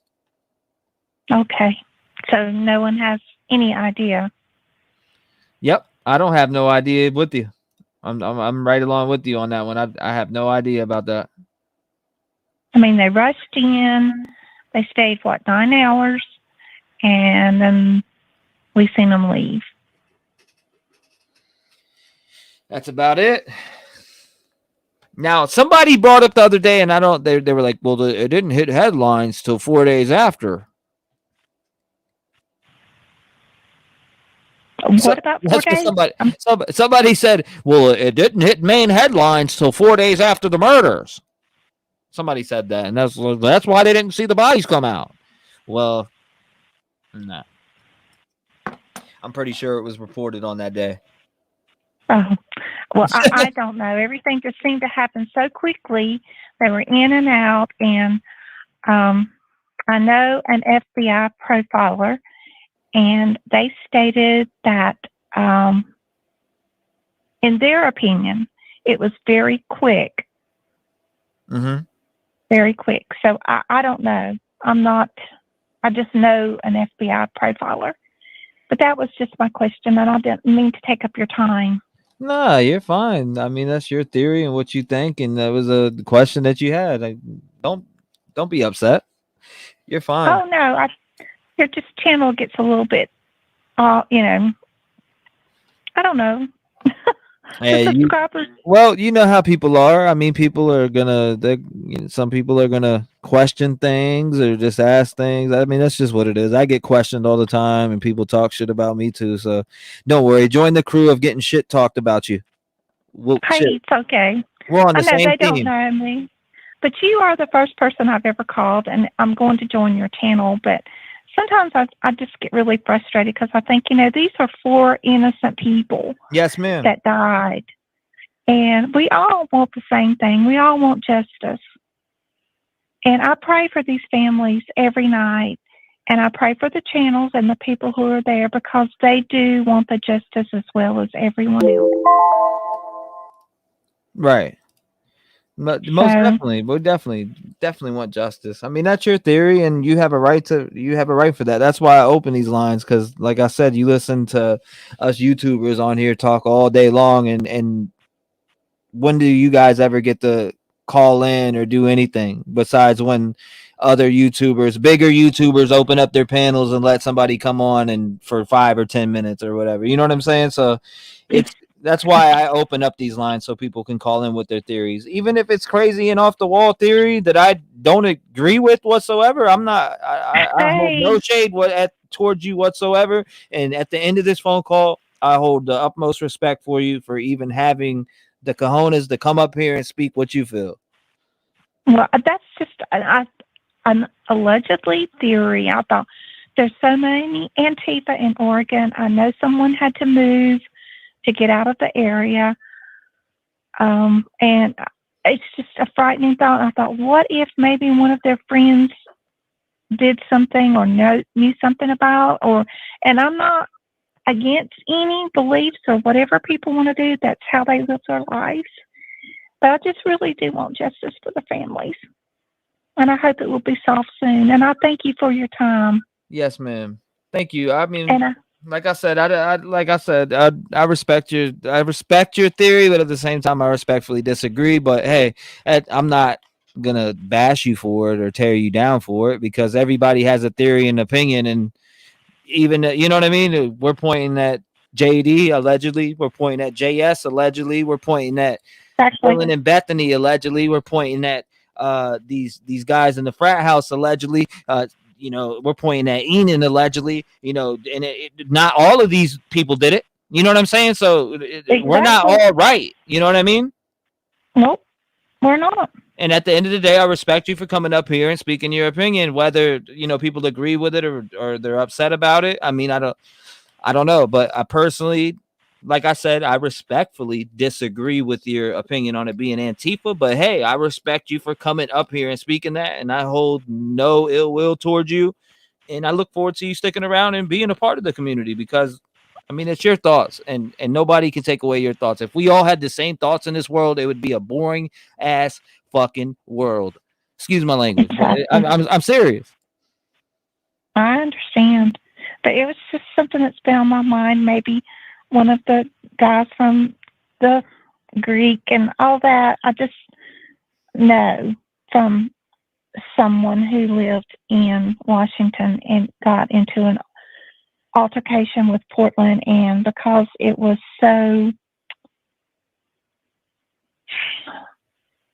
I hate to use the word politicized, but they got out of it. Yes, And it ma'am. just, money buys things this day and time, and it's sad. It's just really sad. No, you're right. Money does buy a lot of things. I'll give it. Money's power. Exactly.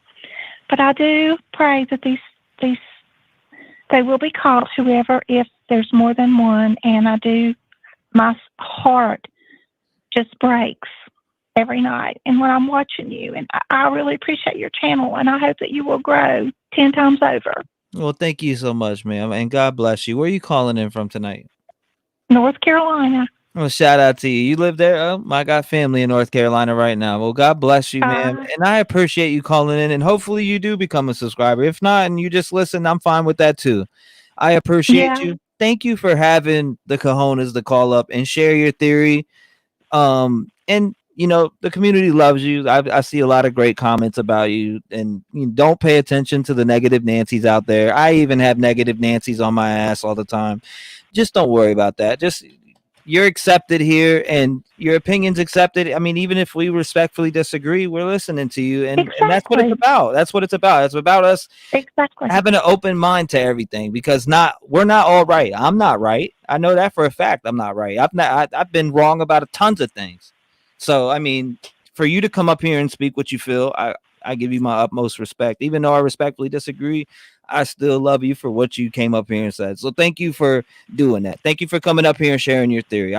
Much respect to you, ma'am. And I hope you have a blessed and Merry Christmas, and God bless I hope you do too. And thank you. And I hope everyone in chat has a very Merry Christmas, and stay warm, everyone. Yes, ma'am. Take care. God bless her, guys. She was upset. Come on. I get it, guys. I understand the people that are frustrated with like certain things that are said. There's just, we gotta respect the opinions. Now, the thing that bothers me the most out of all this when it comes to theories is when somebody comes up and goes, well, I think Steve did it. That one gets to me. I don't know why, but it does. I don't know why, but that one does. The line's open if you want to call in. I'm still up. I'm amped. I'm fueled with energy. Sweet caller. She means well. She wants justice. And that's what it's about. 219-885-9693. Call in, voice your opinion. I put more time on the clock, so let's see. Again, it's always exactly, sis. Call from Will, you're live. What's going on, brother? Oh shit, man! I didn't think I was gonna get on. You're on here, brother. I'm doing pretty good. How you doing, Kev? I'm hanging in there, boss. Yeah, man. I'm a first-time caller. Been listening for a couple days, but man, I got a very bad feeling that they might not get these guys or guy. I'm kind of thinking it's Jackass or Jack D, but since they were friends with these people, supposedly, allegedly, their DNA might be at the house already. And it's been like a month since this has happened. Man, and that house is drenched in DNA. That's what I'm saying. It's gonna take a long time to get it. Absolutely. And probably both people have been at the house before. And if it's been this long, unfortunately, I don't think they're gonna find the weapon or the clothes. And I don't know how important finding the murder weapon is, but it seems like it would be very important. And if they didn't find it already, what are the odds they're going to find it a week from now? Mm-hmm. Yeah. Yeah. So, I mean, those are my thoughts. I mean, hopefully they catch these guys, but it's been so long. I just don't know if they have anything on these guys. Yeah, I'm with you on that. What do they have? The Hail Mary on the white Elantra? You know what I mean? I mean, hopefully. They're throwing that long pass, hoping it's getting caught in the end zone, and that's where they land at. But I mean, they don't even have the license plates to this white Elantra. And you know what they're praying for? They're praying for the public to call in that tip and say, "Hey, This white Elantra right here. This, you know, Johnny and Bobby pulled up here one night, man. It was around that time. I just thought about it. It was near November 13th, November 14th, and they pulled up here. That's what they're hoping for. Because if you look at it, and every time they talk about it, we're reaching out to the community. We want you guys, you know, to come forward if you know anything about this car. So it's just showing you that they do not have plates. You know what I mean? They have no hit on it, and they're hoping that somebody catches the pass.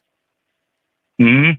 That's what it is. I swear, man. That's what it's showing me. I mean, I got two theories. I either think the police they know who did it, whether it's Jack D or Jack S, but it's going to be hard to convict them if they don't have any bulletproof evidence, such as the weapon or clothes. So it's either them and they don't have enough concrete evidence, or it's a serial killer and they got nothing. So yeah, I think it's they know who it is, they don't have enough evidence, and they're trying to pinpoint it, or they got no idea. So right, but hopefully they figure it out. Man, I think they'll, you know, eventually figure it out. I think somebody will come forward here. I mean, just look how long it took for Delphi to unfold. I mean, I'm not familiar with that case. How long did it take? 6 years. Dan there. 6 years. Wow. Yeah. Wow. Oh yeah. There's another case that I followed from the beginning that hasn't been solved to this day. 7 years. Missy Bevers. I followed that from day one. 7 years.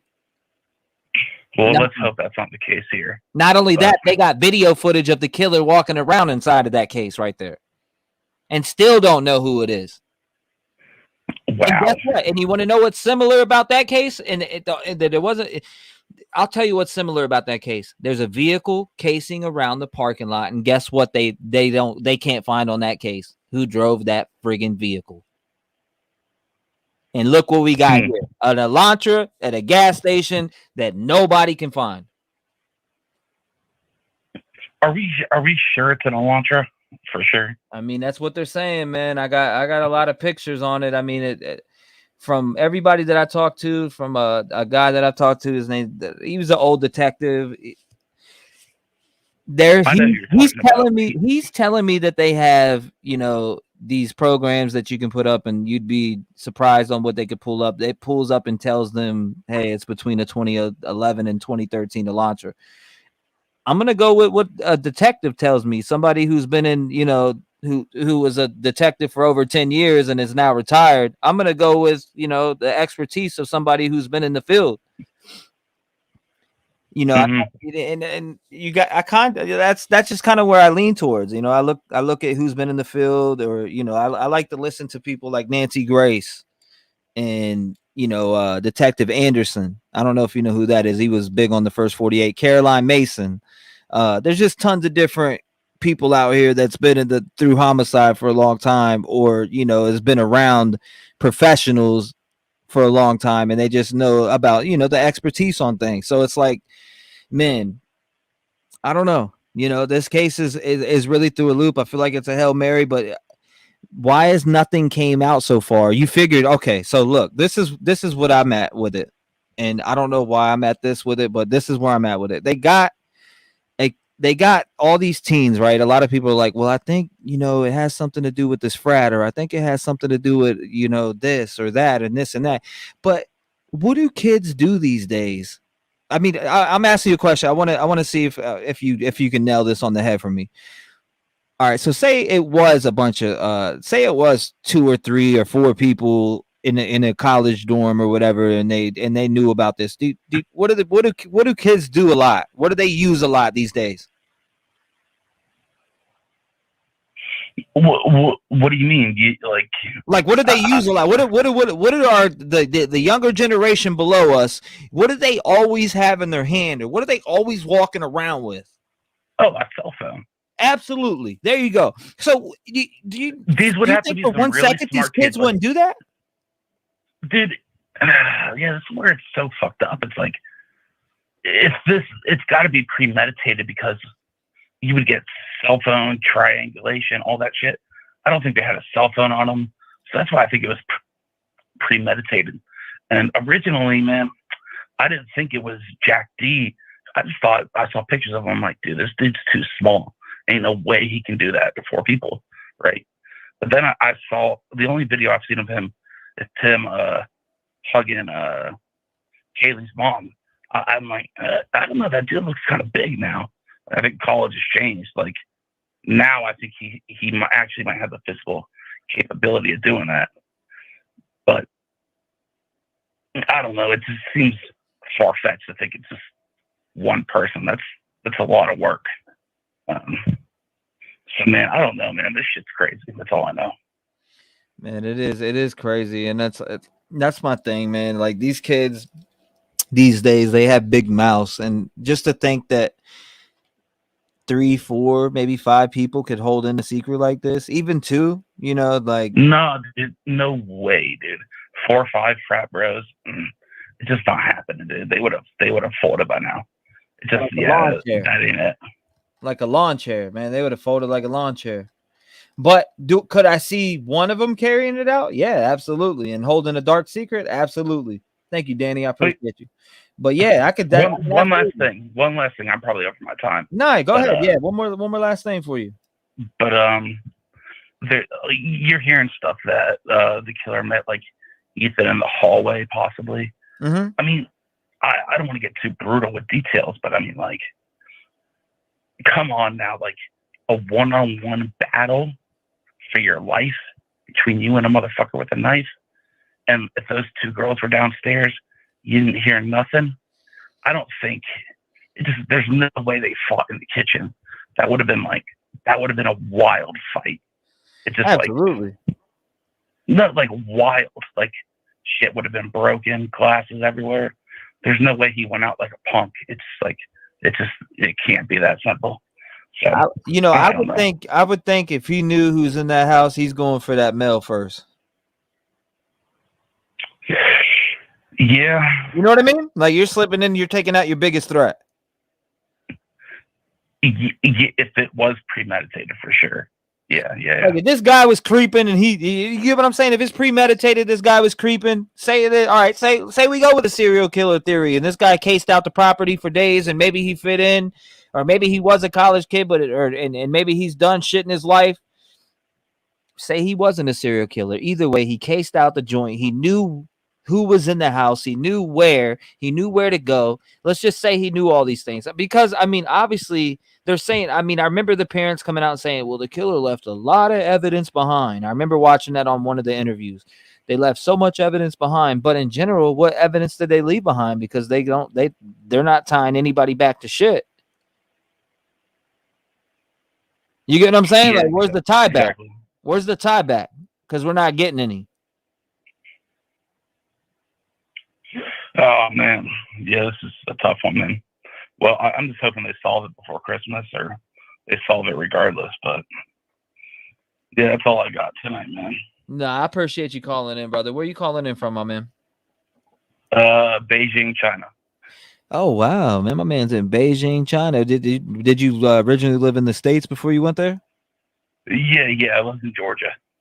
So how would you compare China to the U.S. before I let you off the phone? It's totally different culture-wise. I mean, I'd say it's a lot more fast-paced there, but it's. I feel like China gets a bad rap. It's a good place too. A lot of good people. There's good people everywhere. You know, it's a fun place. Wow, fun place. And how long have you been there for, sir? 6 months. Oh, wow. And did you move out there for good, or you just visiting, or for business, or what? For business, for a job. I don't want to go too much into it, but no. Yeah, I don't want you to put your shit out there like that. But hey, man, I just wanted to know about some Beijing, China. Is the food good out there? Oh, it's the best, man. It's the best. That's awesome, brother. Well, I hope you enjoy your stay out there in Beijing, China, man, and stay safe. And God bless you, man, for tuning into the podcast, or just and stopping by the channel, brother. I wish you safe trips when you do come on your way back, and I wish you a healthy trip out there. And stay safe, brother. God bless you. Thank you, brother. Merry Christmas. Have a good one. You too, man. Baking it up, guys. There we go. Let me look at the votes on here now. We got guys, nobody wanted to vote on the spirit box. It's been 34 minutes. It looks like you guys have been denied. The spirit box has been denied. They are not they're not having it. Man, they're not having it. Call from Dre. Yo, what's up, Dre? What's good, man? How you going? Good. How are you, bro? I'm hanging in there, brother. So what's your theory, man? You ready for me to put you on the clock? Yeah, bro. Let's get it. Well, first of all, I want to say I'm from the area. I live about probably like an hour away from Moscow. And what a lot of people don't realize is another thing I wanted to talk about is WSU, which is a much bigger college, is like 10 minutes away. So people never ever talk about that. So there's a whole nother suspect pool in Pullman that I'm sure the police are aware of and doing their due diligence on and all that. But these two college towns, they're like intermingled, right? So these kids, they're partying back and forth all the time. So everyone's so dialed in on Moscow, but it really could be anywhere. And of course we know that, but it really could be. And another thing is, and I saw this last night, there's a video, and this guy, he doesn't show his face, so who knows how credible it is, but he seems legit. Like he's in his office and he's got like a POV view camera, and he says that he's relatives with a homicide detective in Moscow, and he says that Kaylee was found in the same bed as Maddie, but the homicide detectives believe that she was thrown there. And wasn't actually sleeping there. That Maddie was killed first, and that woke up Kaylee, and she tried to escape and was grabbed by the killer and stabbed and thrown on top of the bed in Maddie's room, because the house looks big and stuff on TV, but Maddie and Kaylee's room, their doors are like 5 feet away from each other or less. Right. So if he's standing in that doorway, maybe he just killed Maddie. He's standing in that doorway. Here comes Kaylee, comes out. And this guy who claims he's relatives with this detective says that they have 3 separate reports of hearing a scream at like 3:25 a.m. Are those 3 separate reports, 2 of them being from the surviving roommates possibly? Because I believe most people are just assuming the roommates didn't hear anything, right? Because the bodies weren't discovered until the next day, right? So, but we're just assuming that. No one has come out and said, "Oh, for sure, the roommates, they didn't hear anything." Maybe they heard something and they're used to hearing shit. It's a college town. It's a party house. It's a party house. They're partying all the time. Yeah, no, absolutely. And I've mentioned that before also. Yeah, bro, good point. And people they're hung up on that fact too. Like, oh, I don't know how they couldn't have heard something. They might have heard some. Like 6 months ago at my house, I heard like at 2 or 3 in the morning. I passed out on the couch and I woke up and I heard like 4 or 5 loud gunshots, bang, bang, bang, bang, bang, like right outside the back of my house. And I was like, what the hell? And it was so loud. I didn't even want to go look out the window, dude. I just laid there for a second, and then I went back to bed. I woke up a few hours later to go to work, and as I'm driving to work, I'm like, fuck, man, I better call 911 just in case there's like a body in my alley or some shit. So I called 911, and instantly they're like, what do you mean you heard gunshots 4 hours ago? I'm like, well, I did, and I was half asleep, and I was kind of scared, and I didn't really want to look out the window, and I figured if I heard it, everyone heard it, and so I'm sure someone's calling, but I just figured I'd call in case someone didn't.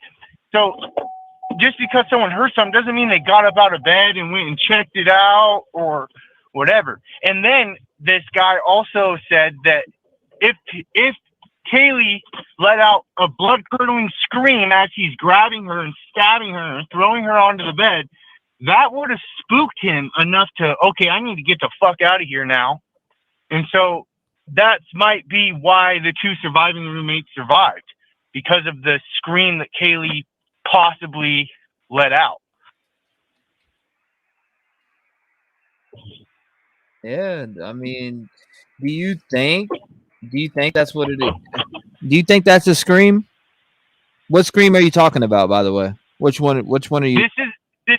This isn't a scream that's been recorded.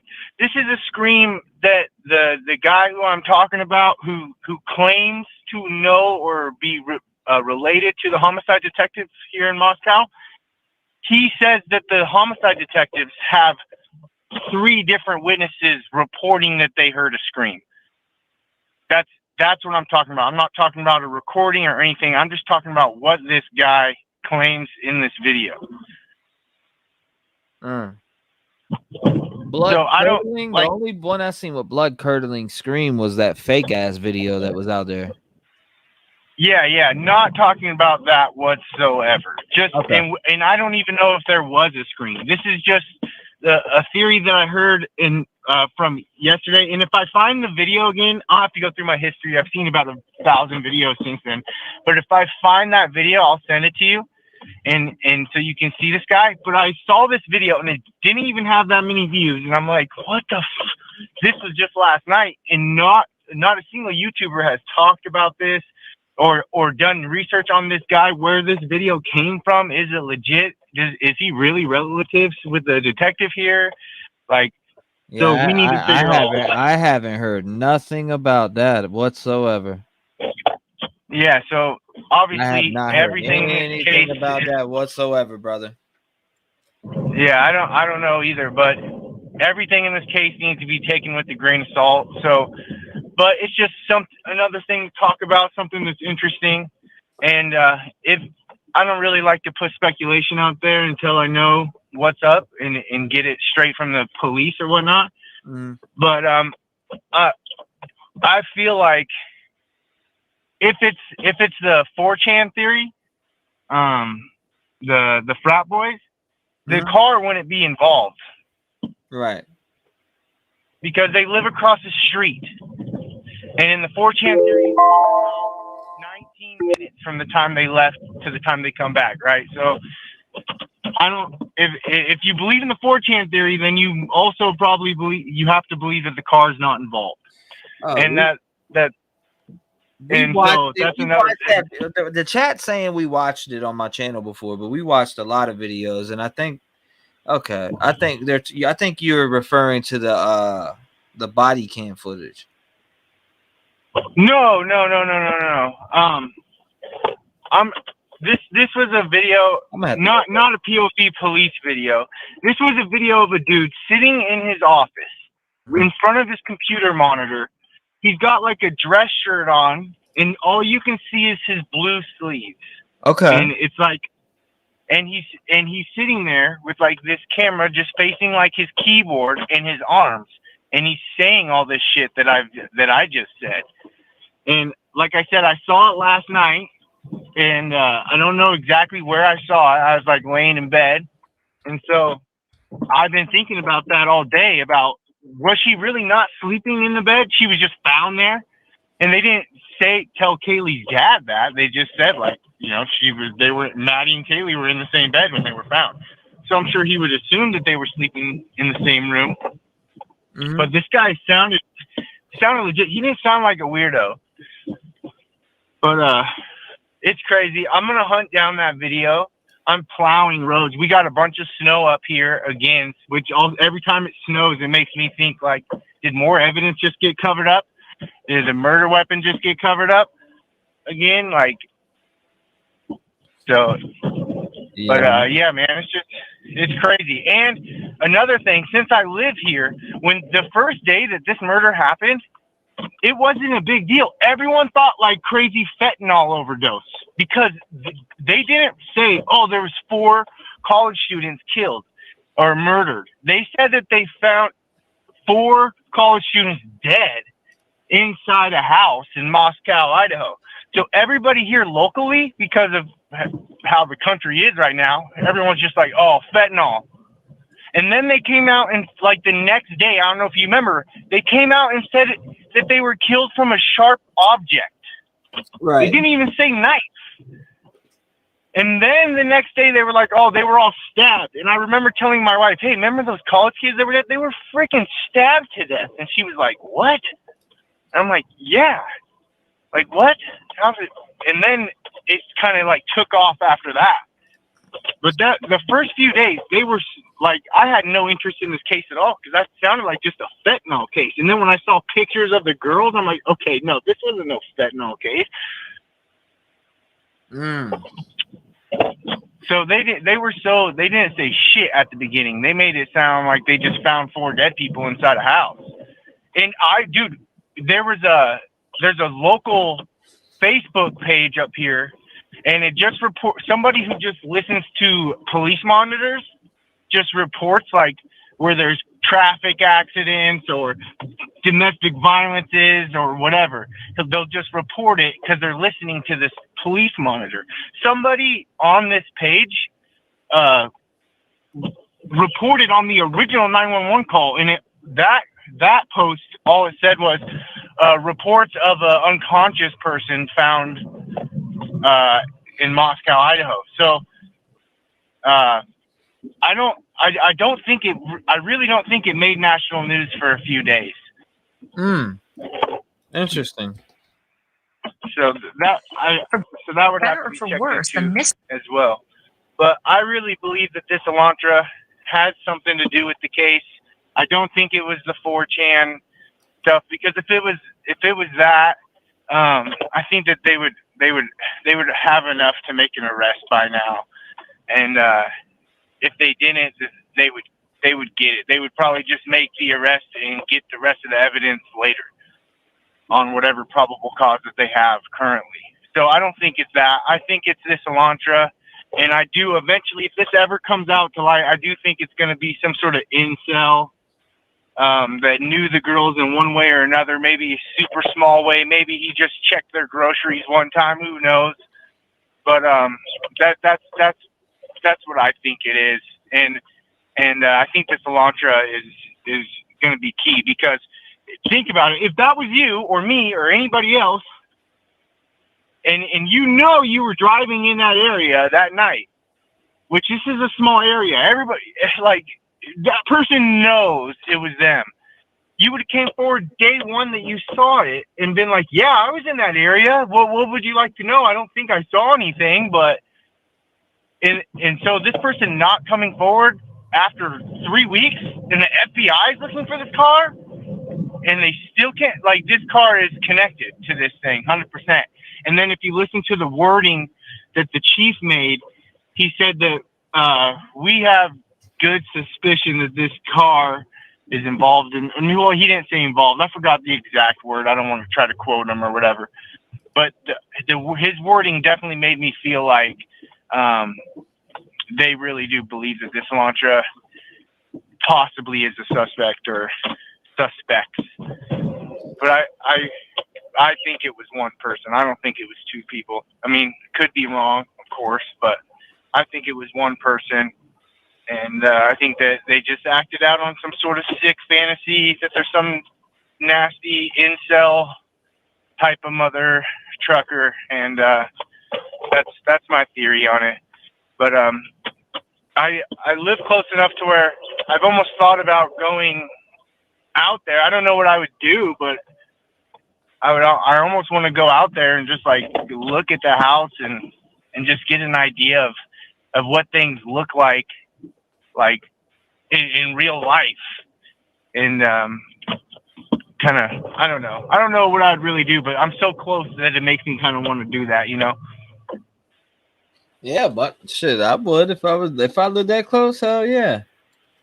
Well, I know, but you got a YouTube channel, so you got a reason to do that for sure. But Like the guy earlier. Did you? I didn't mean to cut you off. Did you see earlier on my stream where it was my stream before this one where the guy pulled up on that vehicle in Oregon?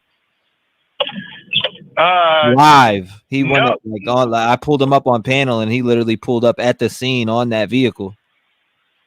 That's crazy, bro. And you know what? That kind of makes me a little disheartened because if that was the vehicle, nobody should be around that shit. Thank you. You know what I'm saying? Thank you. Like, absolutely. That's hella sweet that the dude did that. But at the same time, it's like, God dang, why aren't they being more careful with this shit? Like, why does it feel like we're taking this so much more serious than them?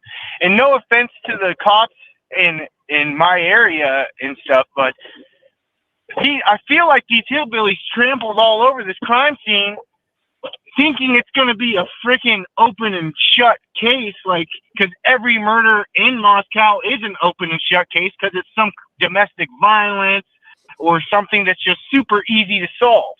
Right. And I honestly, it wouldn't surprise me if there were 40, 50 people that walked on that crime scene before any real detectives were there. And if you look at the pictures from the day of the crime scene, you know, I don't want to judge anybody by the way they look, but go look at some of these investigators and some of these forensic experts that they had there. Some of the pictures that they have, they just look like they're college students themselves, and not even cool ones, like the nerdy ones, like not even the smart nerdy ones either. Like, I can't describe it, but it just gave me no confidence, and it scares the shit out of me. And then the very last thing that the chief, the press conference, he said, he was like, his ego was almost involved. And when he was saying that there's been a lot of confusion on who has lead over the case. This is a Moscow Police Department case. The FBI is here to help with resources and blah, blah, blah. And it's like, why does it matter, dude? And to be honest, nobody even trusts you guys to get this done. Like, I wouldn't even admit that. I would make people think that it's all the FBI so that you're not getting so much scrutiny. But it just has me concerned that whoever did this is going to get away with this because. Well, shout out to my hillbillies, man. You was stomping them in the dirt, you know. But I just I'm a hillbilly too. I'm a hillbilly too. And if I was a cop, I would have wanted to go in there and look at it personally too. But at the same time, it's like, God dang, they had so many people in there, and some of the pictures they're not wearing hairnets and all that. And another thing, I feel like they cleared it so fast because I feel like, what if the suspect, the only DNA he had in there was a single drop of blood somewhere in that house? Right. I feel like they should have been swabbing that thing for fucking 4 or 5 days straight. They should have been. I mean, I just feel like they did everything so fast because in their minds they're thinking like, this is gonna be open and shut. We're gonna figure this out quick. We're gonna go through their phones. There's gonna be a text from some crazy guy saying I'm gonna kill you, or like. I just feel like that they underestimated how hard this was going to be to solve, and because of that they kind of shot themselves in the foot in some areas and really don't want to admit it. And I bet you Kaylee's dad really feels like that, and because of how much scrutiny he had taken in the media, he doesn't want to say shit no more. Yeah, no doubt, brother. So where you calling in from? I live in Spokane, Washington. So all these towns that are on the border of Washington and Idaho here, like these are all border towns. Like, we all live 10 minutes away from Idaho. So, and there's a bunch of colleges right here. We got Gonzaga. I don't know if you heard of them. They're always like top in the nation in basketball. So a lot of people have heard of them. They're here. And then of course there's WSU and then there's NIC, and then Idaho State. So there's a lot of colleges right here in this area. Not that that has too much to do with anything, but a lot of people aren't talking about how Pullman, which is a bigger school, is like right down the road. And so it's really two schools they're probably investigating, because these parties are like, these parties go back and forth. Like, right. I've partied at both places when I was younger, because obviously when all my friends graduate high school, these are the colleges they went to. So, and my buddy even played football at the University of Idaho. So it's really close to home for me. So for it to be super like national news and shit, it's pretty crazy. And for it to be so close, and they don't ever have anything like this happen. And so I just feel like that in itself puts them at a huge disadvantage. They don't even have an actual homicide detective. Like, they have a major crimes detective, because they don't have enough homicides to keep a homicide detective employed. Right. Yeah, no, I was thinking the same thing, no doubt. You know, I was like, who the hell's their homicide detective if you ain't had a murder in 7 years?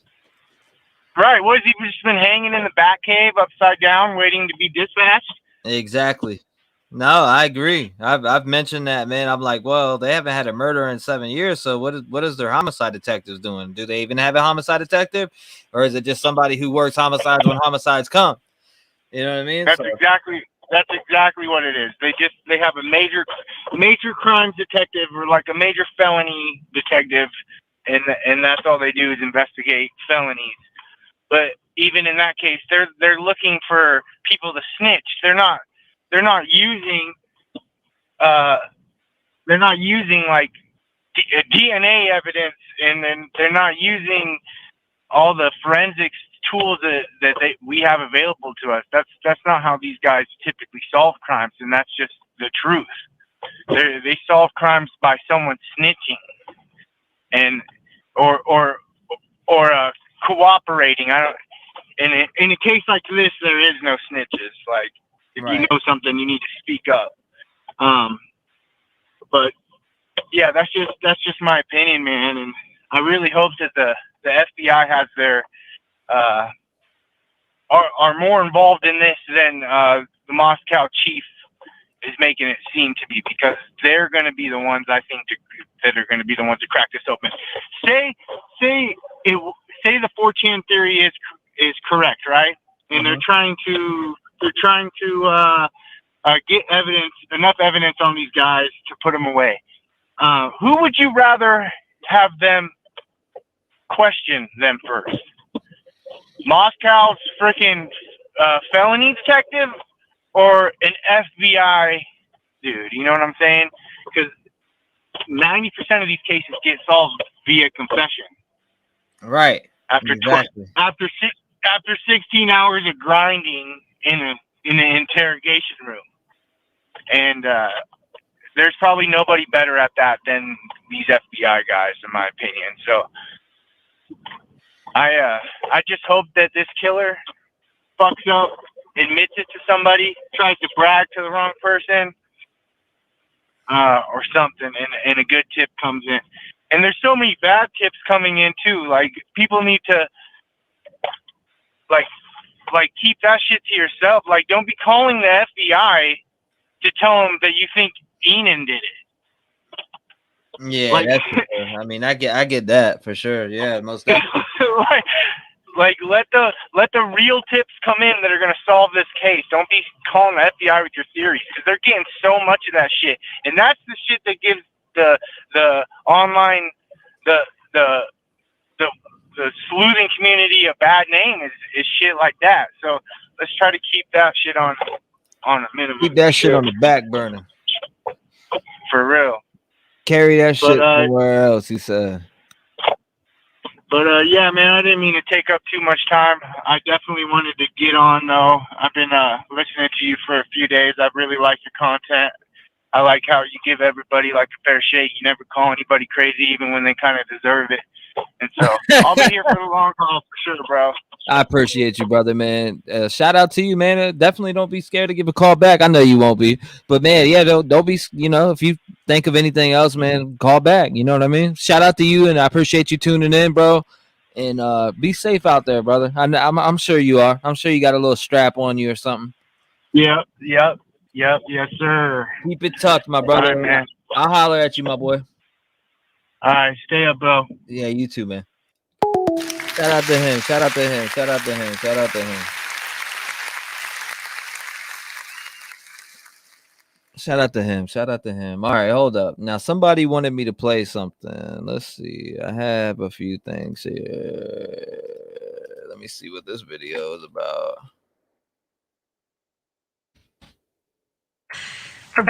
All right. So somebody sent this video to me. Let's play it real quick. Or for worse, the mystery of that car has online sleuths working overtime to try to track down answers. And one of those folks is Chris Hall. He's the host of the Mob Crew on YouTube.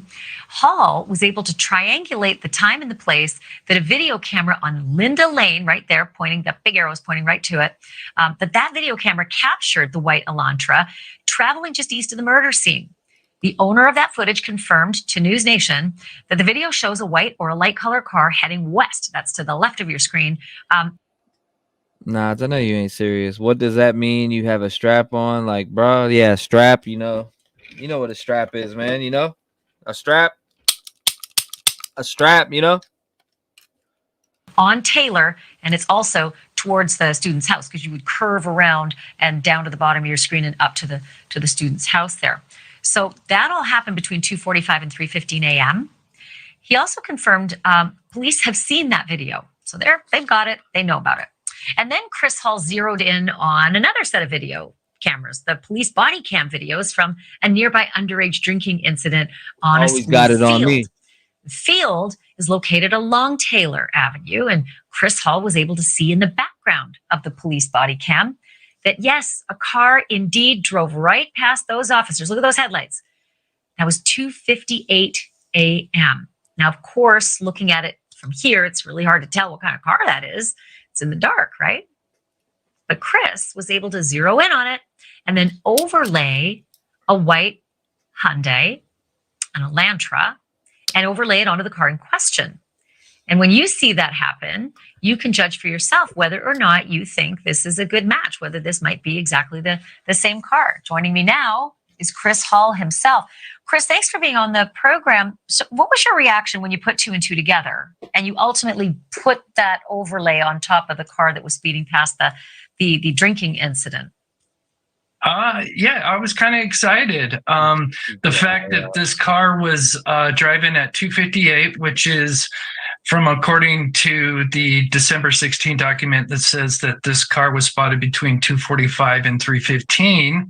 And here comes this car driving by at 2:58. And it's hard to tell the color, but as it's passing by towards the end, you've got the headlights of the officer's car facing east, and you can kind of get an idea that it might be a white car or at least a light colored car. So it's a good possibility that may be the car because that is right in the middle of that time frame. It does look like a light car, that's for sure. You actually were able to kind of assess the grille and the lights when you did the overlay. What was your assessment of that? Did they look like a match? I can't say 100%. I'm no a car expert, but I would say it's pretty close. I'm still doing some more research on it, but it definitely is a pretty close match for sure. So now what other clues? Because this is this new age we live in, right? So many interesting clues come from the cyber sleuth community. In fact, I have seen a serial killer tracked down by the cyber community before the police were able to. So I understand there's a lot of crazy stuff out there as well. But what other stuff have you been able to sort of look at and give a second glance to? Like the grub truck video, I've been kind of dissecting that, get some more context to what's being said in the grub truck video. It's hard to hear what's being said, but there's a few things because obviously there was kind of an altercation at the corner club bar, and then you've got Hoodie Guy and the tan hat guy there as well. But it seems like there's a little short interaction towards the end, just before the girls leave, where they kind of point towards their direction and say a few certain words. But yeah, it's really cool to go back and reassess, and every time you look at the video you figure out something new that you didn't see the first time, and that's what's amazing about having cyber sleuths looking into this kind of stuff. It's a lot of eyeballs. It's a lot of eyeballs. And of course, there's a lot of video to look at as well. So it can be helpful, it can be hurtful. I totally get it. But boy, that was fascinating to see that car overlay. Chris Hall, thank you for being on the show. Appreciate it. Thank you for watching. Go to new. All right. Hold up. This is another one that everybody keeps talking about. Bed. Very interesting video I've attached here. It's from a person whose family members inside the investigation. At least that's what they say. Let me know what you think after watching it. Oh, and thank you to the person who referred me to this video. Yeah, what if it is a silver car? I just want to let you know that I'm a relative of someone inside the investigation into the quadruple homicide in Idaho. I don't want to be any more specific than that because I don't want to put anybody in a challenging or contentious situation regarding their continued employment. And I will say what I'm about to tell you is secondhand, but it is from what I believe to be a very reliable source. Again, this can only be considered a rumor as I don't have firsthand knowledge. I never planned on posting any of this information. I know people ask me to replay this. Families. However, now that one of the victim's fathers has released some of the gruesome details himself, I'd like to share some of the investigative theory. As you know, the two women were found in the same bed, but with similar wounds. That's what's being reported. Yes. That's not exactly 100% true, at least in regard to the fact that they weren't, they hadn't fallen to sleep in the same bed. One of the victim's wounds were deep gouges that were delivered with extremely aggressive force, so much so that the victim's liver and lungs were destroyed. Here's the theory that's happening. They definitely think it was a man because of the force of the wounds. The person must have been strong, very strong. They think the man came into the room after doing what they did on the second floor. They went upstairs. The person cleanly and quietly unalived the first victim. The second victim awoke and tried to run. The man, they believe that the man possibly grabbed her and she screamed loudly, apparently. The man then harmed her. And the reason the wounds were of such force, he was delivering it quickly and forcibly to quiet her, which I apologize for how I know it's disturbing, but anyway, how do we know that she screamed? Because 3 individuals reported hearing a scream between 3:45 and 4 o'clock. That's why the police have such a specific time frame as to when the murders occurred. Because I don't know if you noticed, but the authorities weren't called the next day until late in the morning, yet they had a very specific time frame when the murder happened. They think the scream is why. And after reviewing video files from the neighborhood, they reviewed security cameras in the area, and they have an audio file where I haven't heard it, but I was told that you can clearly hear a loud scream from a female. That scream was recorded at exactly 3:38 a.m. Neighbors say they didn't call the police because they said there's often loud noise coming from the house. I was told that there are parties there all the time. Again, I don't know if that's true, but it's what I was told. The weapon used was a long serrated-edged hunting knife with a fixed blade. The weapon had not been in the house. The person brought it with them and took it when they left. The 2 victims were on the same bed, not side by side. One victim was found on top of the other. The reason is that the one tried to escape and was grabbed, harmed, and then shoved and fell on top of her friend. Right. That is why there is there's a lot of blood mixtures on this. Hell no, they're saying Joseph Morris. Are you crazy? They're also desperately looking for this white car. The reason being is that it was seen speeding by an A&W gas station. I don't even know what that is, but anyway, that's, again, it could be wrong. I was just told it was seen speeding by an A&W gas station / hangout at 3:45. Now, if the scream was recorded at 3:38 and the car sped by at 3:45, it's a very tight time frame, but it is possible that the person left immediately and rushed and was seen speeding by. Also, the scream may have been what caused the person to quickly leave. That scream could have been what saved the other two roommates' lives. The person knew that they might be detected, so they sped away. Again, this is all just rumor. Take it for what it is. I just pray for these young people. I hope they rest in peace and that their families can find peace after this horrible crime. And I hope that Mac? the person who committed it can be brought to justice.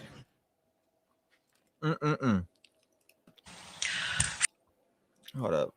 Telltale signs a person is harboring an awful secret. When this video dropped 3 hours For ago, more yeah, than we need to 5 see this. weeks We now, need to see this. somebody has carried around a terrible secret that he or she, most likely he, slaughtered 4 college students in Moscow, Idaho. And that is not an easy thing to hide from friends and family and literally everybody else every moment of every day. So is it possible that the killer is exhibiting some strange new behaviors these days, giving off telltale signs that would be huge red flags for people who knew what to look for?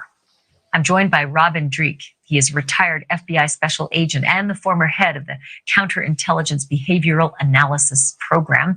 It's the program most often featured on the hit TV series Criminal Minds. So, Robin, what should we be looking for if, somebody's behaving differently around us? What kind of signs should be exhibited if someone's committed these heinous acts? Hi, Ashley. It's simple as really just being present and seeing what deviates from someone's normal behavior. And we've all experienced this. We can always tell when someone's having either a really good day or a really bad day because we pick up a lot of nonverbal cues from these people every single day. The challenge in this situation is more time passes, the likelihood of the personality type starts edging more probably towards psychopathy and a lack of empathy. So we're going to probably pick up on less visual cues than we normally would. I'm going to get back to this in a little bit, but not before I ask you, what is happening behind the scenes right now? There's 2 behavioral analysis unit members that were assigned from the FBI to this case, and it's been 2 since the get-go, and it's still 2 today. So what are those 2 people doing, and what exactly is their work product? The fact that there's 2 is really good. And the fact that they've been there since the get-go is also really good because you want a really consolidated effort of all the information that's coming in. So there's not a miscommunication between a lot of different people. So these 2 are at the top. And at the top, what I mean is there's 60 other individuals associated with the FBI that I saw. And it is an investigative team. And as your last guest was saying, you have the younger corporal that's kind of leading the bench here. And these people are part of that bench. And so these 2 are taking in all this information, all this data, and they're basing it off of their expertise in looking at these heinous crimes as a career and trying to match up the intel that's coming in, the data that's coming in with their research that on past murders that have been similar-ish in the sense of, quadruple murders and other such things like that. So I look at behaviors of like serial killers like BTK and Golden State. We watched them up close and personal in court, and they couldn't have been more different. BTK was just pompous as hell, so proud, and just seemingly completely unaware of how horrendous he was. I think he just basked in the loveliness of it, even though he had a family, and had this fake life going on that was so innocent looking. But the Golden State was a former cop who just was stoic and obstinate and surly, and didn't give up any of the goods. So I'm trying to figure out, how do you get in the head or how do you profile when it looks like they can be so vastly different? We got 1,800 in here. And we're at 932 likes. Come on, that shit's free. That's free 99. I know at least 100 of y'all can hit the like button. It's actually kind of similar in the 2 in the sense that if you start edging up towards psychopathy like that, it's all about grandiosity. Damn, they It's jumped how up. big Come they on. can make themselves look, how smarter than everyone else they are. And it's a total lack of empathy that they have, which makes it really, really challenging to see 19 this in more. a community. It's why these things can go on for a while, because when someone's not exhibiting a deviation from a standard normal behavior that someone that has 7 committed more. something like this would generally have, that makes it really hard to see. And so that grandiosity starts kicking in, and they might want to flourish it. They might want to get some sort of psychological reward out of this for themselves to say, look at me, look what I've done, look what I've accomplished, look who I'm getting over on this. So if I'm the behavioral analysts on this case, how do I distinguish between the possibility that this is a serial killer, because that is always a possibility, or just someone real angry, an old boyfriend, an old girlfriend, a neighbor who hates noise? Like, where do you even begin to find that? Yeah, I seen that, JSS. First thing you're going to do is try not to have any sort of confirmation bias. So you don't want to be looking for things to try to prove one thing or disprove another. You're just going to be present and take in as much data as you can from all these different possibilities. And you're just going to look for any deviations you can. You're going to look at all the interviews that are being conducted, and you're going to assess all these individuals, all the people that have come in and out of everyone's life in the past couple of years, past couple of months, past couple of weeks, see any kind of patterns and deviations from the patterns, and just see what's changed from before to now. It's fascinating stuff. I'm going to have you back. This conversation's not over. Robert Drake, thank you so much. Appreciate it. Thank you for watching. Go to newsnationnow.com to find News Nation on your television provider. And don't forget to click the red subscribe button below to get more of News Nation's fact-driven, unbiased. Well, that's that. I'm trying to think, should I take a couple more calls or end this live? Let's see. It's 5 a.m. If I don't end it now, I will not be able to get an early start tomorrow, at least by 10 or 11. What do we think, guys? What do we think? What do we think? What do we think? I mean, say calls, live call-in, so much DNA. It's 2:51 a.m. We've been live for another 5 hours. My last stream was what? Basically 10 hours. So that's 15 hours I streamed today. Yeah, it's 2:51 here. 2:51. Big energy call, Spirit. Call and quit. Snooze button. The old snoozy. I don't know. It's feeling close to that time, ain't it?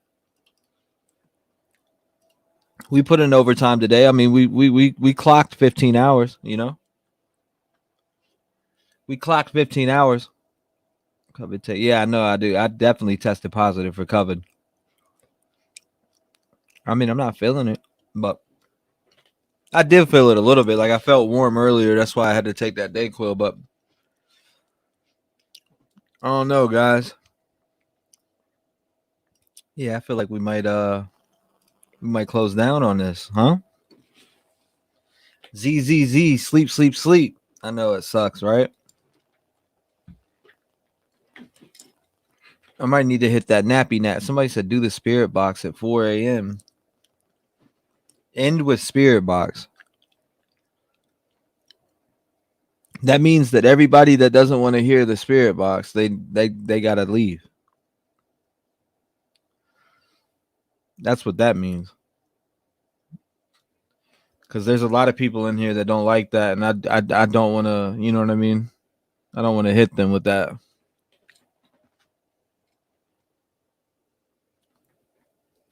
Spirit for the end. No, but we can go to bed. Please end with the spirit box.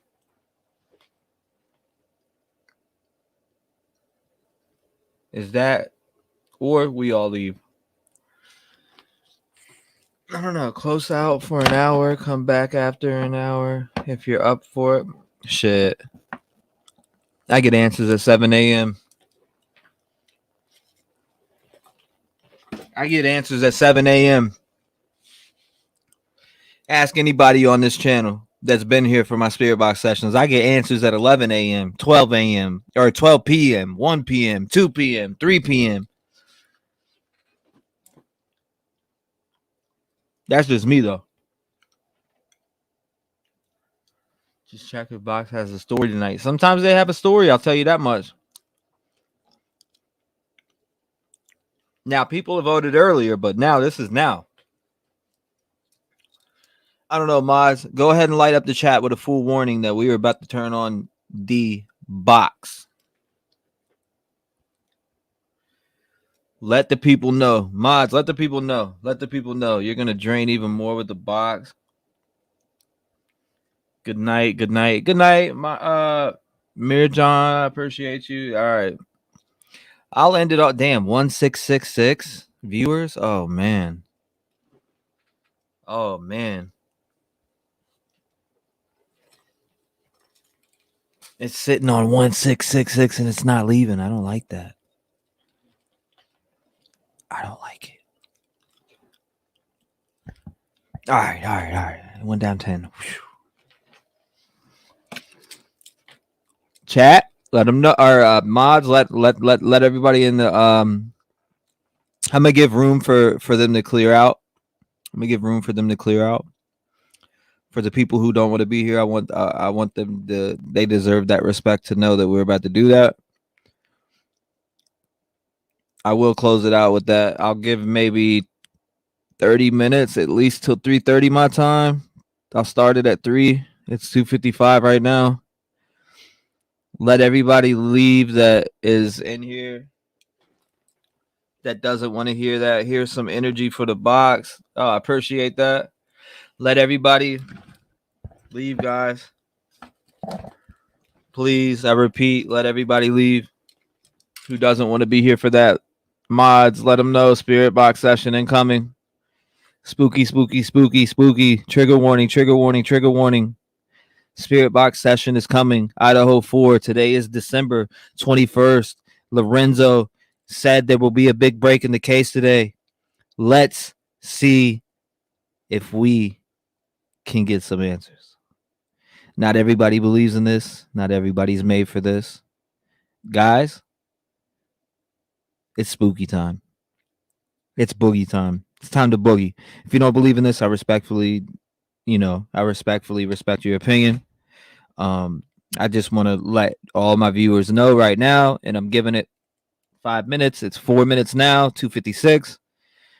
If you do not like spooky time, if you do not like boogie time, this is your chance to exit the chat. I'm trying to give you the fair warning. Please exit the chat because there may be some things you don't want to hear.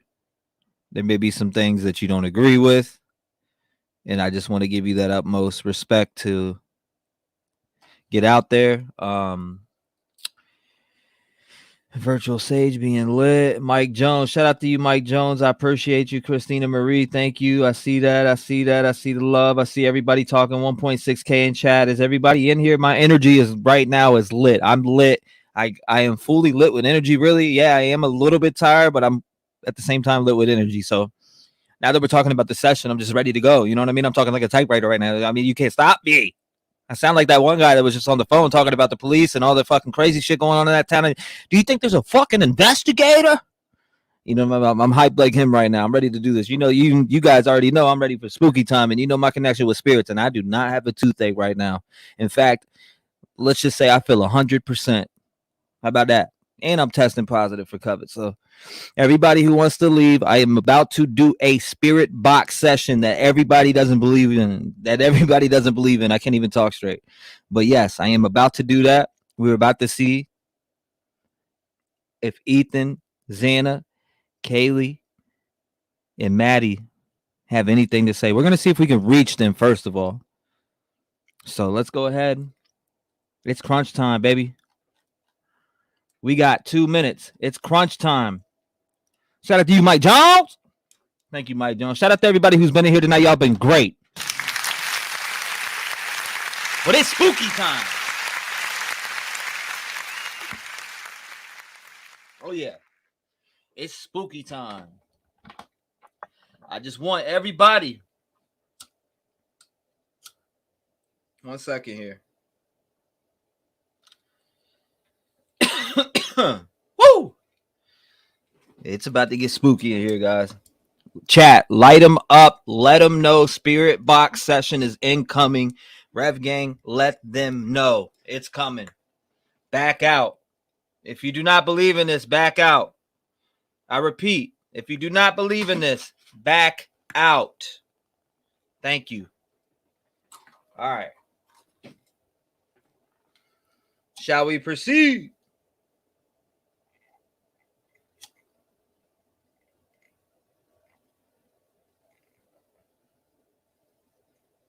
Hold up. I can't even light a fucking candle. I'm getting angry right now. Here we go. Can I? Oh my God, I was about to say, tell me I did not run out.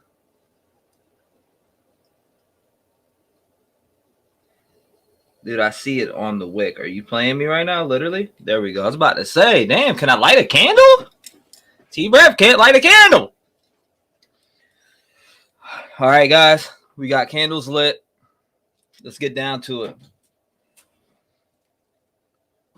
All right. It's prayer mode. I'm going to say a prayer. Please, guys, everybody, please, Warren, thank you. Shout out to everybody showing love in the chat. I appreciate you guys. Love you all. If you don't want to be here, please back out.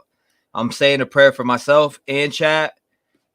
We'll get into it. Joanne, I will check that. I got you. I seen what you were talking about. It's spooky time. I got you, though.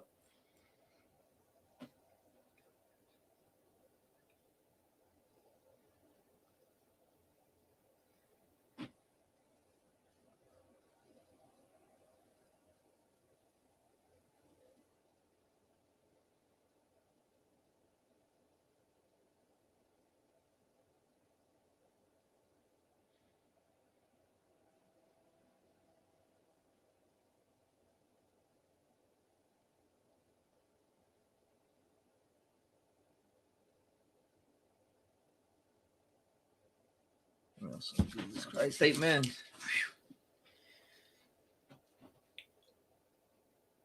You ever been so cold, your hands are just freezing? I feel the energy in here right now. Woo! I feel the energy up in here. Yes, I do. So give me 1 second here. We're going to jump to this. I feel the energy flowing through this bad boy right now. And I'm not just saying that either. I feel energy like a mug. And we're going to have to pull this up, all right? I'm going to have to pull up the pictures here, and we're going to have to jump into it. So let's go ahead and get into it here. Here we go. You guys in here? Who's ready? Let me get ones in the chat for everybody who's ready. Light it up. Are you guys ready for the Spirit Box session? Let's see if we can make contact. I've made contact before. I've gotten responses before. If you go back to my page and you look up my lives that I did, the first thing that I did on the Idaho case was a full 5-6 hour live of straight Spirit Box session that has a lot of responses in it. Also, I got a weird response where it came from a male said frats are involved. And then on a female comes in and says 2 of them. Weird. Do I know if it has a connection? I don't know, but they said frats are involved, 2 of them. Crazy. Energy's flowing great. I feel 100%. So let's go ahead and dive into it. Where did my box go? Everybody, I'm using the SB7. Hold up, let me pull this up on big screen. I'm using the SB7 Spirit Box. It's kind of hard to see. I guess my camera has a smudge or something, but SB7 Spirit Box. Brand new batteries in there. Thank you, Fran, for becoming a member. Shout out to you. Thank you. Woo! I feel the energy in here tonight, man. I'm cold right now. My hairs are already standing up on my arm. I don't know if you can see, but my hairs are standing up on my arm already. But let's do it. Let's see what we get. You guys ready? Let me see all the ones in the chat, by the way. I see ones, one. We might wake some people up. There might be some people in here sleeping. They wake up in here Kaylee, or something. You never know, man. Here we go. I got them shivers. Game over said, let's get it.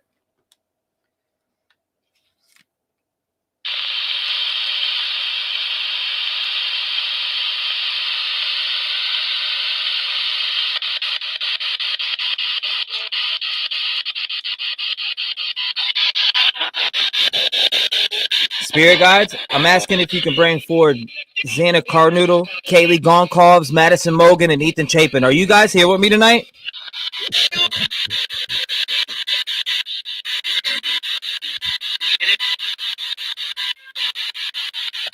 Say Enan.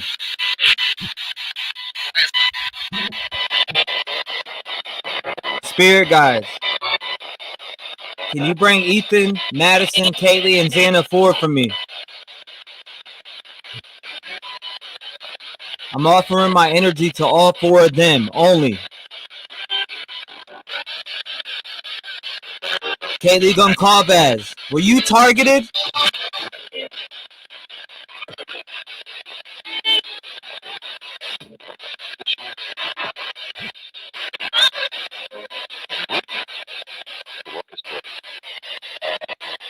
In one of my spirit box sessions, you guys said frats are involved, 2 of them. Is that any truth to that?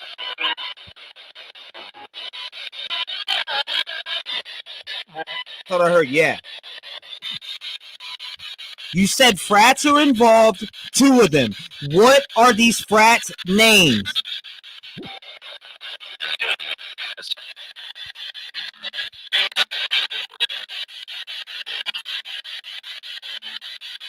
Thought I heard Dylan. I could be tripping, allegedly. Guys, you told me frats were involved, 2 of them. What are their names?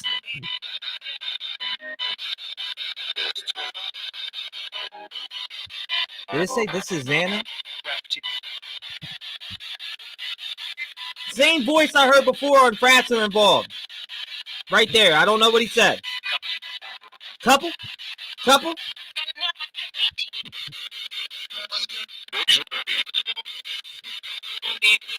Which frats were involved in this murder?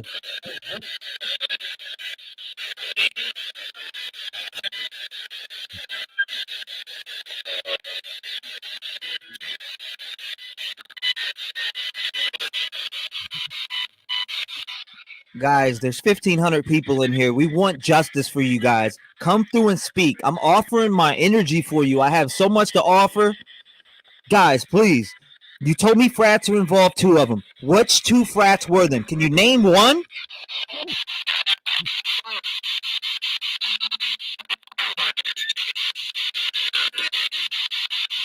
Dylan? Allegedly, I thought I heard that.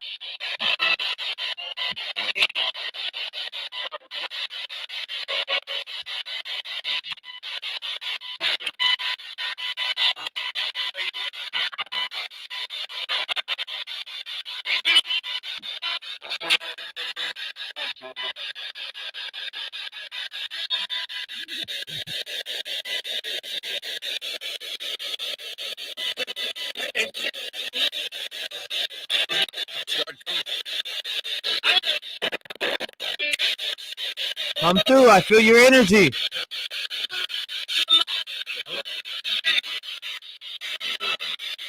You said frats are involved, 2 of them. One was a male, one was a female. Which one was involved? Who was involved? Name them.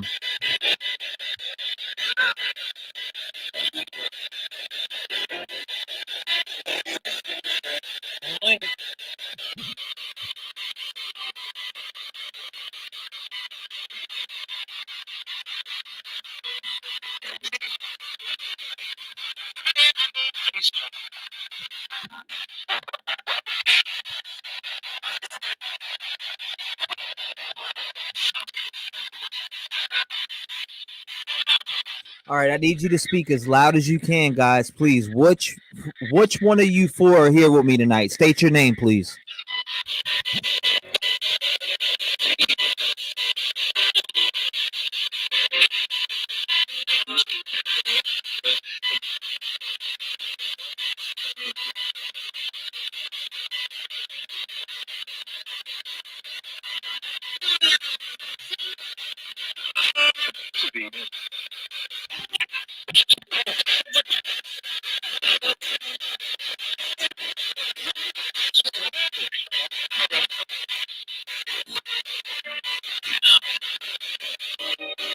Please come forward and speak loud and clear. Which one of the 4 U of I students are here with us tonight?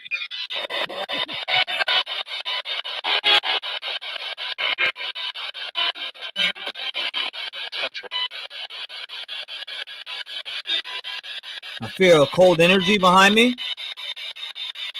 Very cold.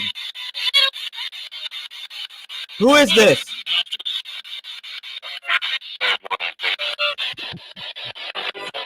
Who's behind me?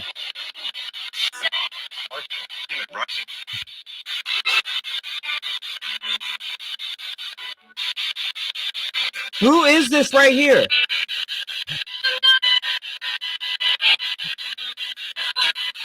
Okay, guys, I feel energy right here. I know one of you are here. Somebody is here with me. I feel it. I want to ask a question.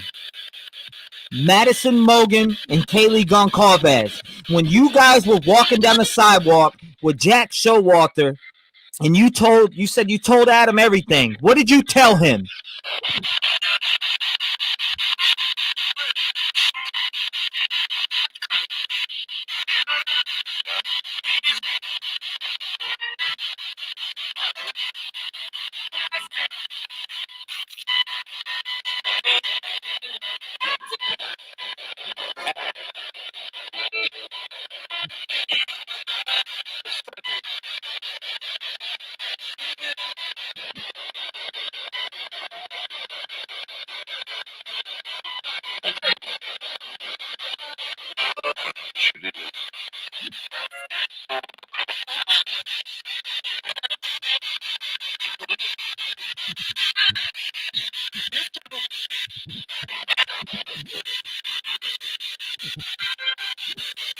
Kaylee Goncalves, sweetheart, Madison Mogan. What were you guys talking about when one of you said I told Adam everything? What did you tell Adam?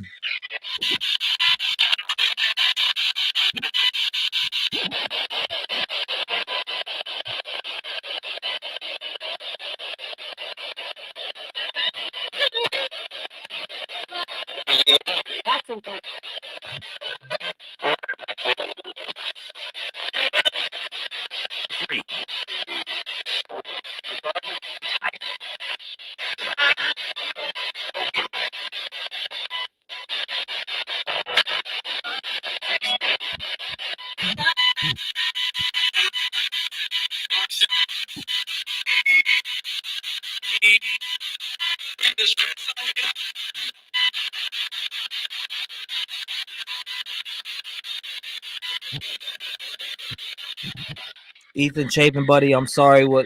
I'm sorry that this happened to you, buddy. Were you targeted?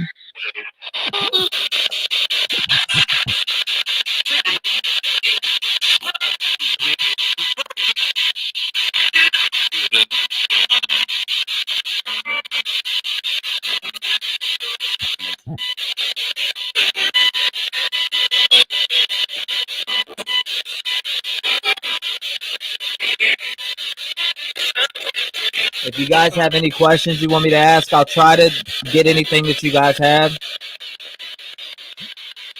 Ethan, we hear you loud and clear, brother. I want you to come forward and speak for me, man. We just want justice. I've been on this thing every day, man, and my energy is involved, and you can use it if you need to speak. Who did this to you, Ethan?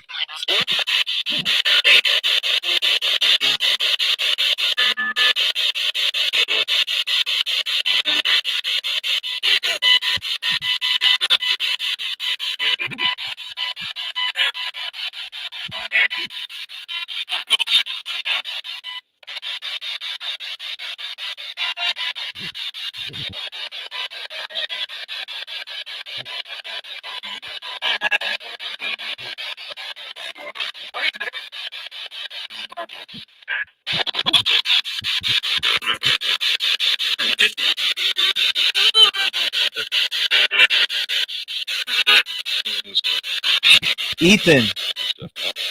What the fuck? I heard that. Ethan. Ethan, who stabbed you?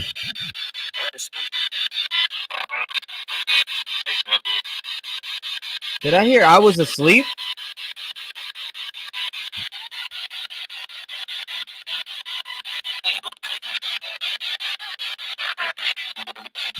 Closed captioning is on.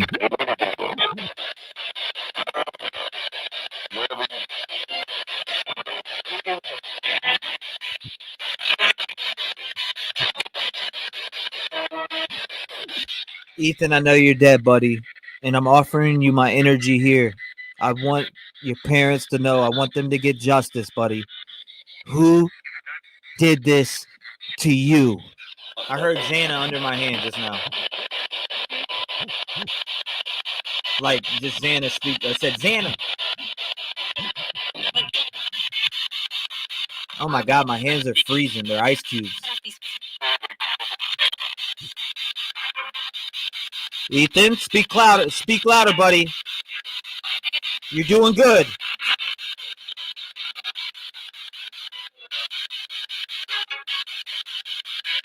Ethan, you're doing good, buddy.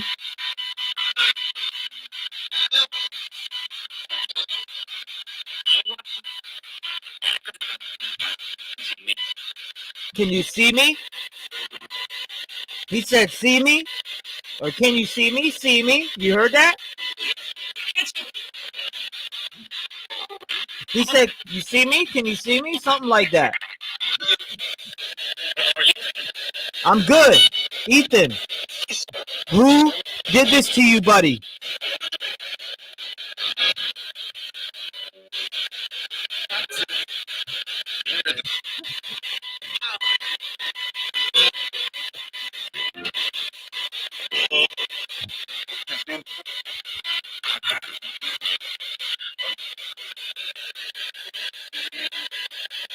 I hear you, bud. Can you speak louder or clear for me? Ethan, yeah. That's you, buddy. I hear you.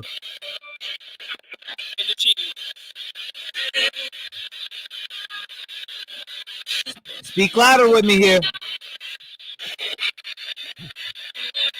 Who else is here with me? U of I students. Say your name.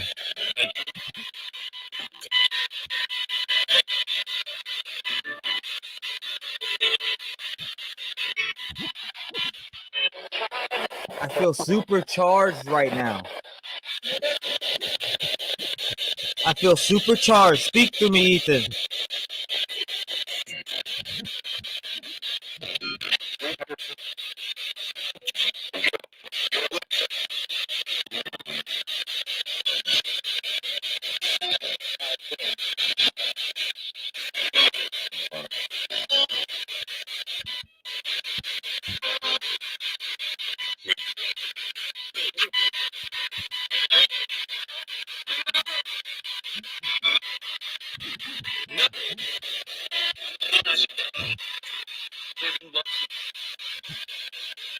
Who's involved?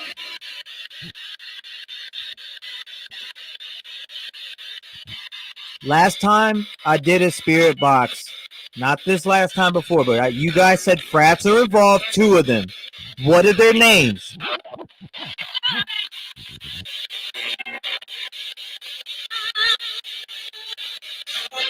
Radio interference?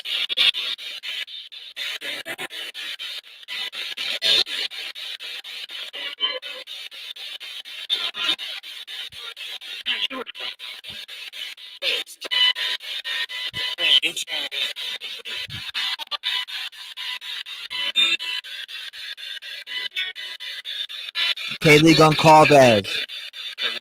You told Adam everything. What did you tell him?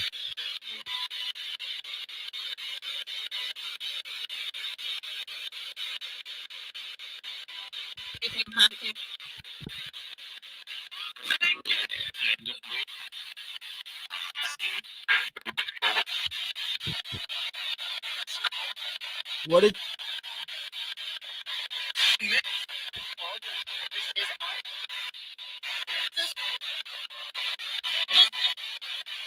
What did she say?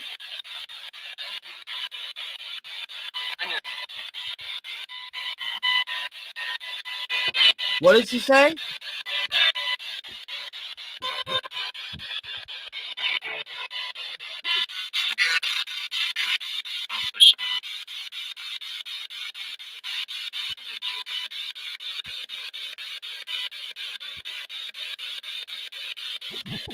What did you tell Adam?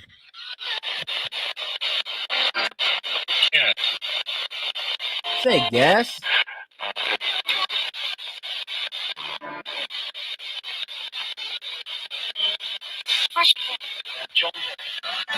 For sure.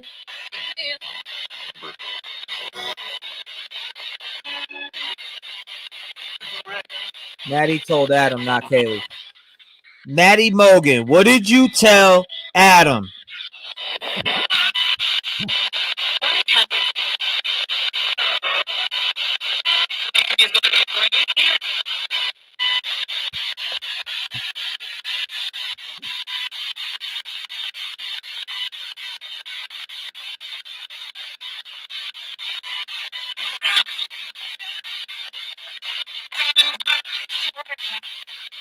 Murdered? Did I just hear somebody say he murdered him?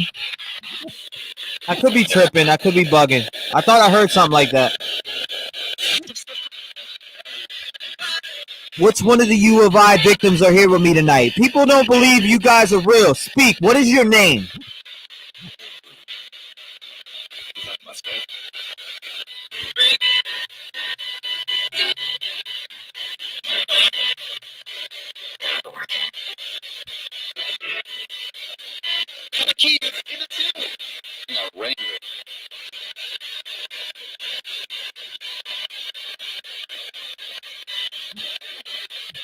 A lot of people believe you guys are fake. That you don't exist. That the other side don't exist. What is your name?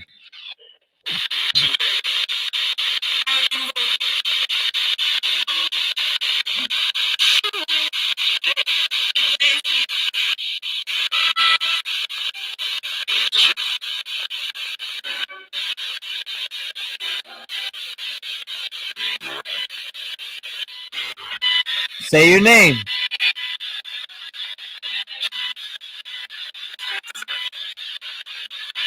Ethan, Maddie, Kaylee, Xana, which one of you are here with me? Say your name.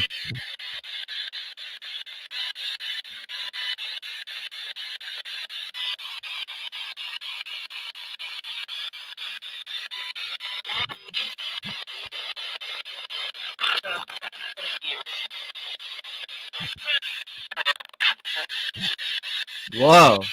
It felt like a jolt through me.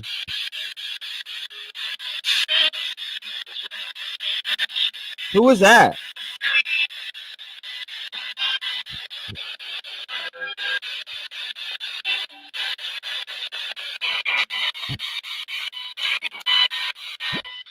Kaylee, were you targeted?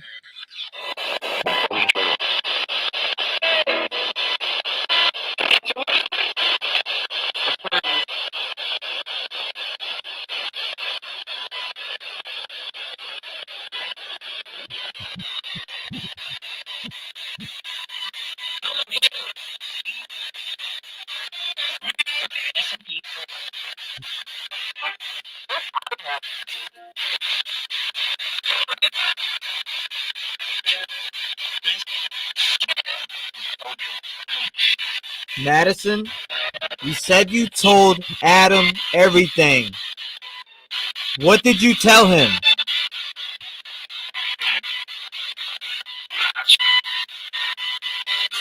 Fucking cold ass energy right here, man.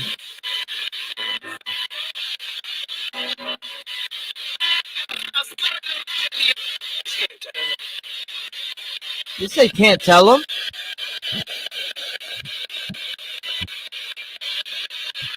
They are all here. I'm a victim. This is Ethan. I'm freezing. It's true.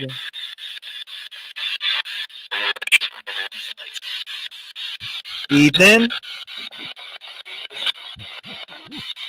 Ethan, where were you the night of 11/13? Is it true that you were at the Sigma Chi party?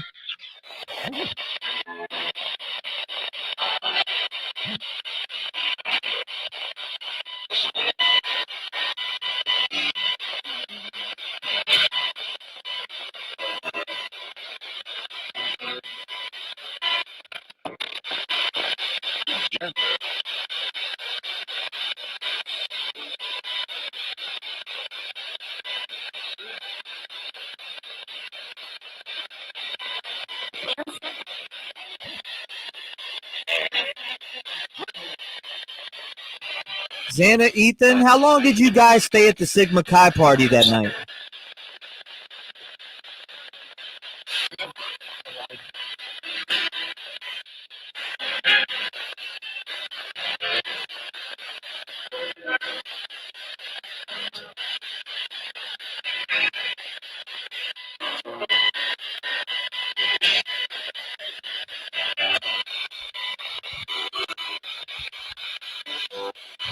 No responses.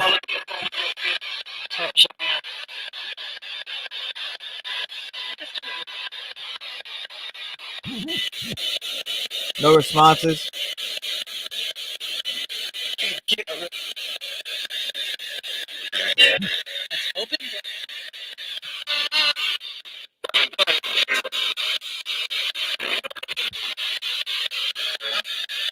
Guys.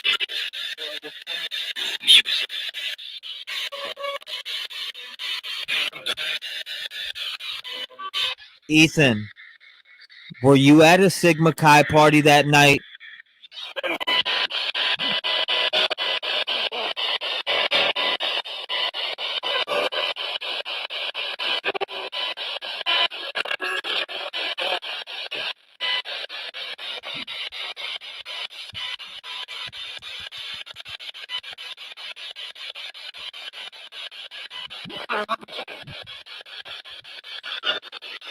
Xana?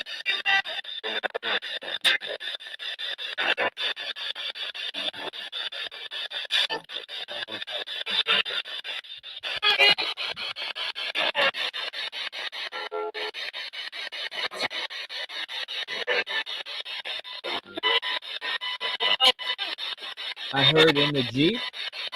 It's Xana.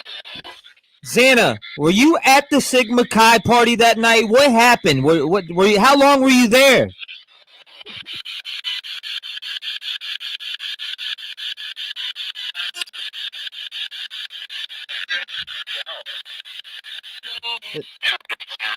Did I hear an hour?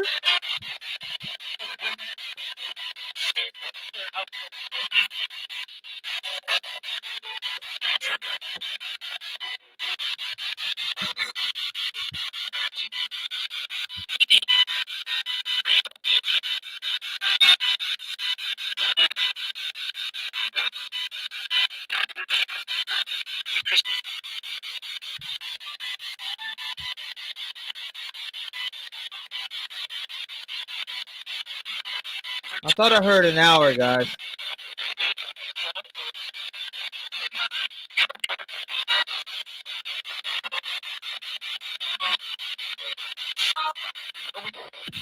Did you guys let the killer into the house that night?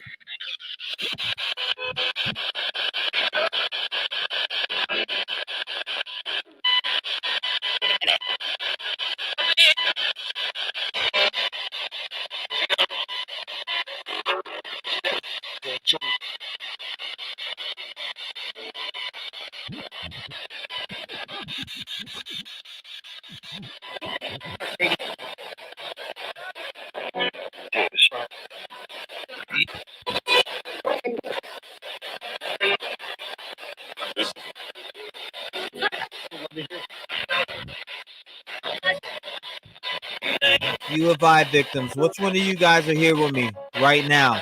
Say your name, please.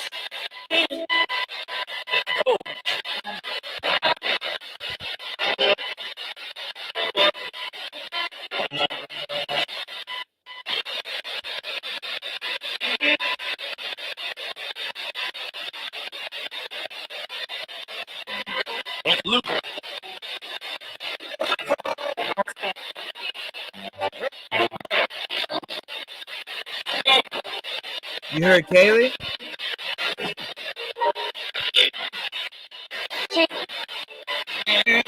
Kaylee, is there anything that you want to say to your dad, Steve?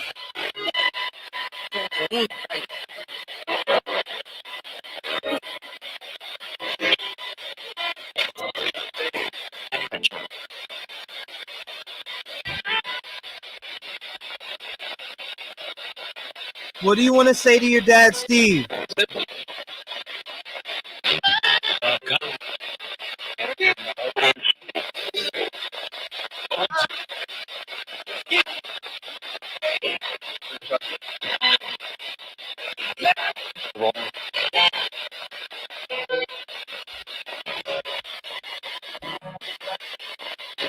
Xana Carnoodle, is there anything that you want to say to your mom?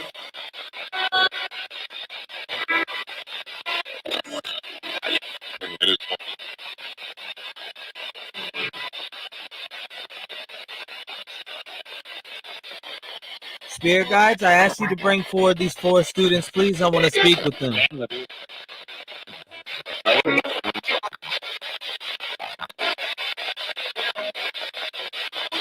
I'm asking all other spirits to back off and let the 4 U of I students come forward and speak with me, please.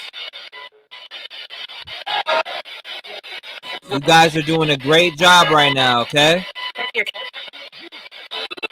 I really appreciate you coming forward and speaking.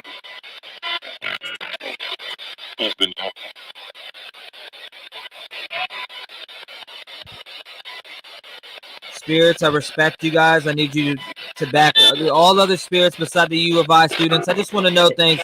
Even the spirit guides that are with them or angels that are watching over them. Who is I just heard hi T-REV. I just heard hi T-REV.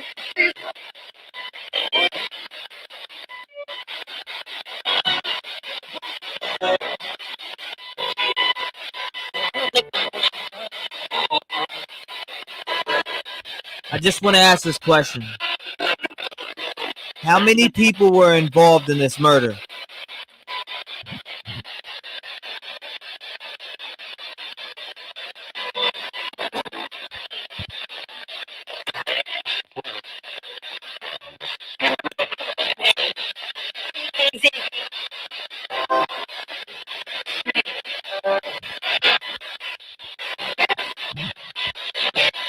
I just heard something.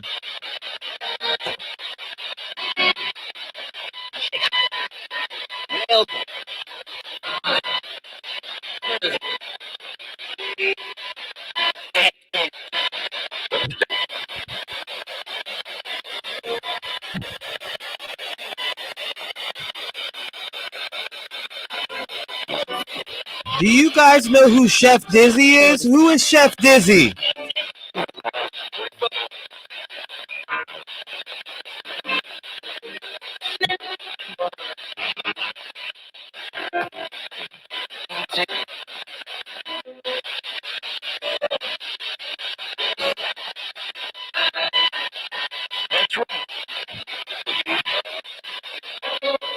Did I just heard Enon?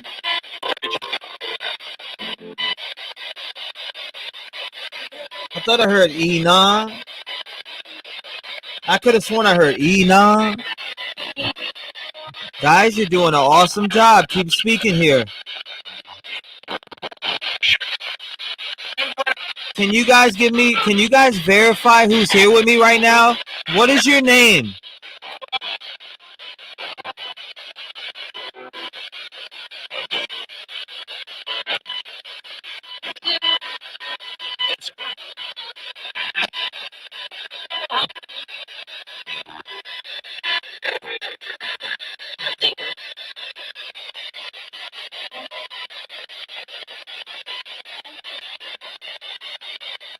Did I just heard it's Enon?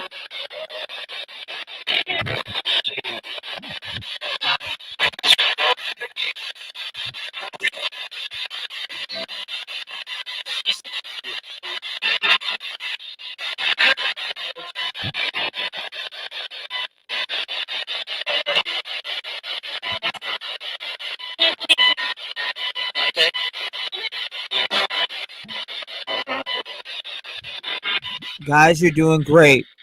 We want to know who murdered you guys. What is the name of the killer or killers?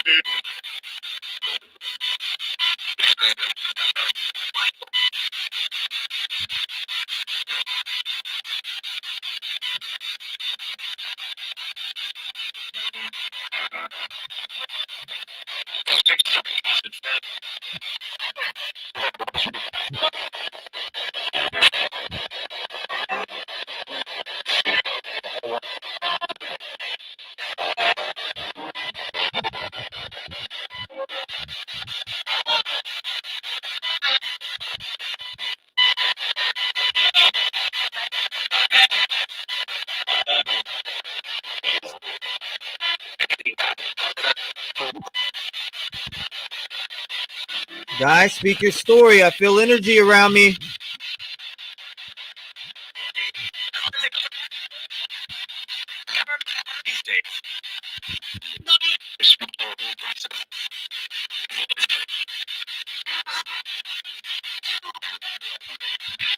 Keep speaking loud and clear.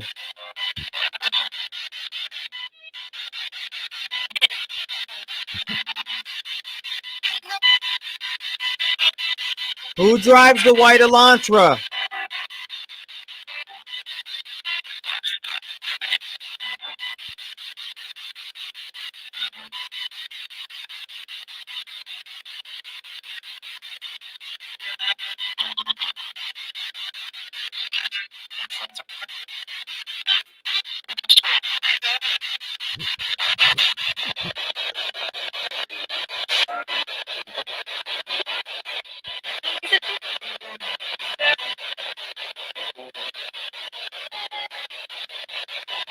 You guys are doing great.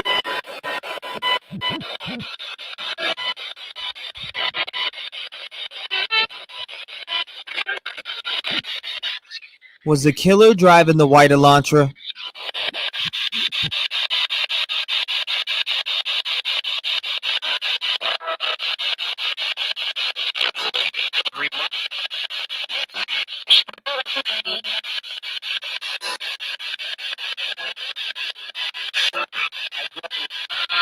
Where is the white Elantra at?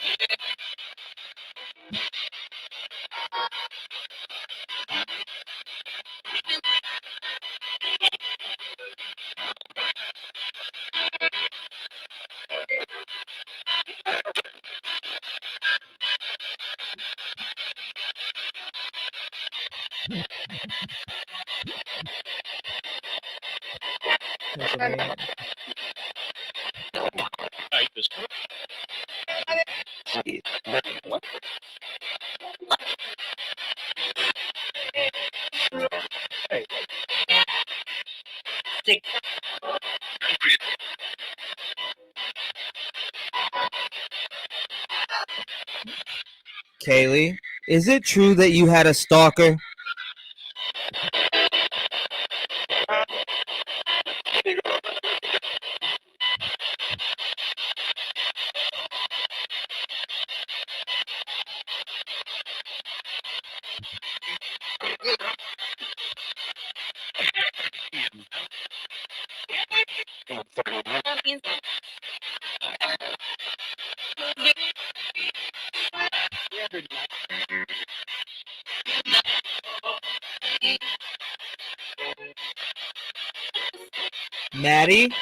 Maddie Mogan. What did you tell Adam, Maddie Mogan?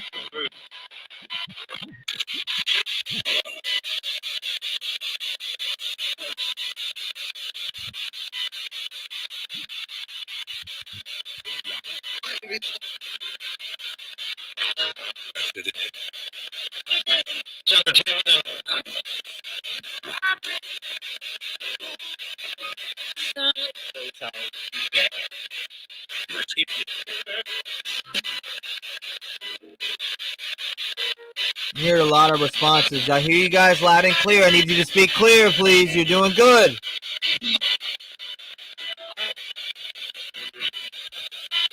Spirits, use my energy.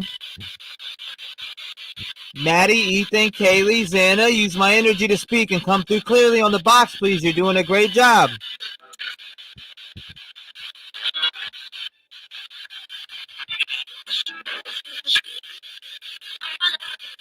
Ethan, what's the name of your fraternity?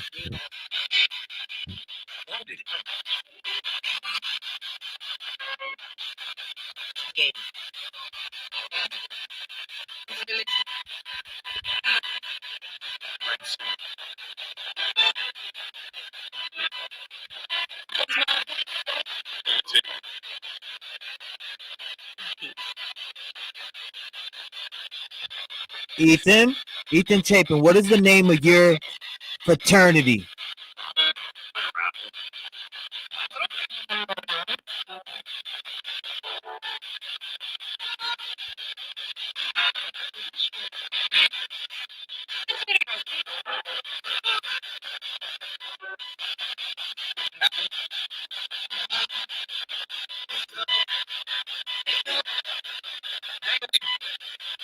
Kaylee.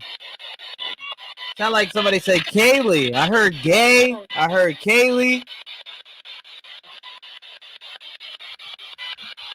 Who's gay?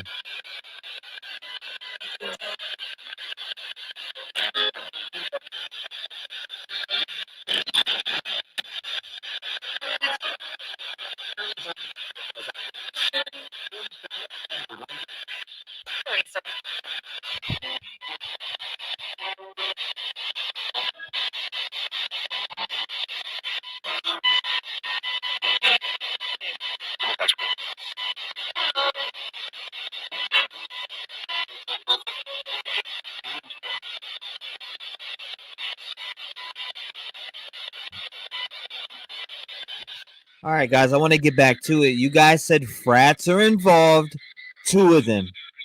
Who told me that?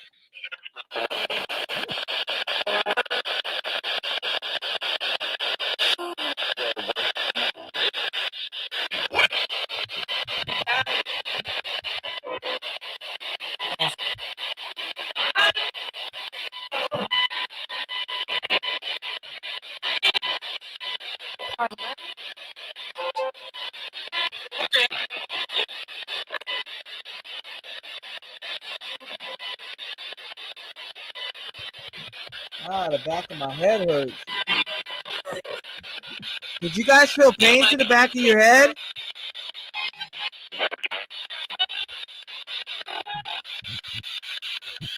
Who was hitting the back of the head?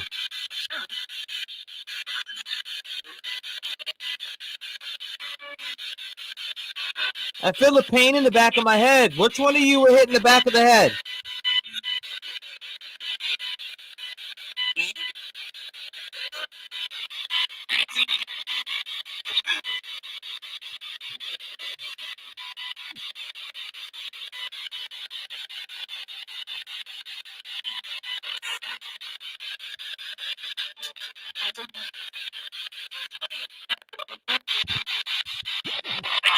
All right, guys, let's get down to it. What is the killer's last name? Use my energy to answer.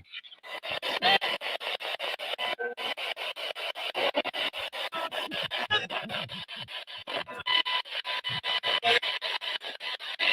feel a very cold ass energy to my left, man. It's eerie.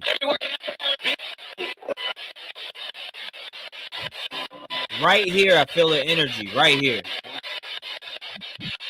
It's super, super cold.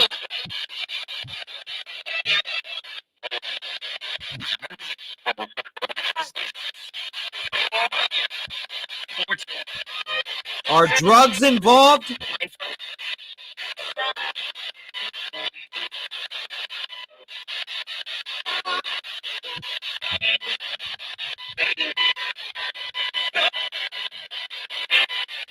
You heard Ethan?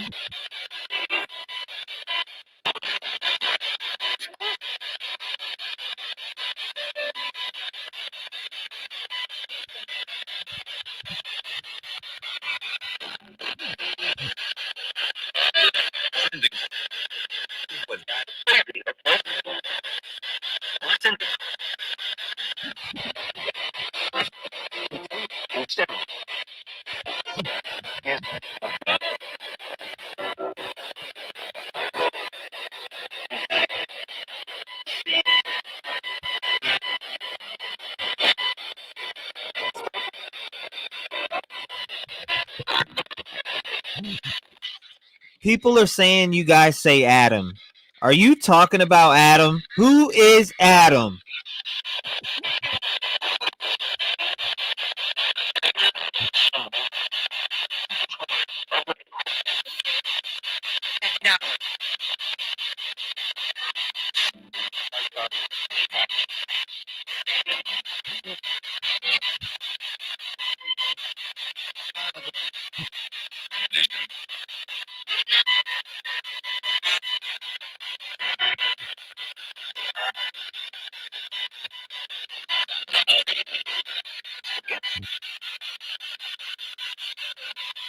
Where is Adam? Who is Adam?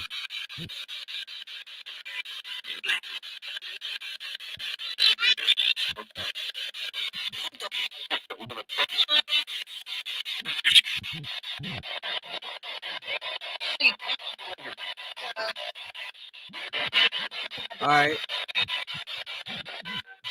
I'm asking the U of I students, Xana, Kaylee, Madison, Ethan, but specifically Madison and Kaylee. Where did Adam work?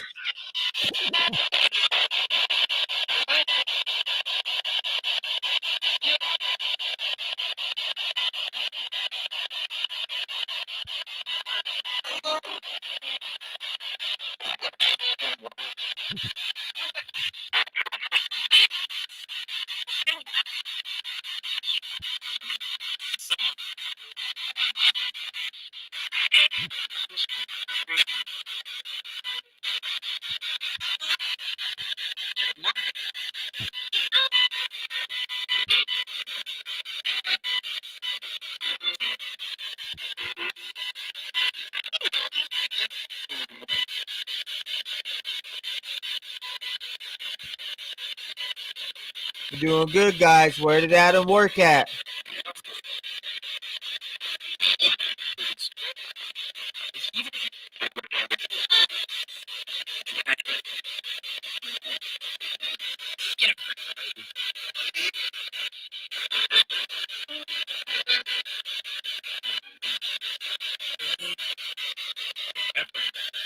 I'm reaching out to Kaylee Goncalves. Where did Adam work at, sweetie?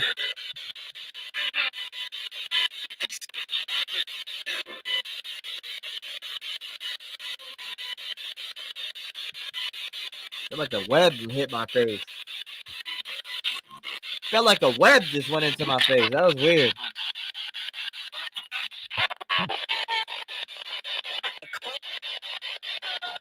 Who said bar?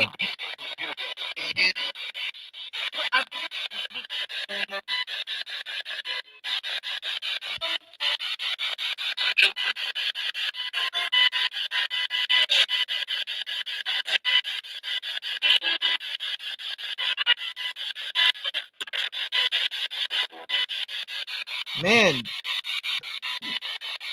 it's super cold right here. I'll tell you that much. Guys, I feel you. Just use my energy to come through, please. Can you answer me on where Adam worked right now?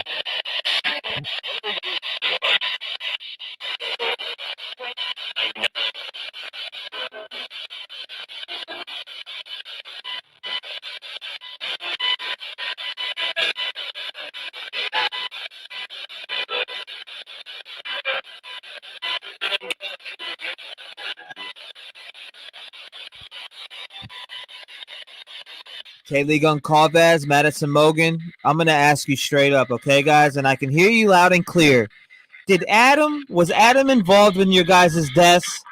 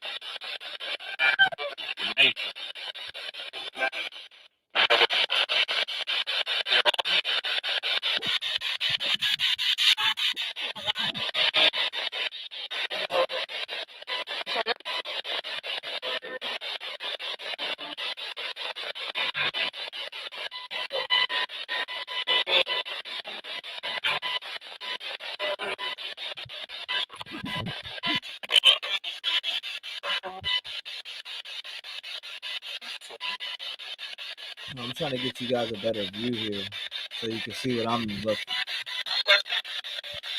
Damn it. I just heard something about Jack.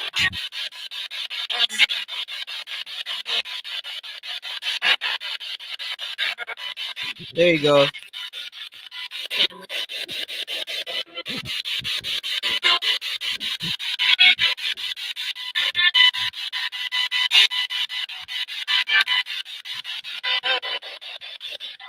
Kaylee Goncalves, Madison Mogan. What were you guys speaking about when you mentioned Adam?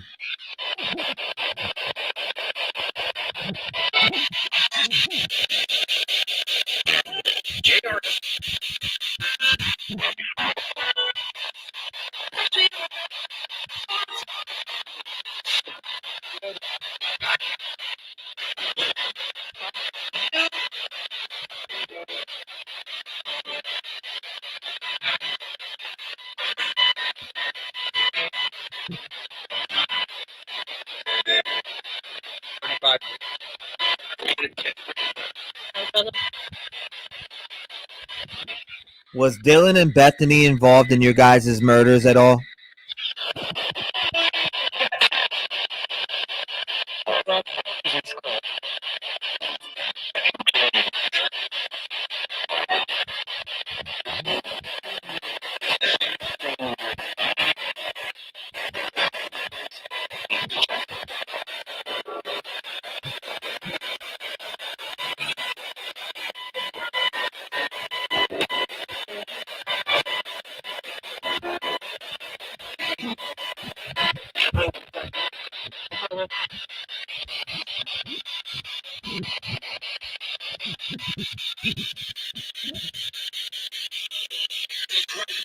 Okay, listen, guys. I want you to speak out here. I feel the cold energy over here, all right? Who is here with me? Which one of the U of I students are here with me right now? Can you say your name clearly?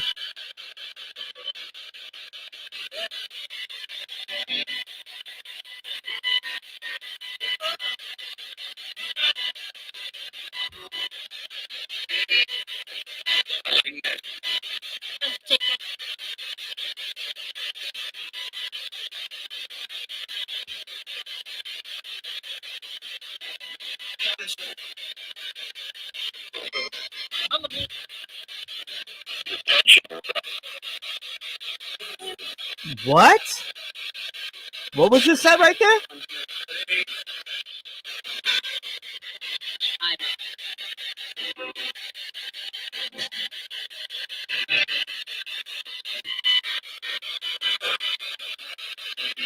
Was Dylan and Bethany involved in your murders? Madison, Ethan, Xana, Kaylee.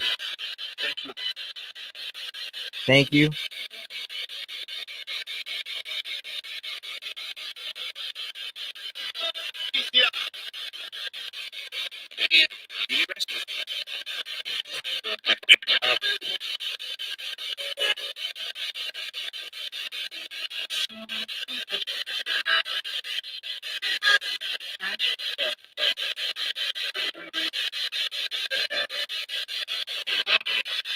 Do you guys know that you moved on?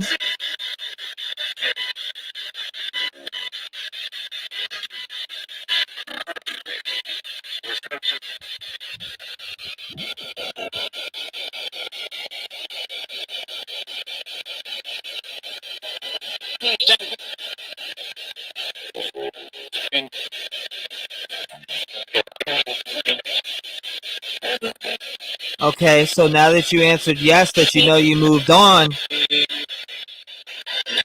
can you answer me who did this to you guys? Use my energy to come through the box. Speak clearly. You're doing good.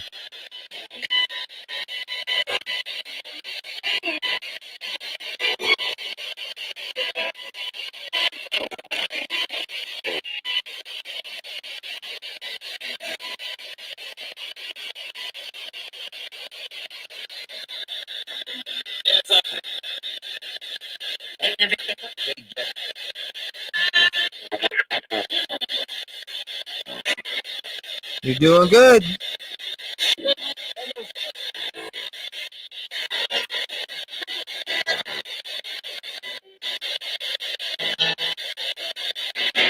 How many were involved?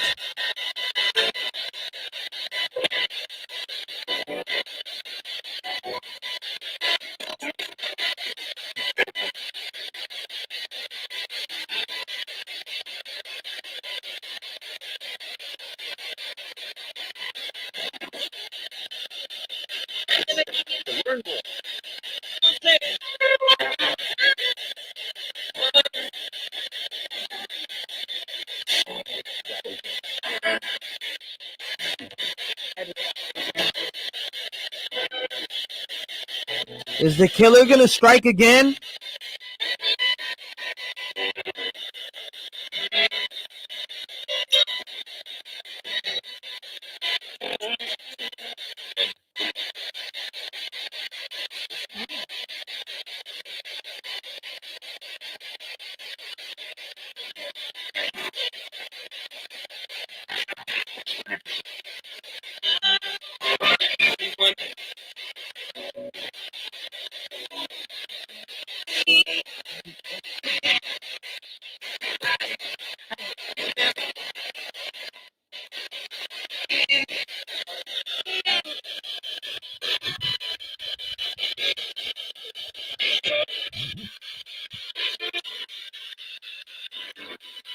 Okay. U of I students. Which one of you are here with me right now? Say your name, please. Loud and clear. You're doing great.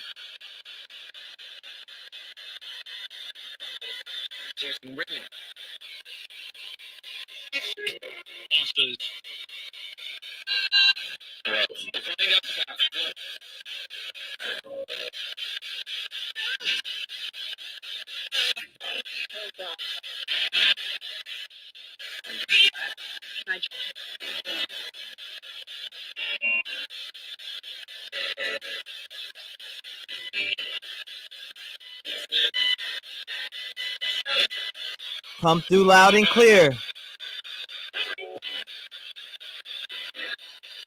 Madison. What?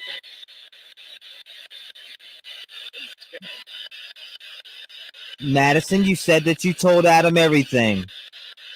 Did you say what did you mean by that?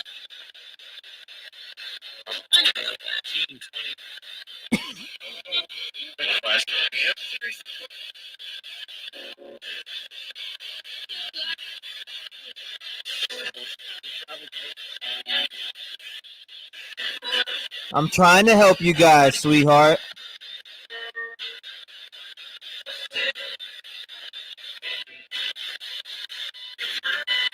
You're doing great.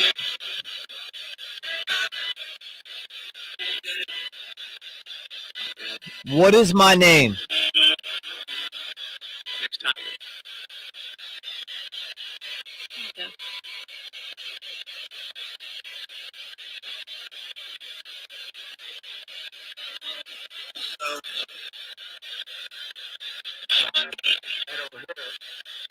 What is my name?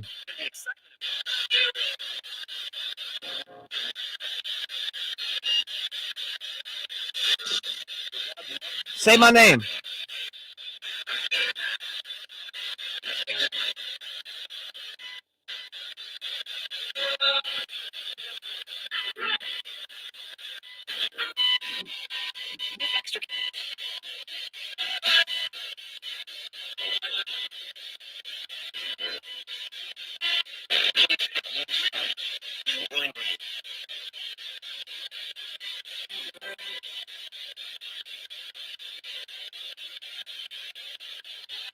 All right, guys. So before I close this session out, I'm going to close it down pretty soon, all right?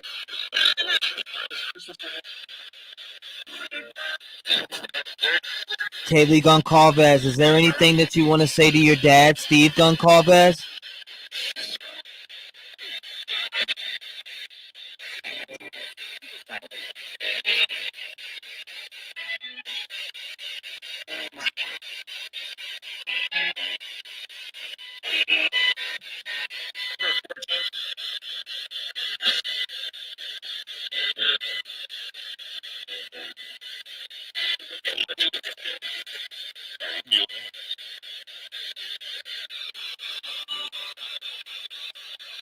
Kaylee, where were you moving to?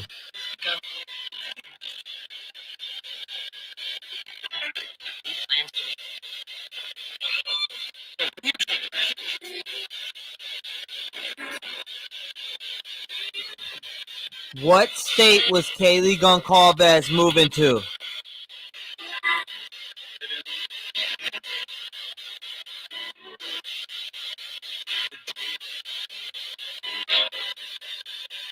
I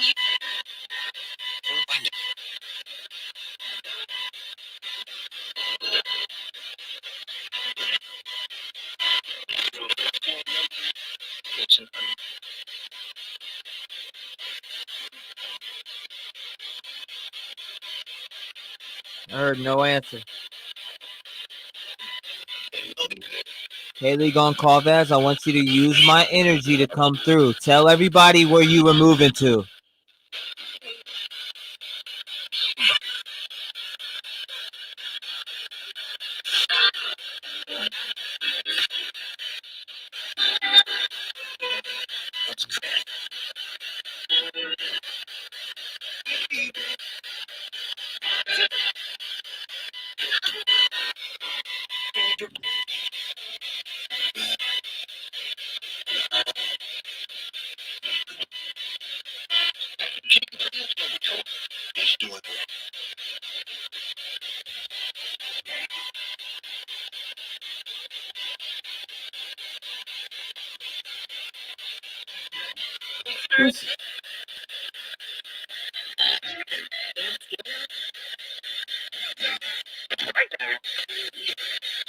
Right there. Kaylee Goncalves, where were you moving to, sweetheart? Tell everybody.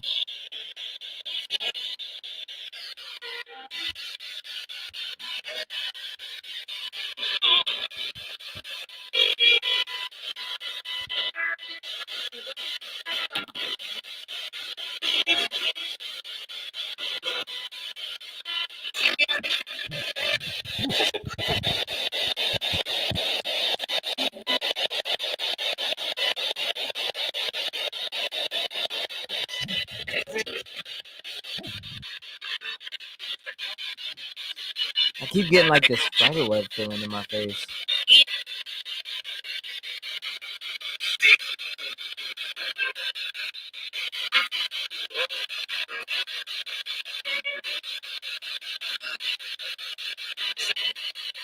Ethan Chapin,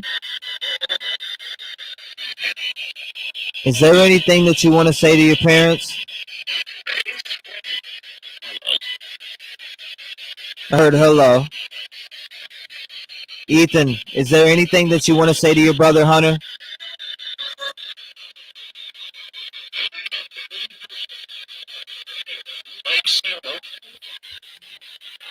I'd like to say hello. Did you guys hear that? Tell me you heard that. Hi. Tell me you heard that. I want to say hello. Ethan Chapin, what do you want to say to your brother Hunter?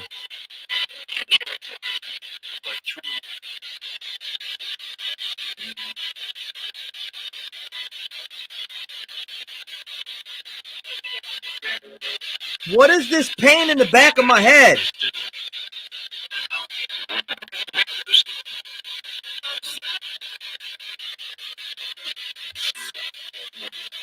The fuck was that?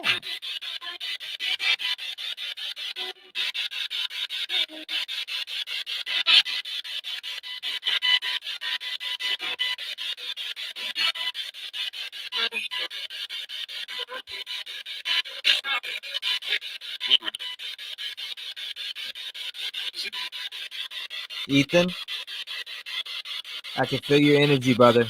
I can feel you want to speak. I feel the energy in the back of my head and the pressure in my head.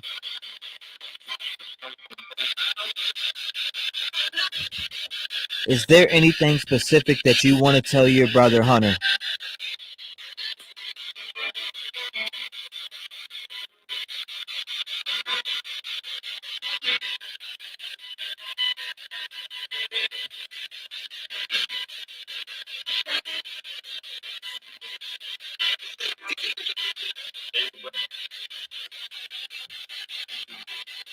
Did he just say, hey, bro?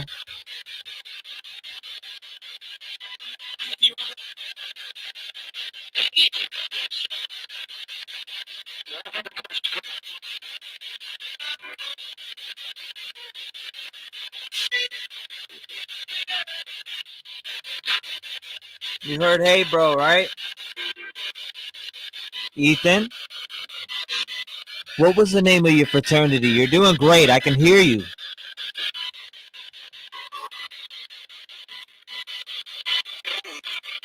It got cold as shit right here.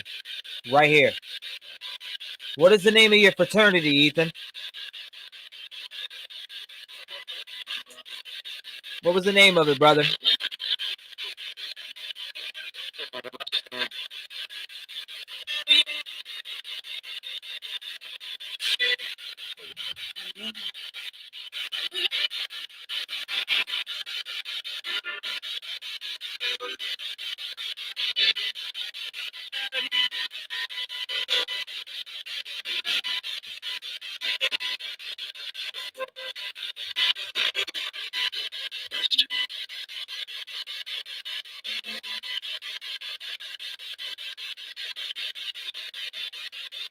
Yeah, it's super cold right here.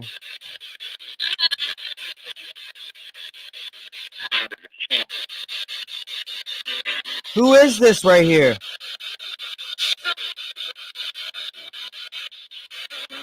Whose energy is this?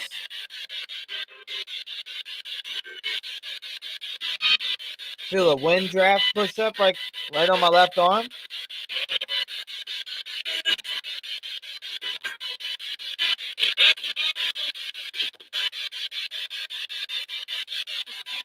Say your name clearly.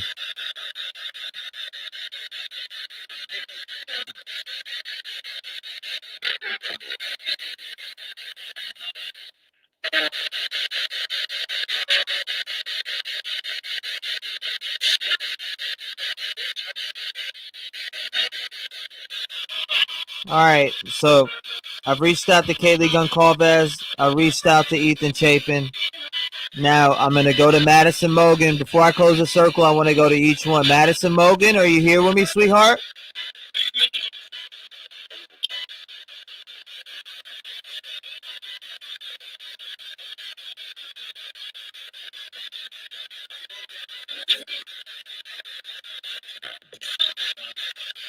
Is there anything that you want to say to your family?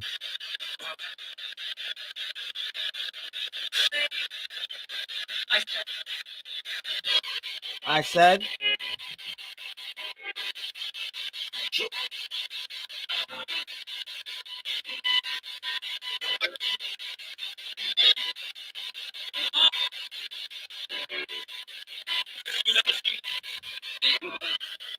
Ethan?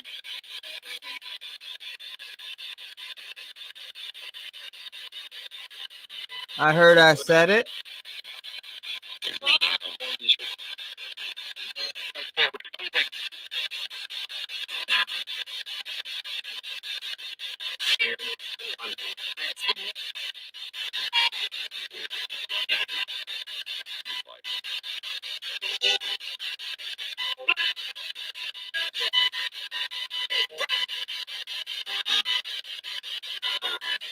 Okay, here we go. Xana Kernoodle, is there anything that you want to say to your family?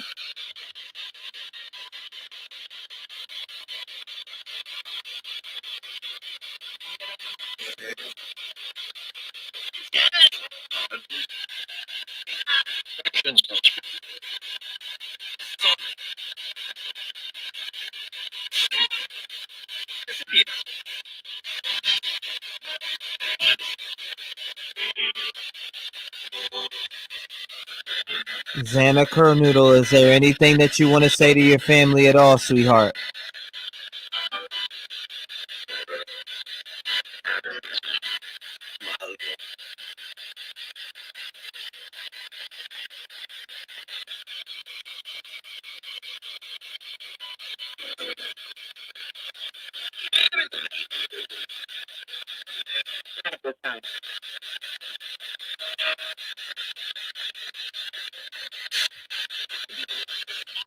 All right. Before I close out this session, Kaylee.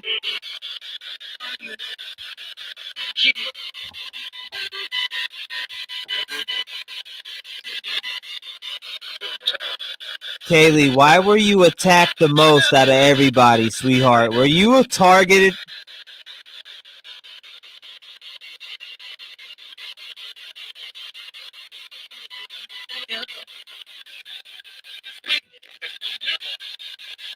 What was that?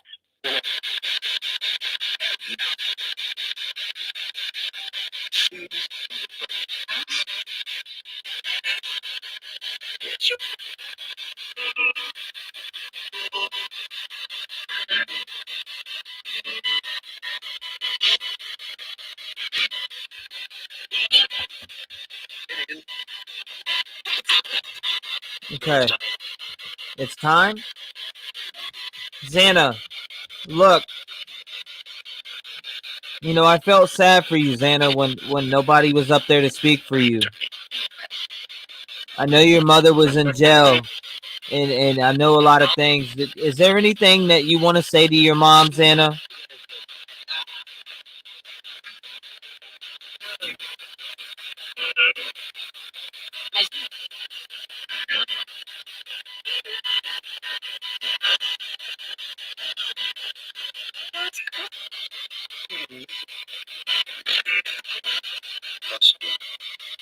I will make sure your mom hears this. Is there anything that you want to say to your mother, Xana? Use my energy to speak to this box.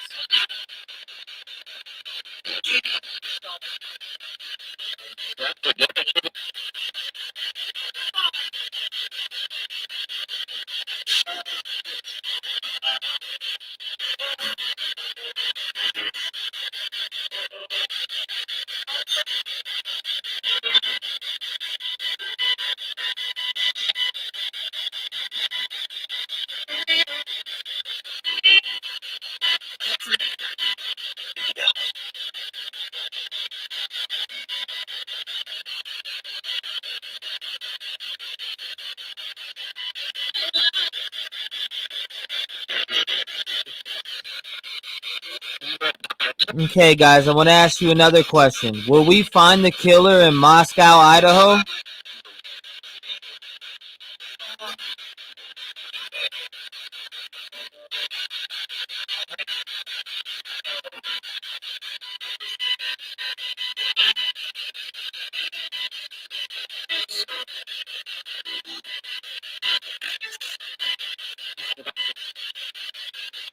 What state is the killer in right now, guys?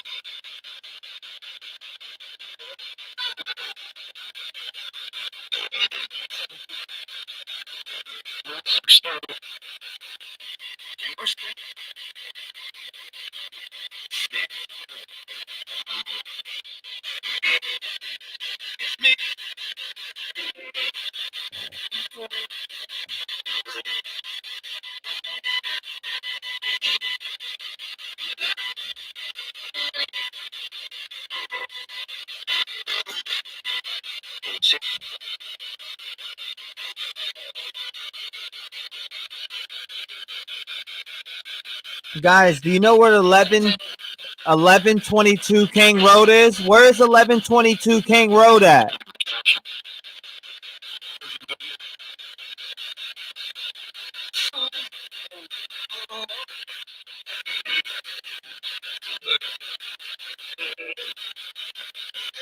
If you lived at 1122 King Road, can you speak?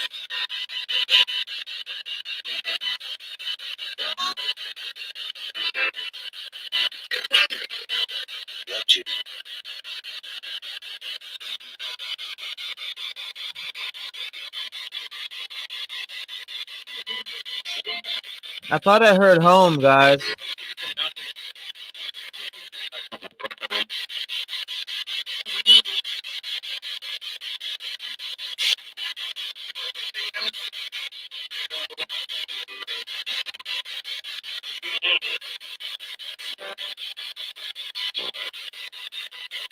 Eleven 22 King Road, Madison Mogan. What was 1122 King Road? Did you live there, sweetheart?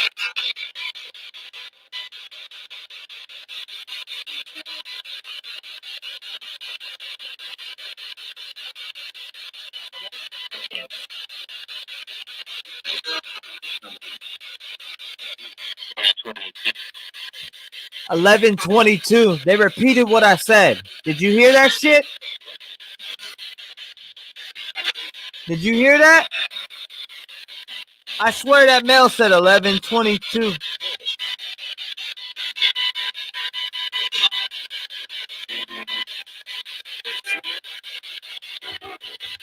Literally repeated what I said. 11:22.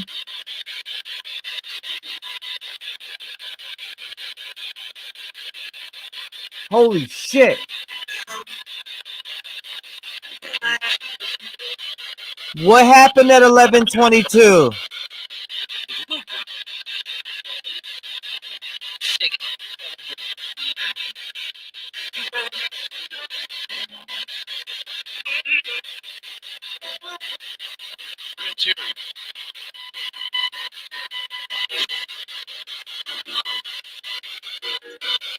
What happened at 11:22 King Road in Moscow, Idaho?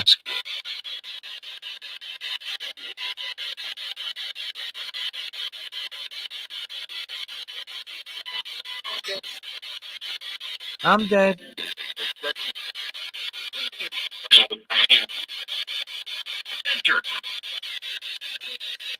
Enter. Did you hear that shit? It said enter.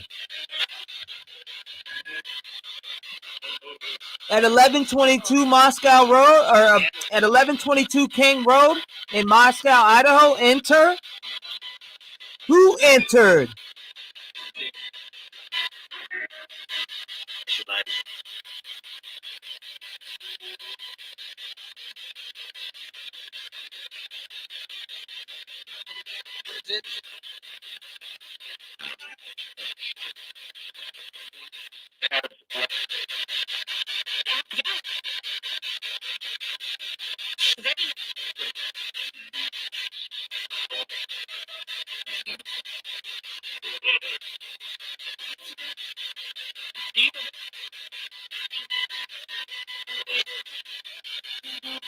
Who entered 11:22 King Road in Moscow, Idaho? Who entered that home that night?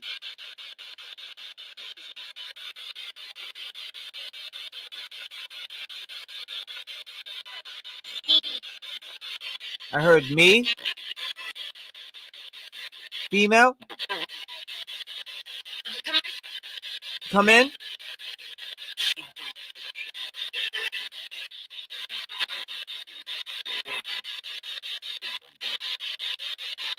You know, something's holding me from closing this session. I don't know what it is, guys, but something is like holding me back from closing it.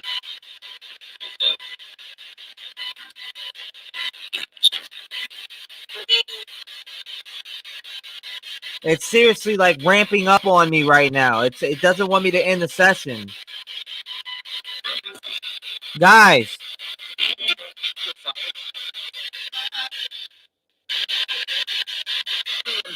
Okay, so at 11:22 King Road, Moscow, Idaho. What time did the murders happen in the morning?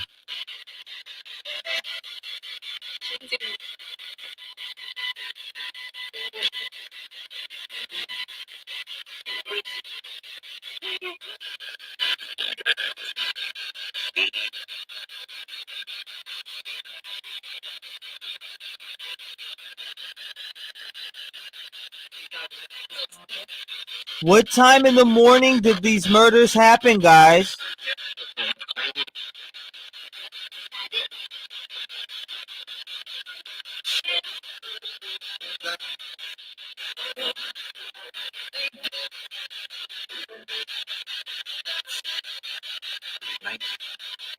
I heard night.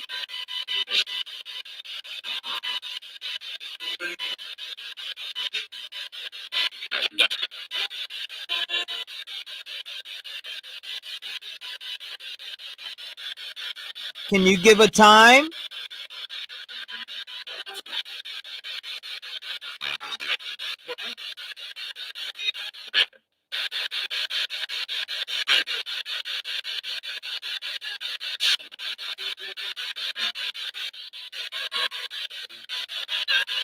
Ethan, did you die protecting the girls?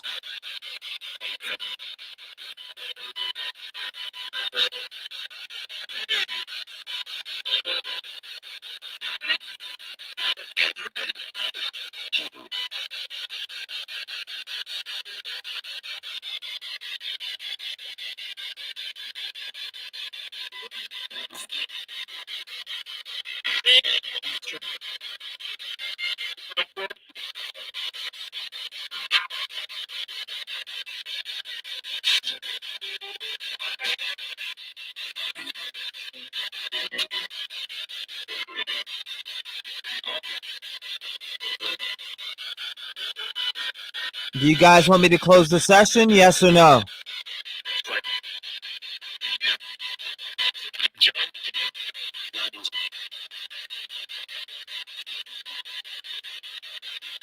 Oh my God, it's so cold around me right now. Woo!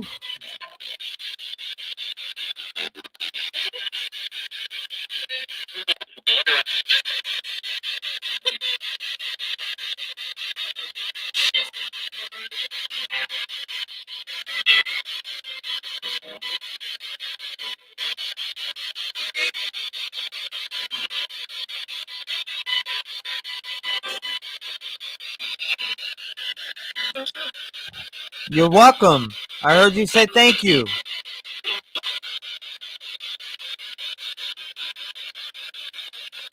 Is there anything that you can tell me about who did this to you?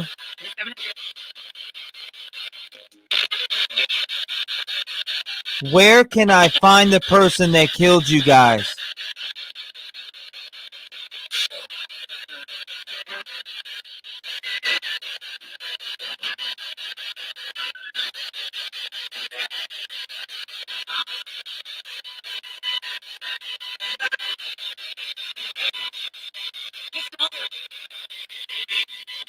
What did that say?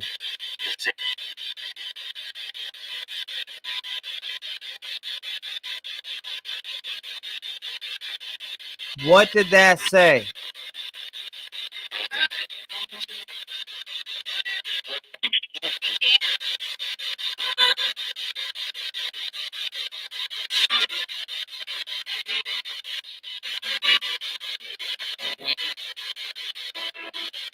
Who's coming?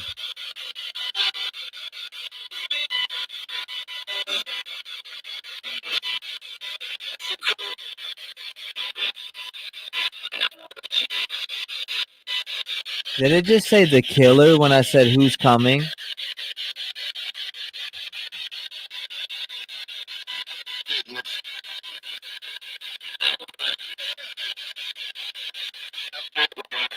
I thought it said the killer when I said who's coming. Who's coming, guys? I can hear you. You're doing a great job. Speak into the box and speak clear. You guys are doing great.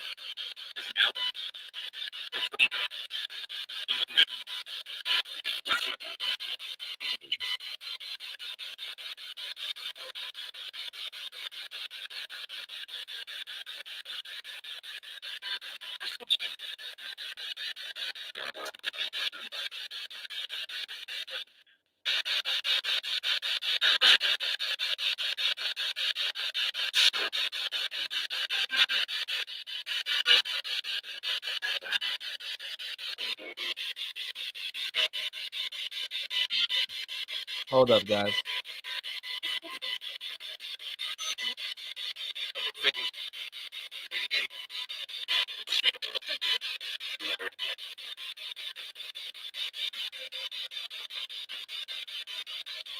Who's on the screen right now?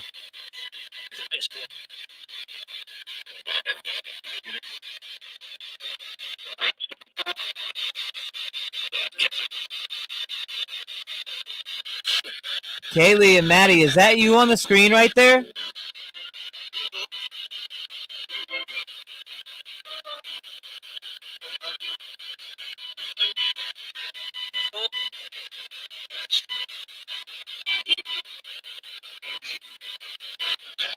Where were you guys at?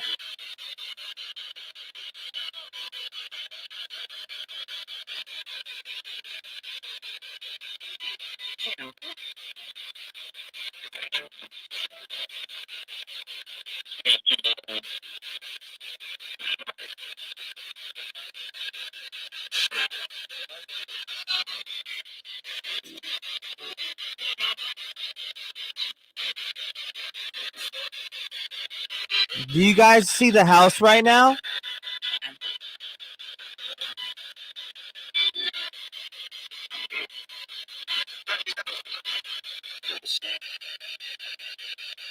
Say I saw it. Dylan and Bethany. Who is Dylan and Bethany?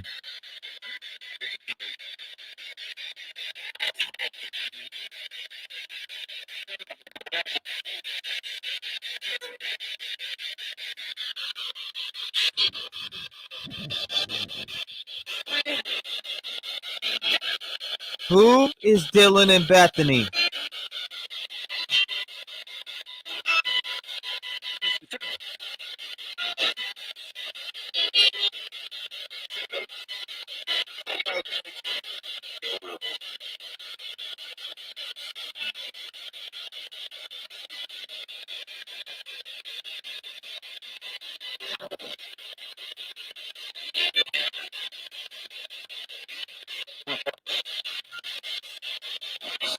Dylan and Bethany are evil?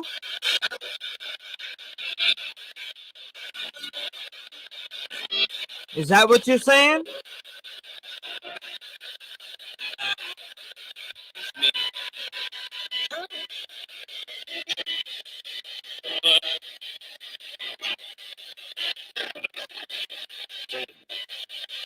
What about Dylan and Bethany?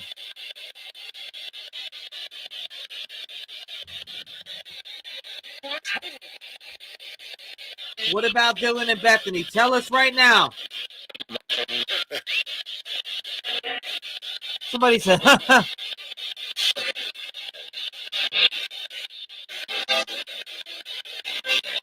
Kaylee, who's on the screen right now?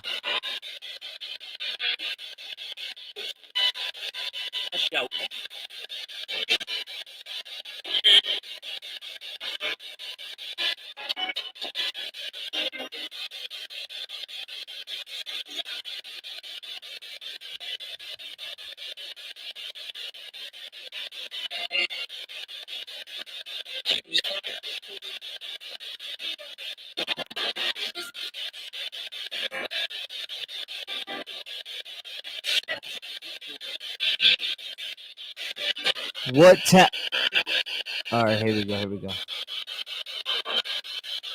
What house is 1122 Moscow, Idaho?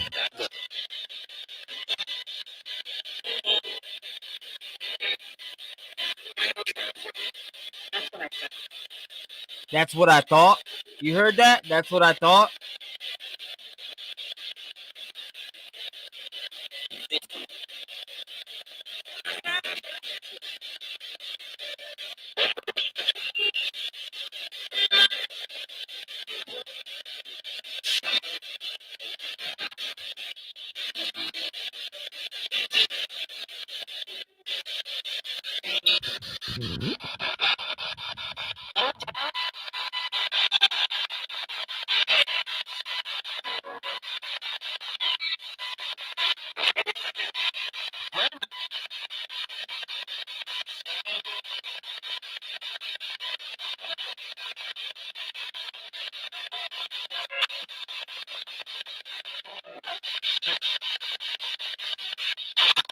Kaylee, were your injuries more significant?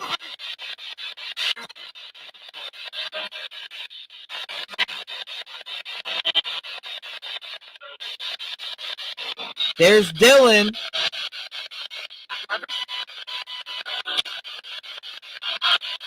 Is there anything you want to say to Dylan, guys?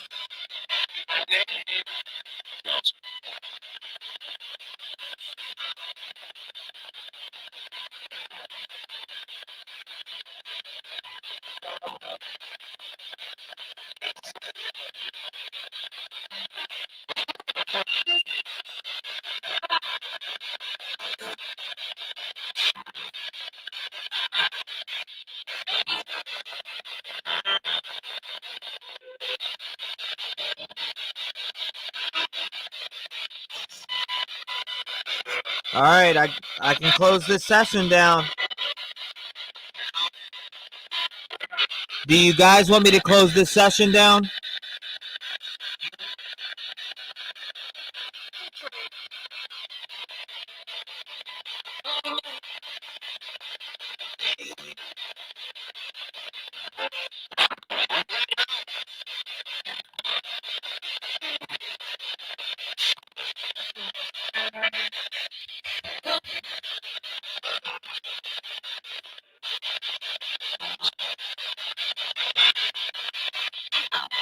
Kaylee, Maddie, Ethan, Xana, do you guys want me to close this session down? Are you tired?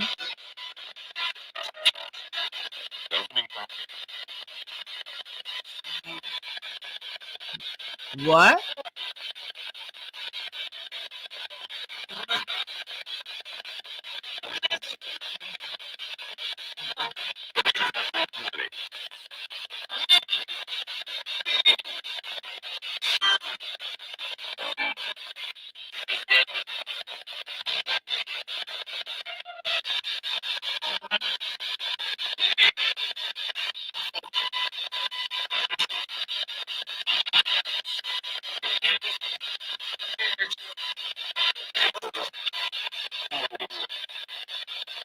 He heard you. Get over it.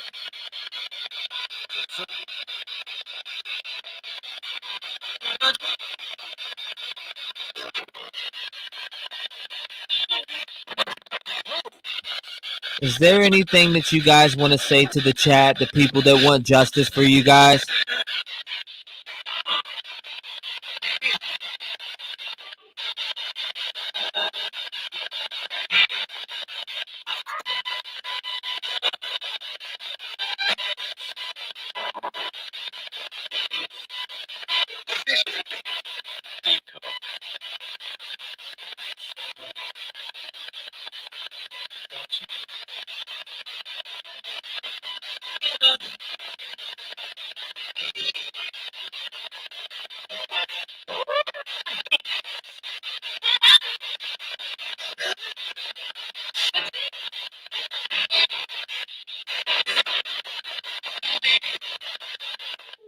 It's getting colder and colder and colder and colder and colder and colder and colder.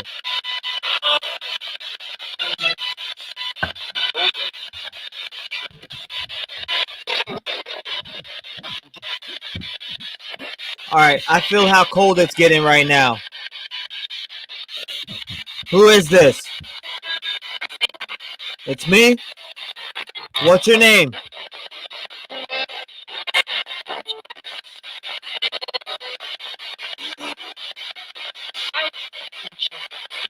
Hi?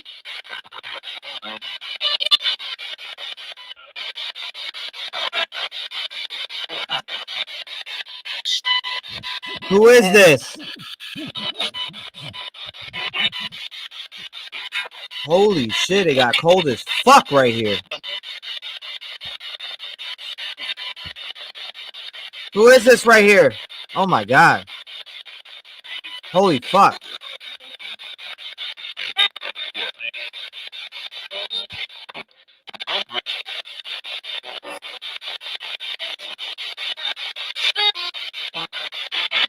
Hello.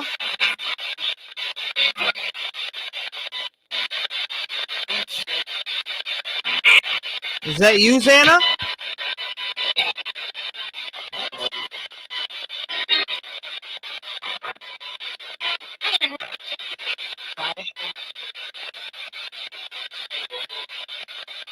You heard? Yeah, that's me.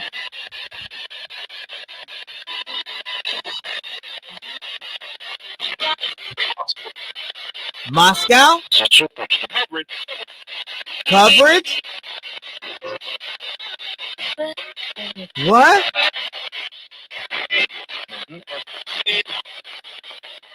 Dude, it's getting so fucking cold.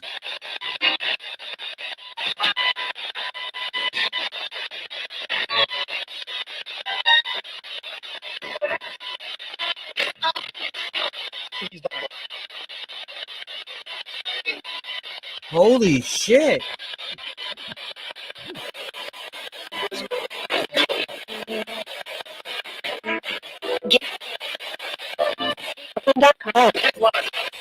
It got cold. You heard that? Cold as a motherfucker.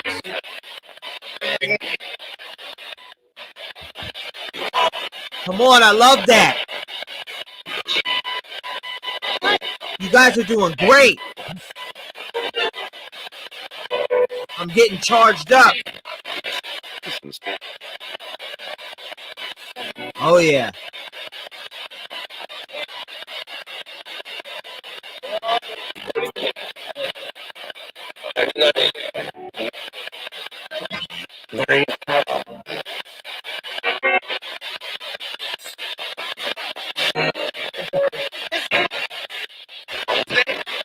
Xana?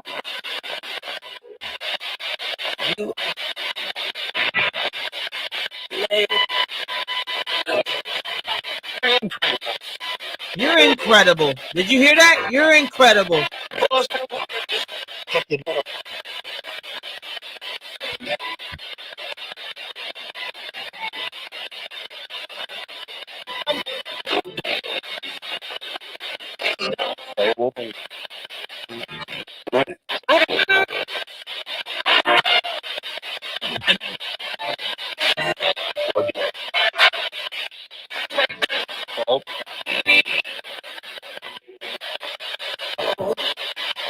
I can hear you.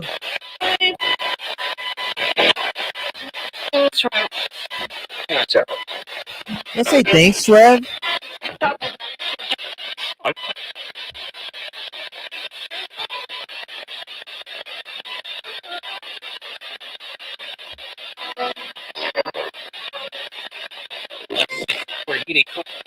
You're getting cold.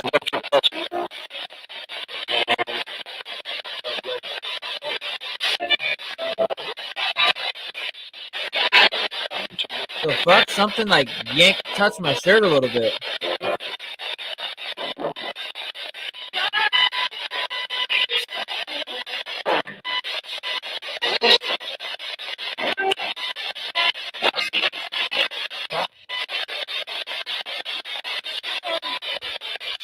Kaylee, what restaurant did you work at in Moscow, sweetheart?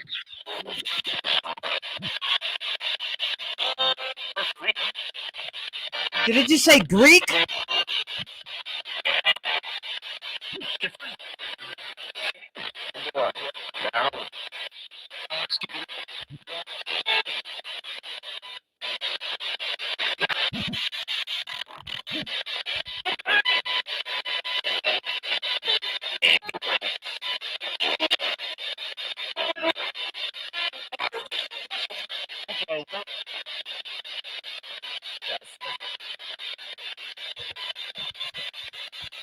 Maddie Mogan, where did you work at, sweetheart?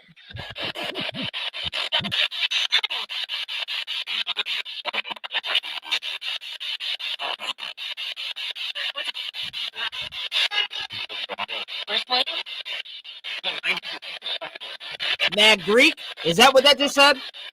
Tell me I'm tripping. I gotta turn this shit off. Am I hearing shit? Did that say something Greek?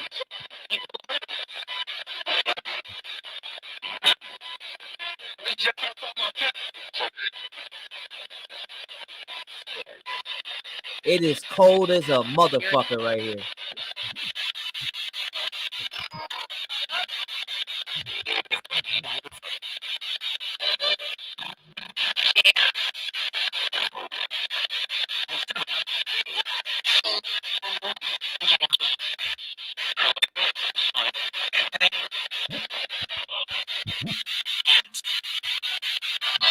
What is this cold energy next to me? Who is it?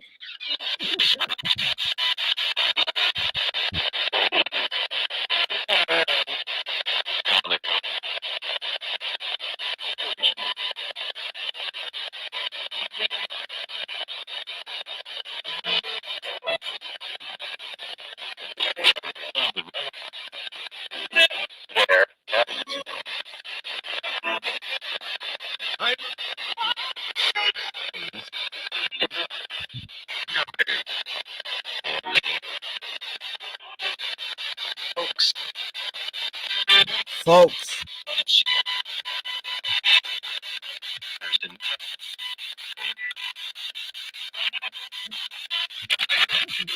Ethan, what color was your Jeep?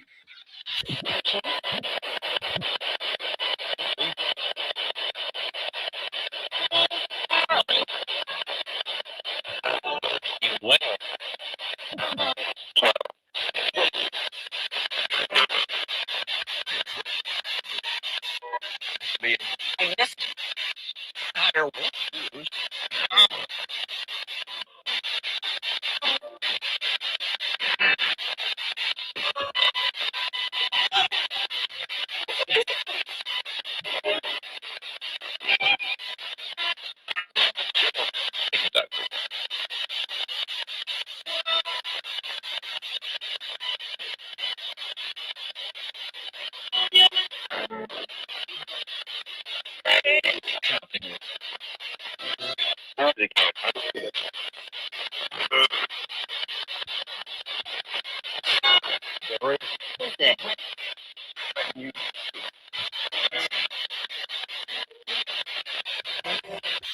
Who found you guys that morning at 11 a.m.?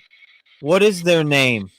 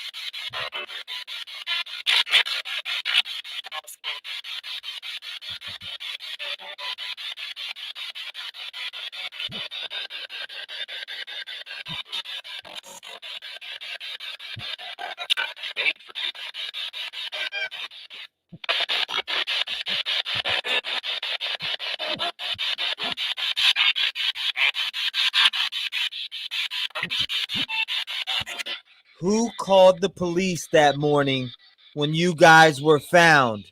What is their name?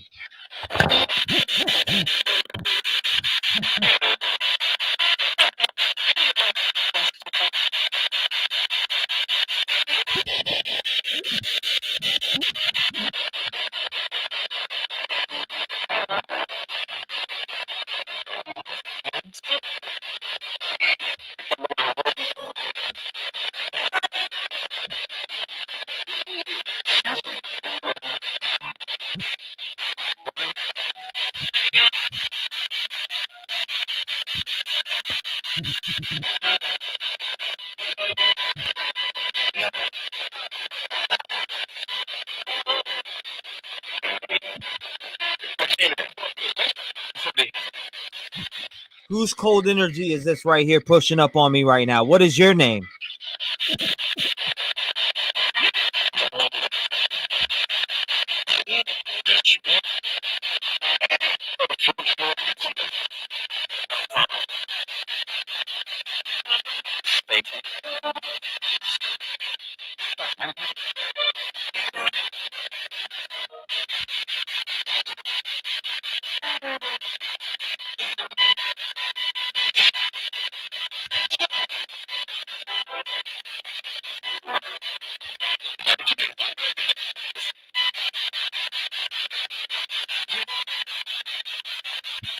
All right, guys, I'm about to close out the session with Ethan, Maddie, Xana, and Kaylee.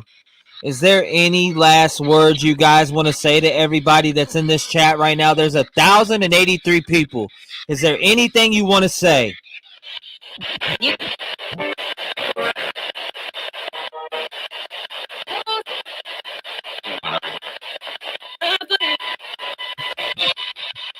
Did I just say Bethany?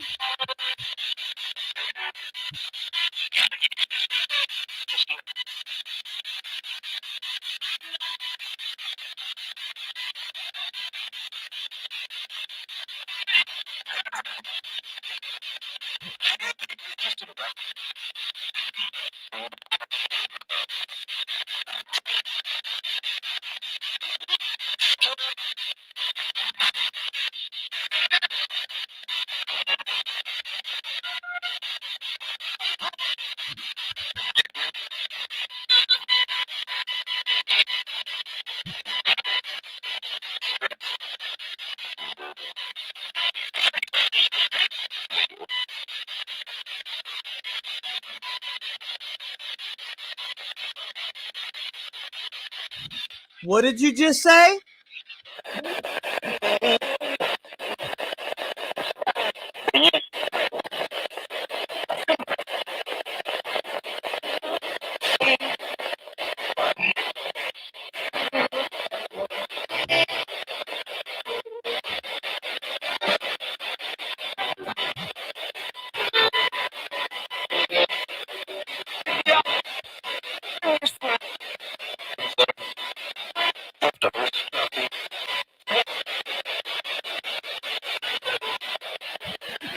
All right, guys. Seriously, I'm closing it up this time. Any last things you want to say?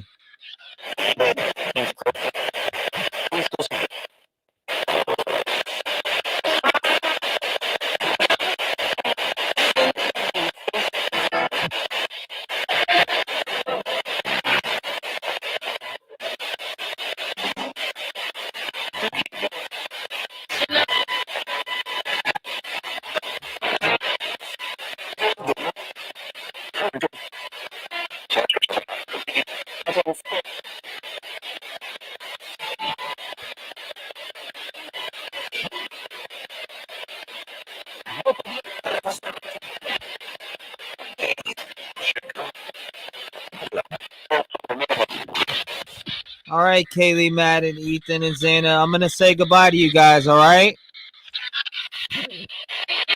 I heard bye.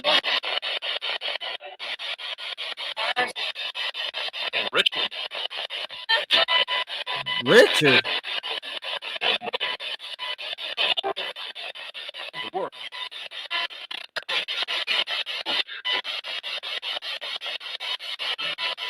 All right, Kaylee, Maddie, Ethan, Xana. Is there anything that you want to say to chat? I'm turning this off in 10 seconds. Thank you.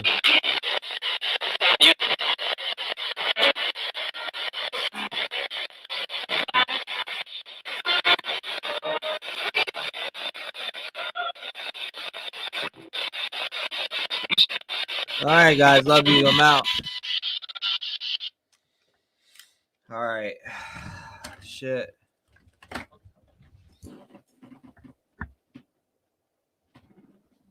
Hold up 1 second. What the? There it is. All right. Woo.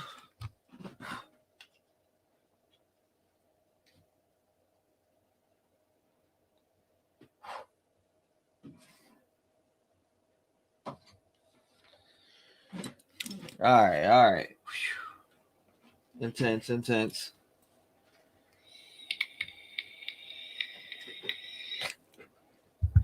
Thank you, Sifa. I appreciate you. Thank you. Thank you. Thank you. Thank you. I don't know what, there's some things in there that I didn't hear. There's some things in there that you guys probably heard. I have no idea, but thank you guys.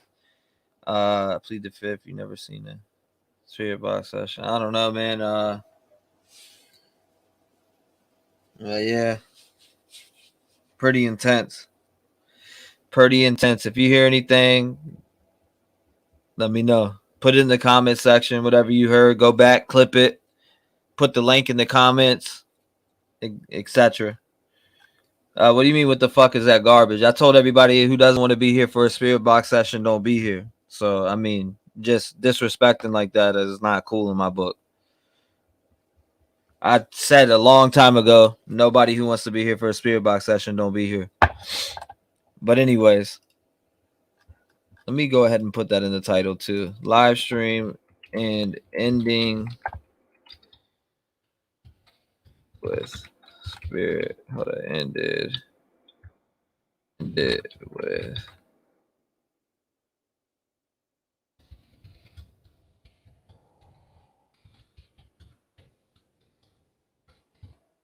There we go. So I put that in the title also. Spirit Box session, Idaho. Okay, there we go. Live stream and Spirit Box session at end, so people know. Shout out to everybody in here. I appreciate you guys who were here. Thank you. There was a lot of crazy shit in there. I heard things with my own ears. There's some stuff that I missed out on, but that was crazy. I missed a lot of that. Anything said. I heard a lot of different things. I heard Richard. I heard a bunch of different things. Thank you, Sifa. I appreciate you. That was crazy. Yeah, it was crazy for sure. There was some crazy shit in there. Rich man could be landlord. Listen to this. People believe this shit. Granny T. I mean, absolutely. Come on now with the disrespect. Come on now. Literally. I do Spirit Box on my channel. I mention that shit all the time. It's on my... If you are a subscriber to this channel, then you see that I do Spirit Box. And I tell people, if you don't believe in that, that's fine. But sitting around shit talking it, that's goofy to me. But anyways, I respect people who don't believe in it, but sitting around, you believe this fucking bullshit? Like that, I don't, that's disrespectful as fuck in my book. I'm not shitting on what you believe in or anything like that, and I would ask for the same respect back. But anyways, I guess people don't look at it like that. Wow, I heard a ton. Thank you, Trinity. I appreciate you. Thank you guys who showed up. I appreciate that. I announced what I was doing before I did it. I gave like 10 minutes. So I mean, a lot was clipped. I literally heard nothing but air. I doubt it. You weren't here. I guarantee if you go back, you'll hear shit. You definitely ain't hear nothing but air. I promise you that one. Let's see. I definitely heard Richard or Richmond at the end. Spiritualist Louise said 21st something is going to happen. I hope so. I appreciate you. Thank you, Sifa. Thank you. They can go fuck off. I love Spirit Box. Hey, it is what it is. Like I said, it ain't for everybody, but sitting around talking shit about it, like I mean, all right, that's cool. He said they kept the views up. Disrespectful. I don't know. I don't disrespect anybody else's religion or what they believe in. And I don't attack what everybody else believes in. I know people don't believe in it, and I respect that. But going out the box and like shitting and talking mad shit, like you fucking believe in this or that's just crazy disrespectful to me. But anyways, I got chills from that. Said Thomas, thank you, man. Everything's different. Everybody's different. Everybody believes different shit. I don't push nobody to believe anything, just like nobody's gonna push Christian and fucking all different types of other beliefs on me. I believe there's a God. That's it. I'm not a Christian. I'm not anything else. I just believe in God, period. Some people believe in other things. But I don't push that. I don't talk shit on that. That's what you guys believe in. Hey, I respect it. Much love and peace to you guys. Let's see. Let me close this shit off real quick. Shout out to you guys, man. I appreciate you. To each their own. Yeah, like you said, to each their own. But talking shit is just crazy to me. All right, man. I'll leave it off with this. T-REV 757. Hold on. All right, let's go. I'll play you guys one. I'll end it with one of my songs or something like that for you guys real quick. Hold up. Now, this is a song off my album. Let's see. Maybe not. All right, so this is for... I'll end this off with this, and then we'll call it a night. All right, guys? This is off my album that was on the charts, and I'll holler at you guys tomorrow, all right? I'm out. I'm going to mute the mic and let it run, and then I'm going to end.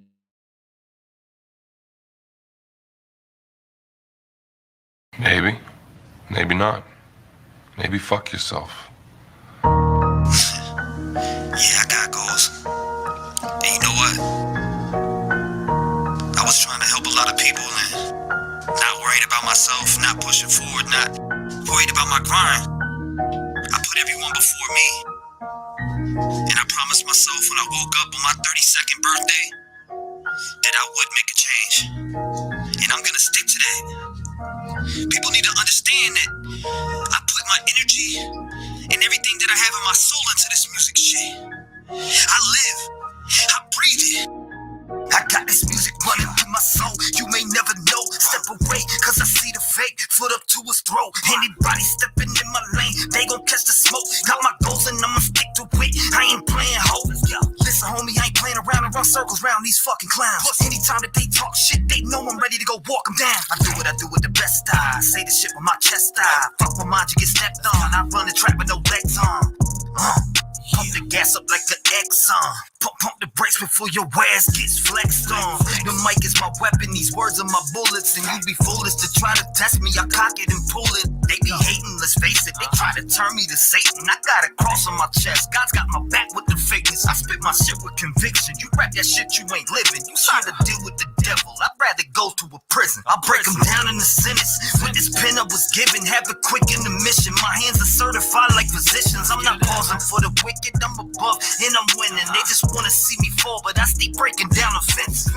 Over the years, people always want to get at me.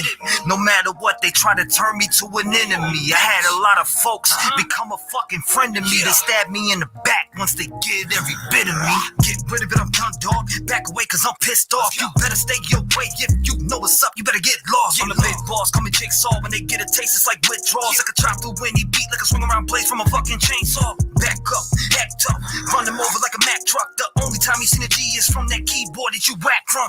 Homie, I've been through the struggle, overcame all of the stumble. If you ain't made a mistake, then you ain't never see trouble.